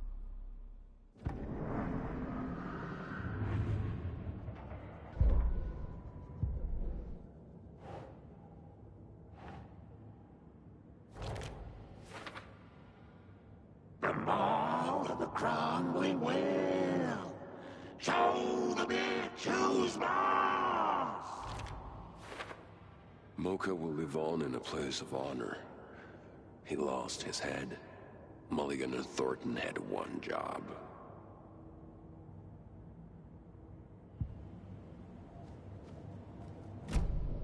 I saw something. Like I did in Cauldron Lake.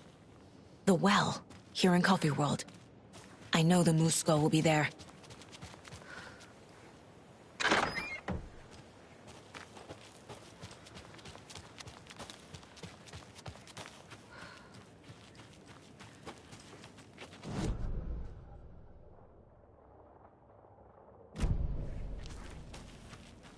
Can't open this with my bare hands.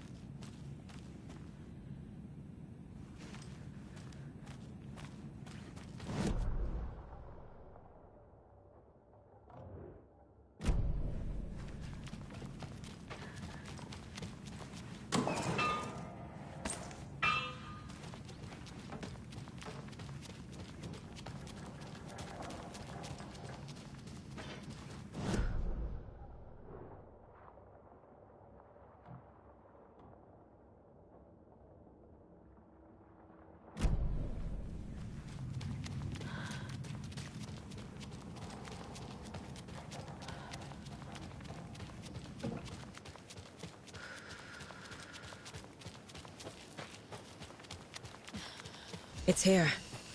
I knew it would be. I made them show me.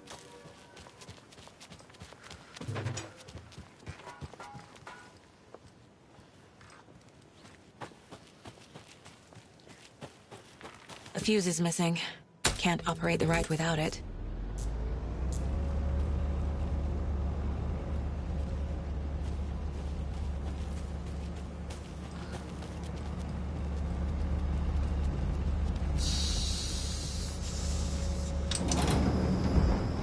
There we go. Now I just need to stop it in a position that will let me get to that circuit board down there.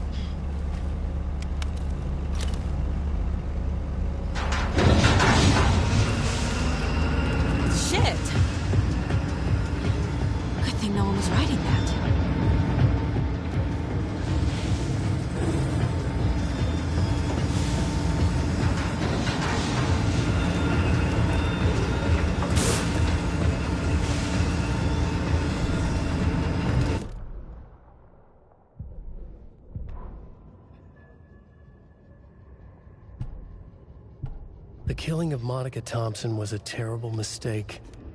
Thornton blamed Mulligan's itchy trigger finger. Mulligan blamed Thornton's shitty pastrami sandwich. They only agreed it wasn't their fault. No one will find her corpse. We'll hide it. They fed the body to the maw of a crumbling well, like the murderous Huatari brothers did long ago. They lied to everyone. The word would never get out. But a secret like this doesn't die. It grew inside them. Like cancer, the darkness taking over, filling the shape of them.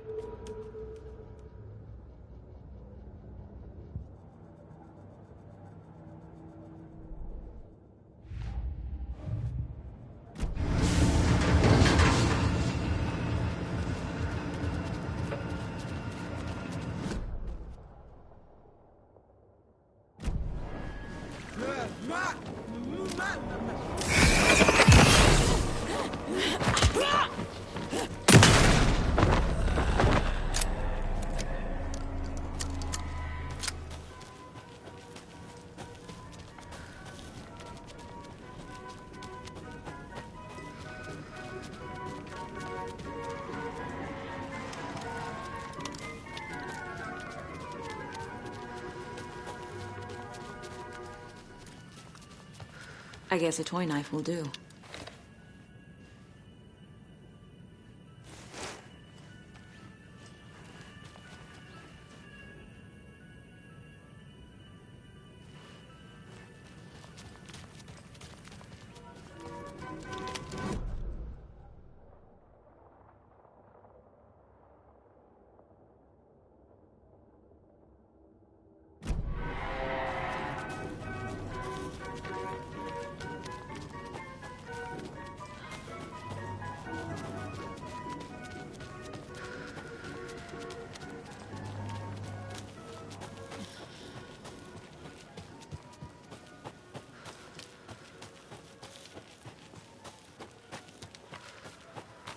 Have a beautiful day. Thank God.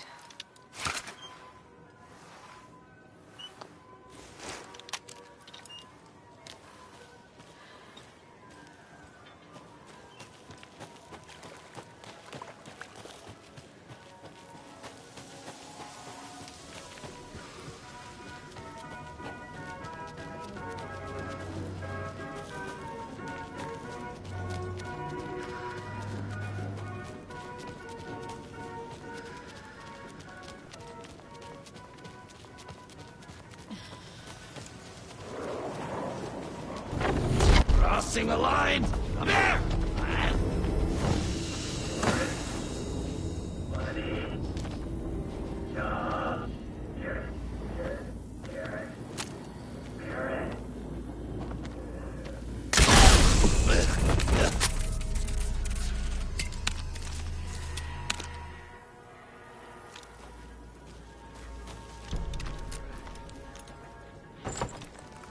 Now I need to bring the mask to the float.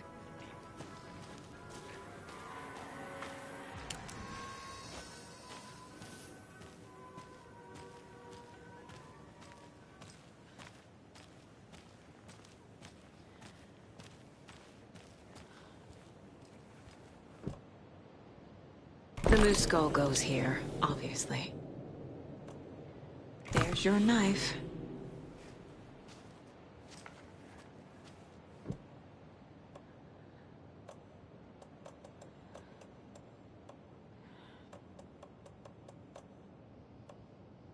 Some creepy laughing for atmosphere.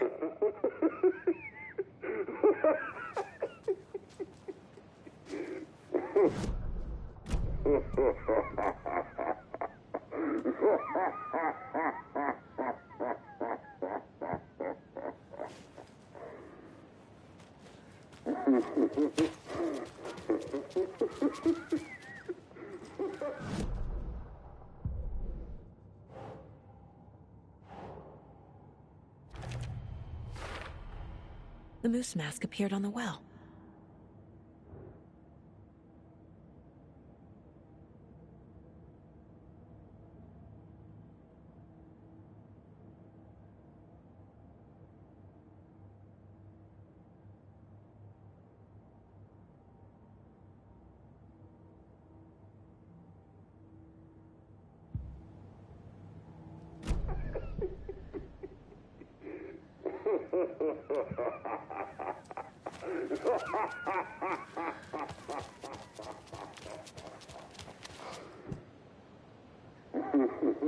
A little something to get those arms moving.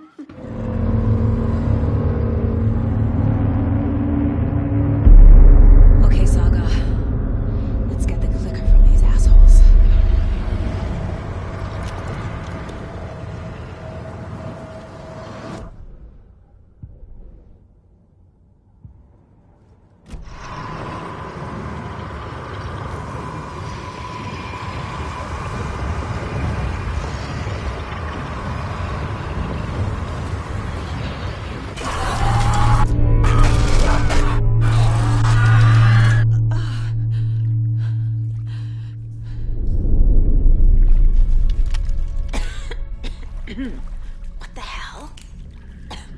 Where am I?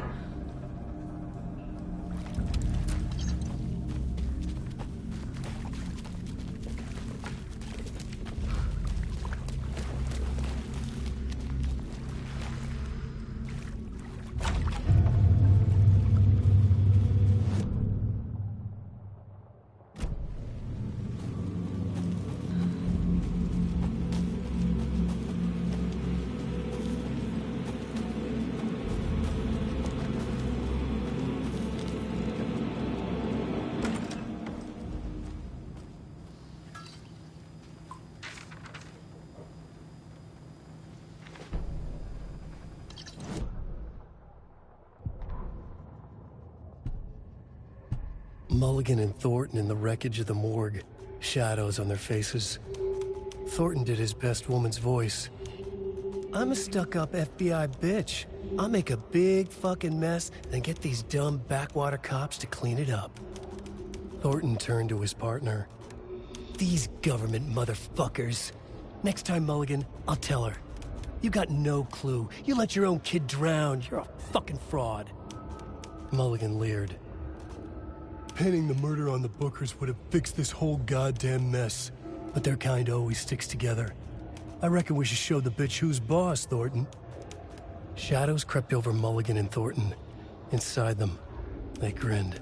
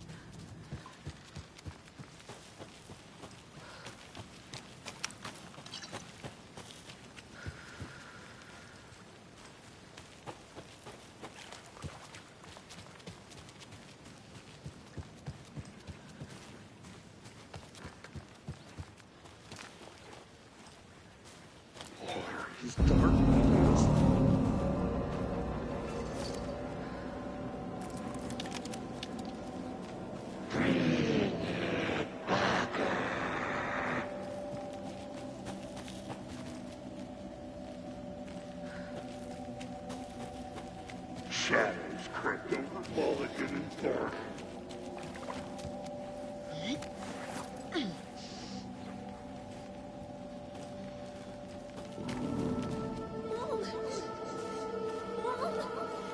It's cold.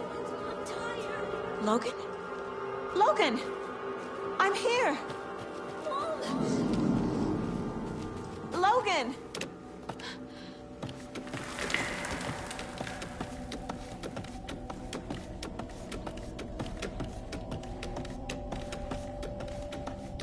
The story is trying to take Logan.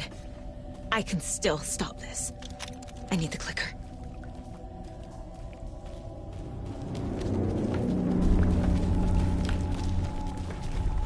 Anderson, the trick. He has it now. Wake? I saw him this way in the other overlap.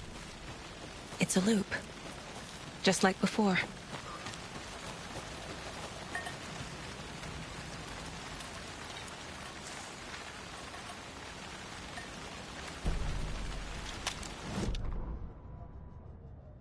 Ilma Koskela stood in front of the small gathering of Coffee World employees and bikers. He read from a piece of paper. Mocha was a wonderful moose who deserves a place of honor in the Hall of the Calavella Knights. His skull will become the crown of the Grand Master, the dead brought back to life. There was polite applause. After the service, Ilmo had the body hauled off to be turned into moose steaks. Mulligan and Thornton were told to get the head cleaned. They both grabbed an antler. What the hell, Thornton? I got it, Mulligan. They brought the skull into the workshop to boil it and bleach it. They grumbled. Wanted to just get it fucking done. It was just a stupid animal. But I guess moose steak is never a mistake, huh?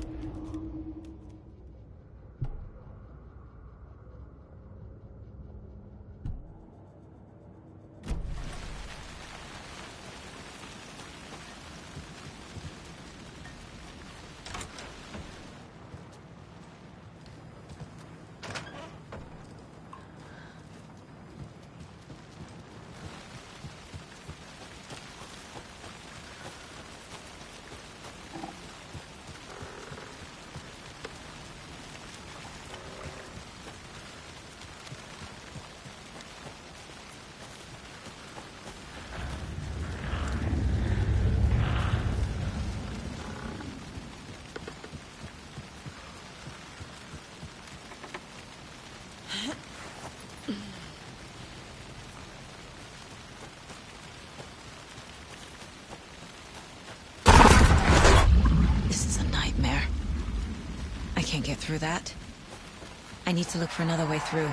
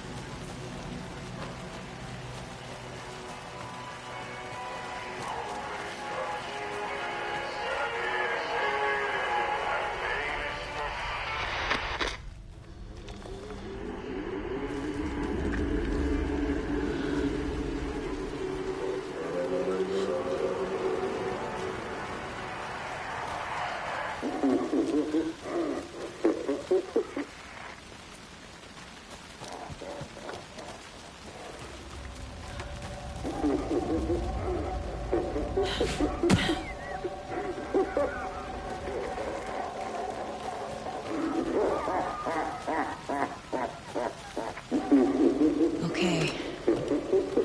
Going down.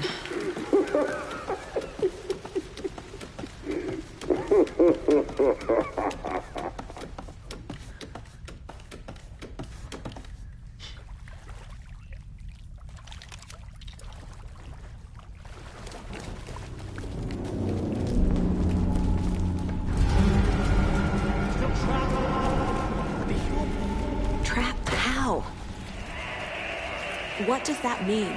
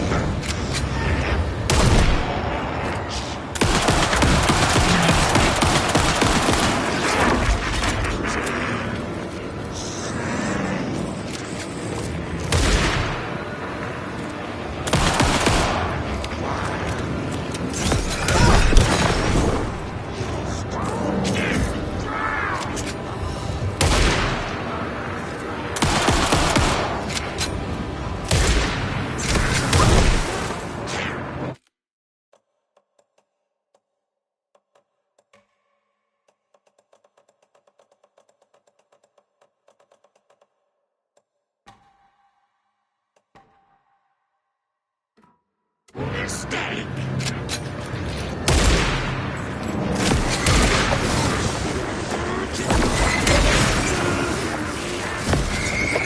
There. Next time they won't be coming back.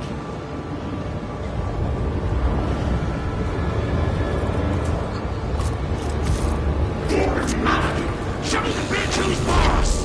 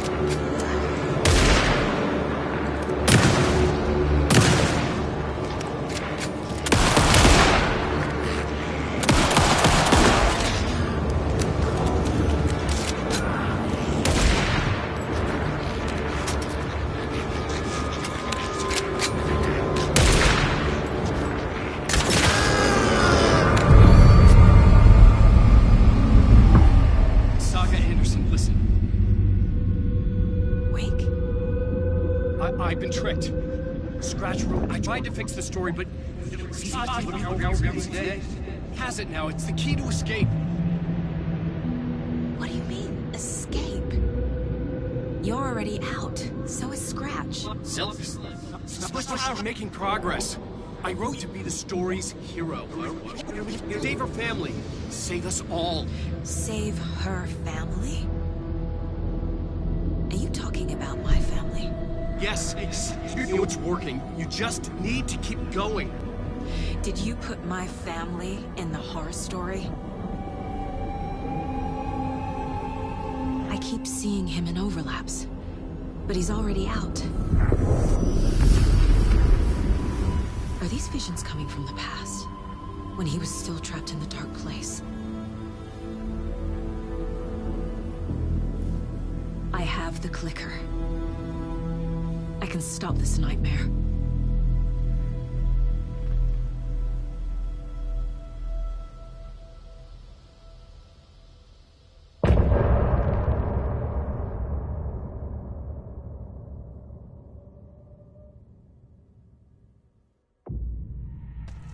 Wake said he could use...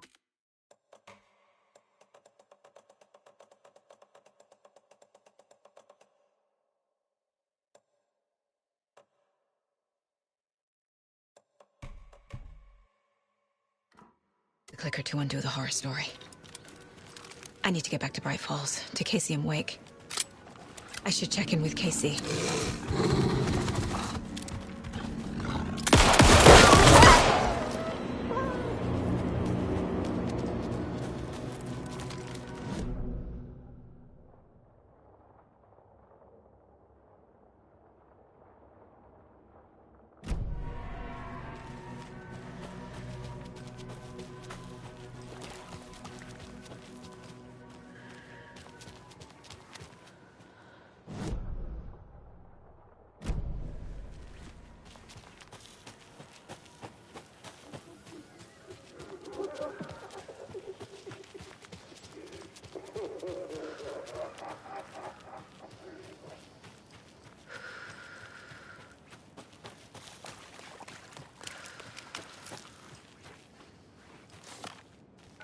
Come on, Casey. No answer. David. Pick up, pick up, pick up. Hey, this is David.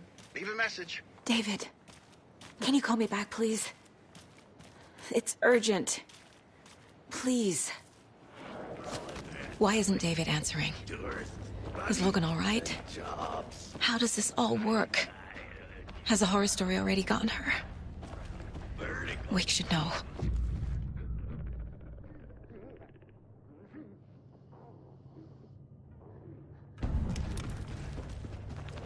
Norman!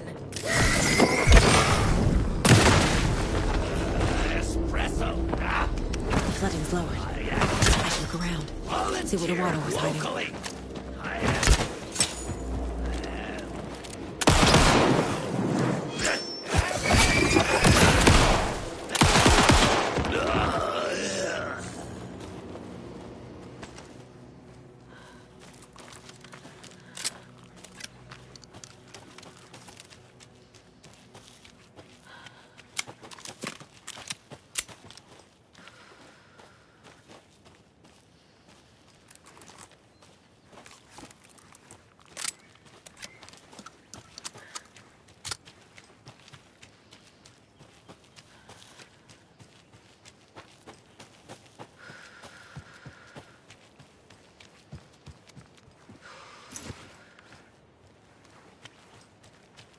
Another locked box.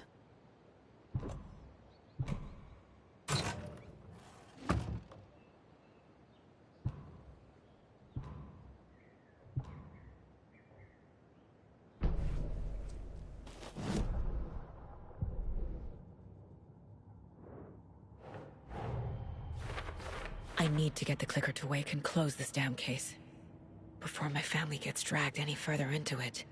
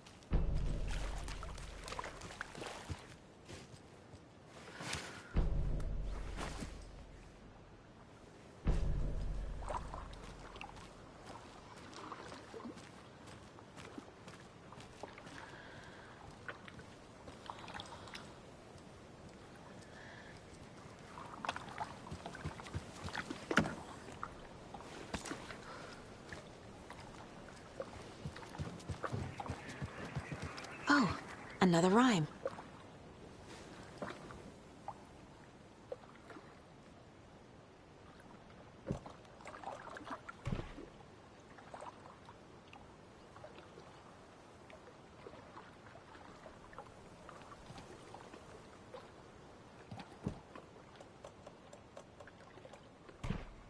Nah. Keep trying. Okay.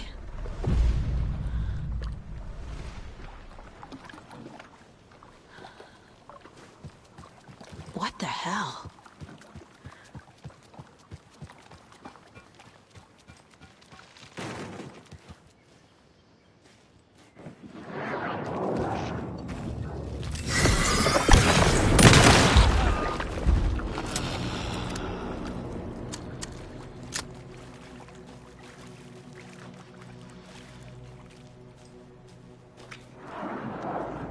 I'm getting quite the charm collection.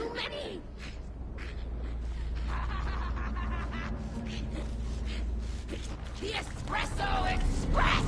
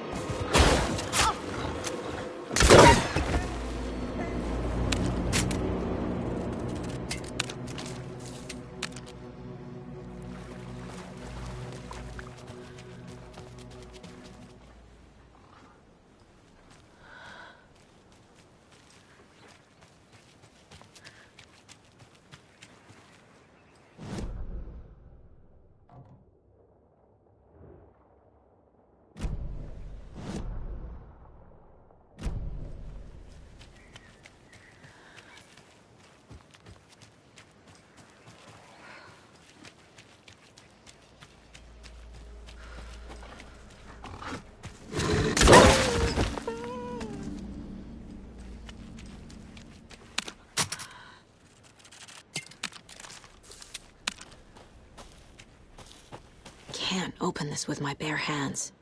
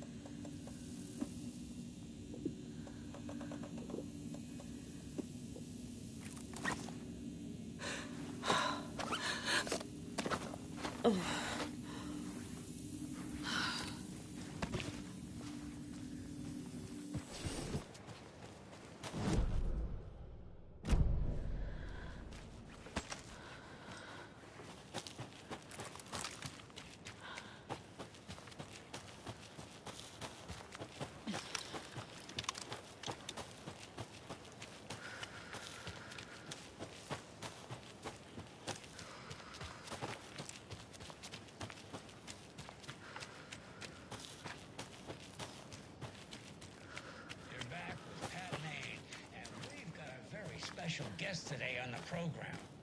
It's artisan cuckoo clock designer Terry Feldman.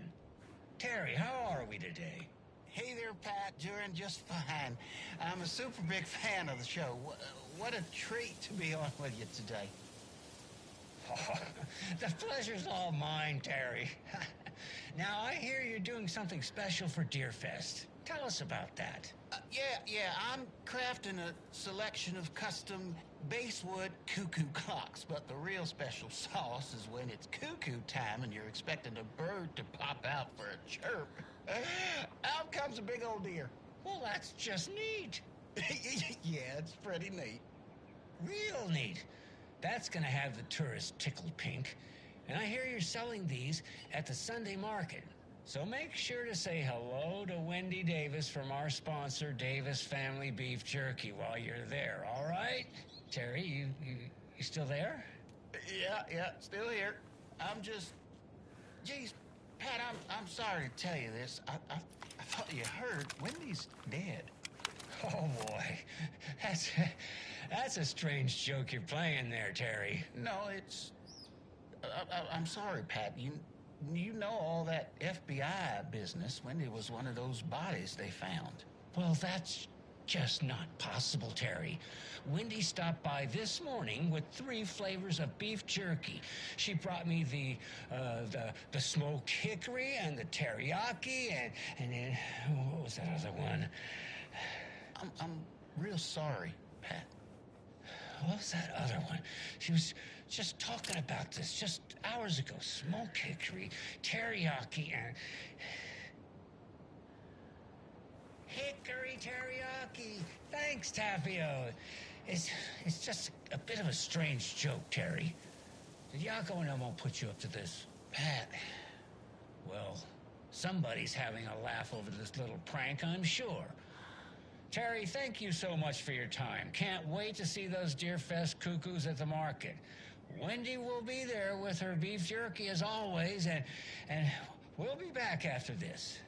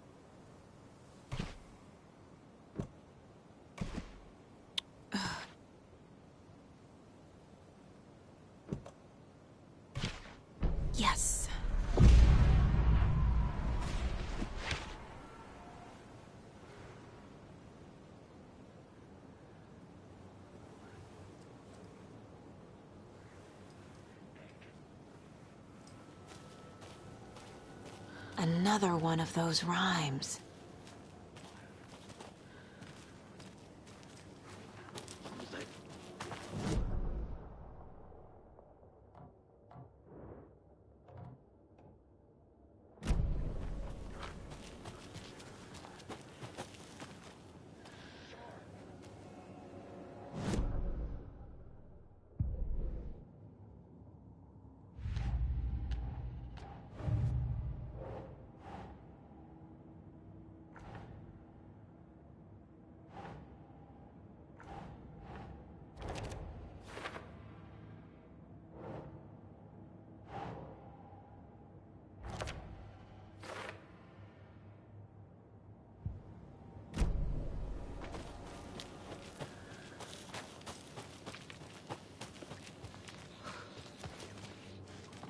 I don't have the key. Read. About it. We will watch. We will watch it eat your mind. Reckless on it.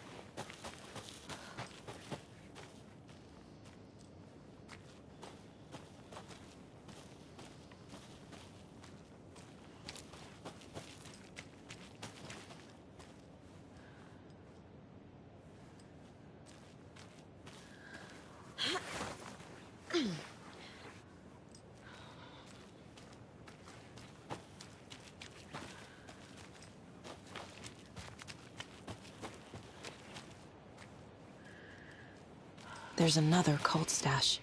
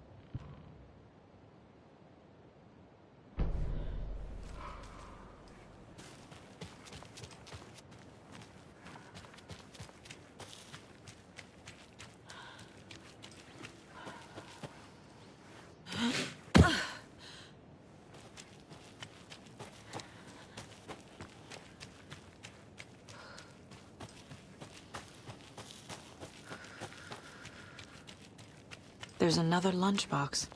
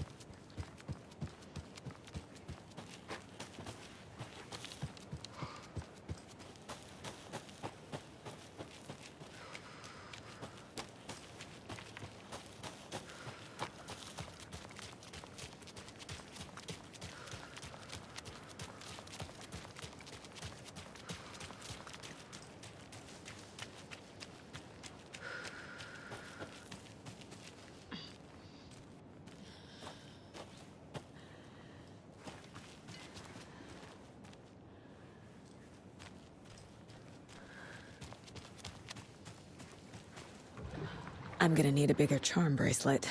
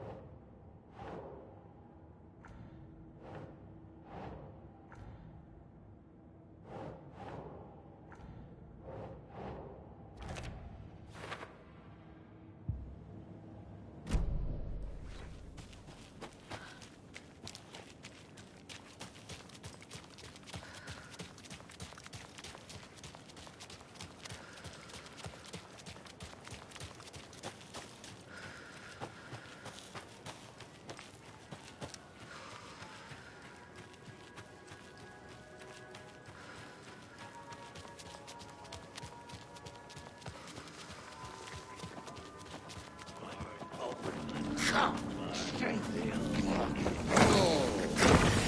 Calling down.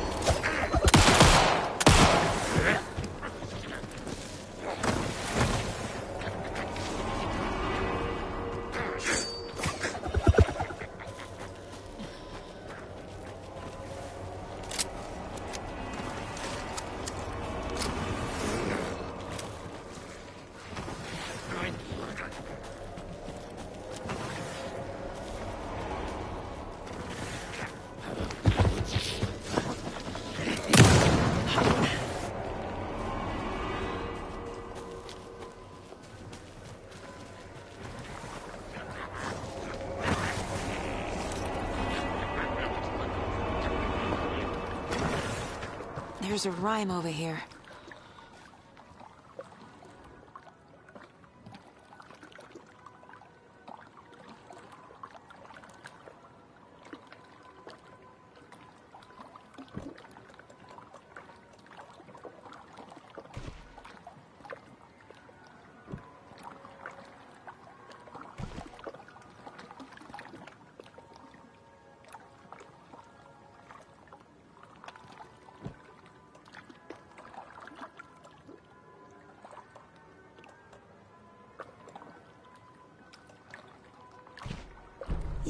Yeah.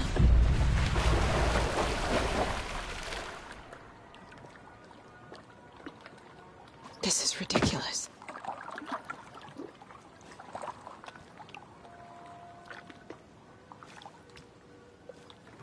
Another charm.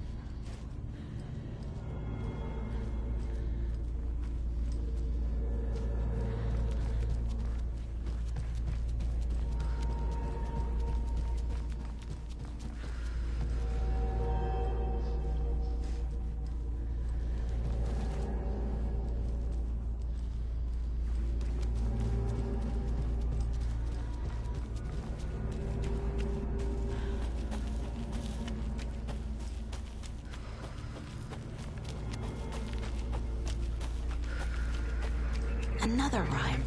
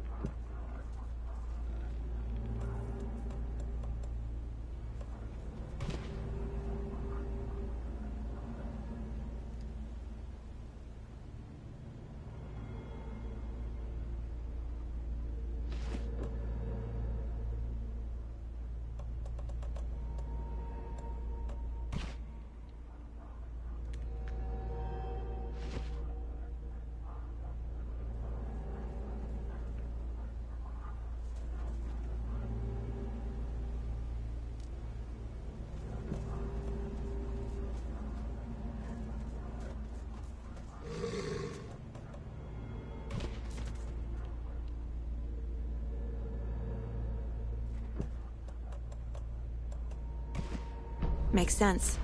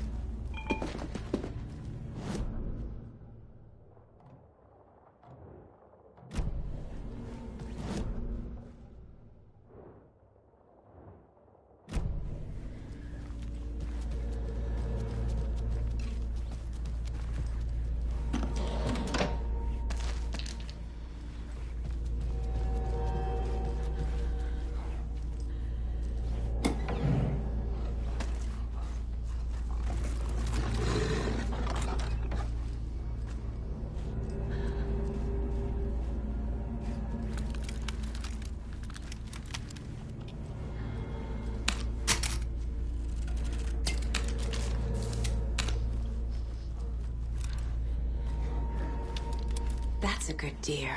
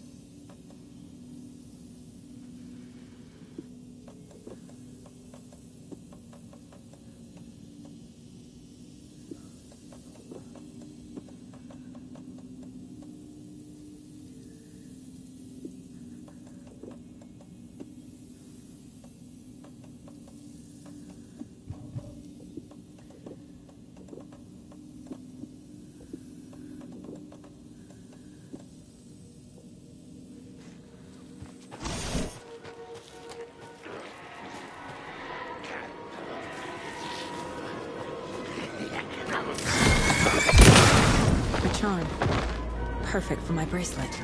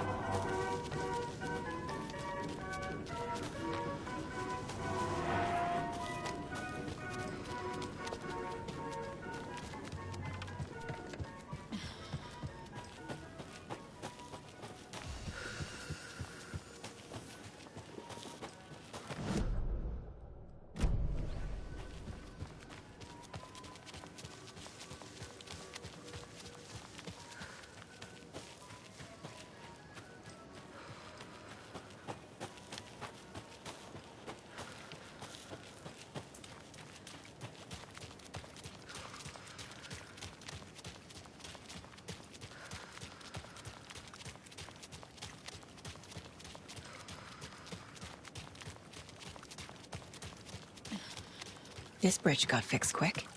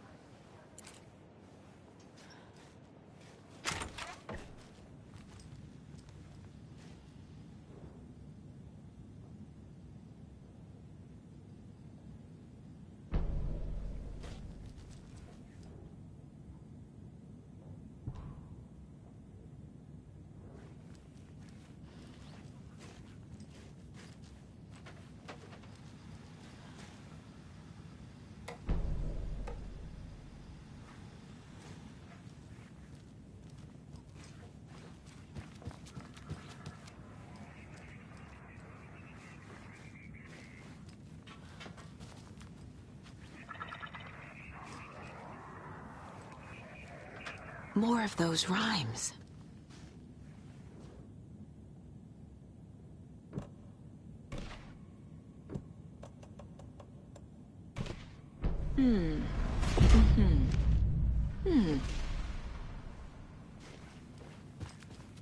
Oh, damn.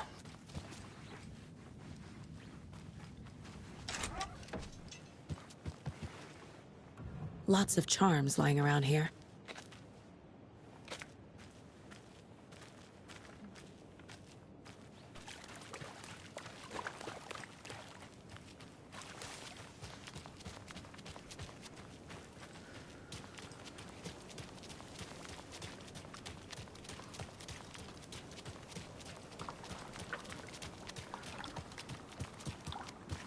Well, at least the flooding's gone down. Yeah, but the fish aren't biting any better.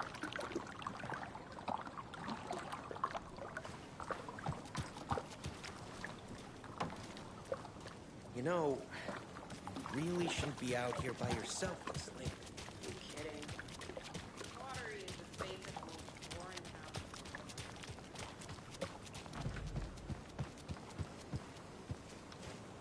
Another one of those cult boxes.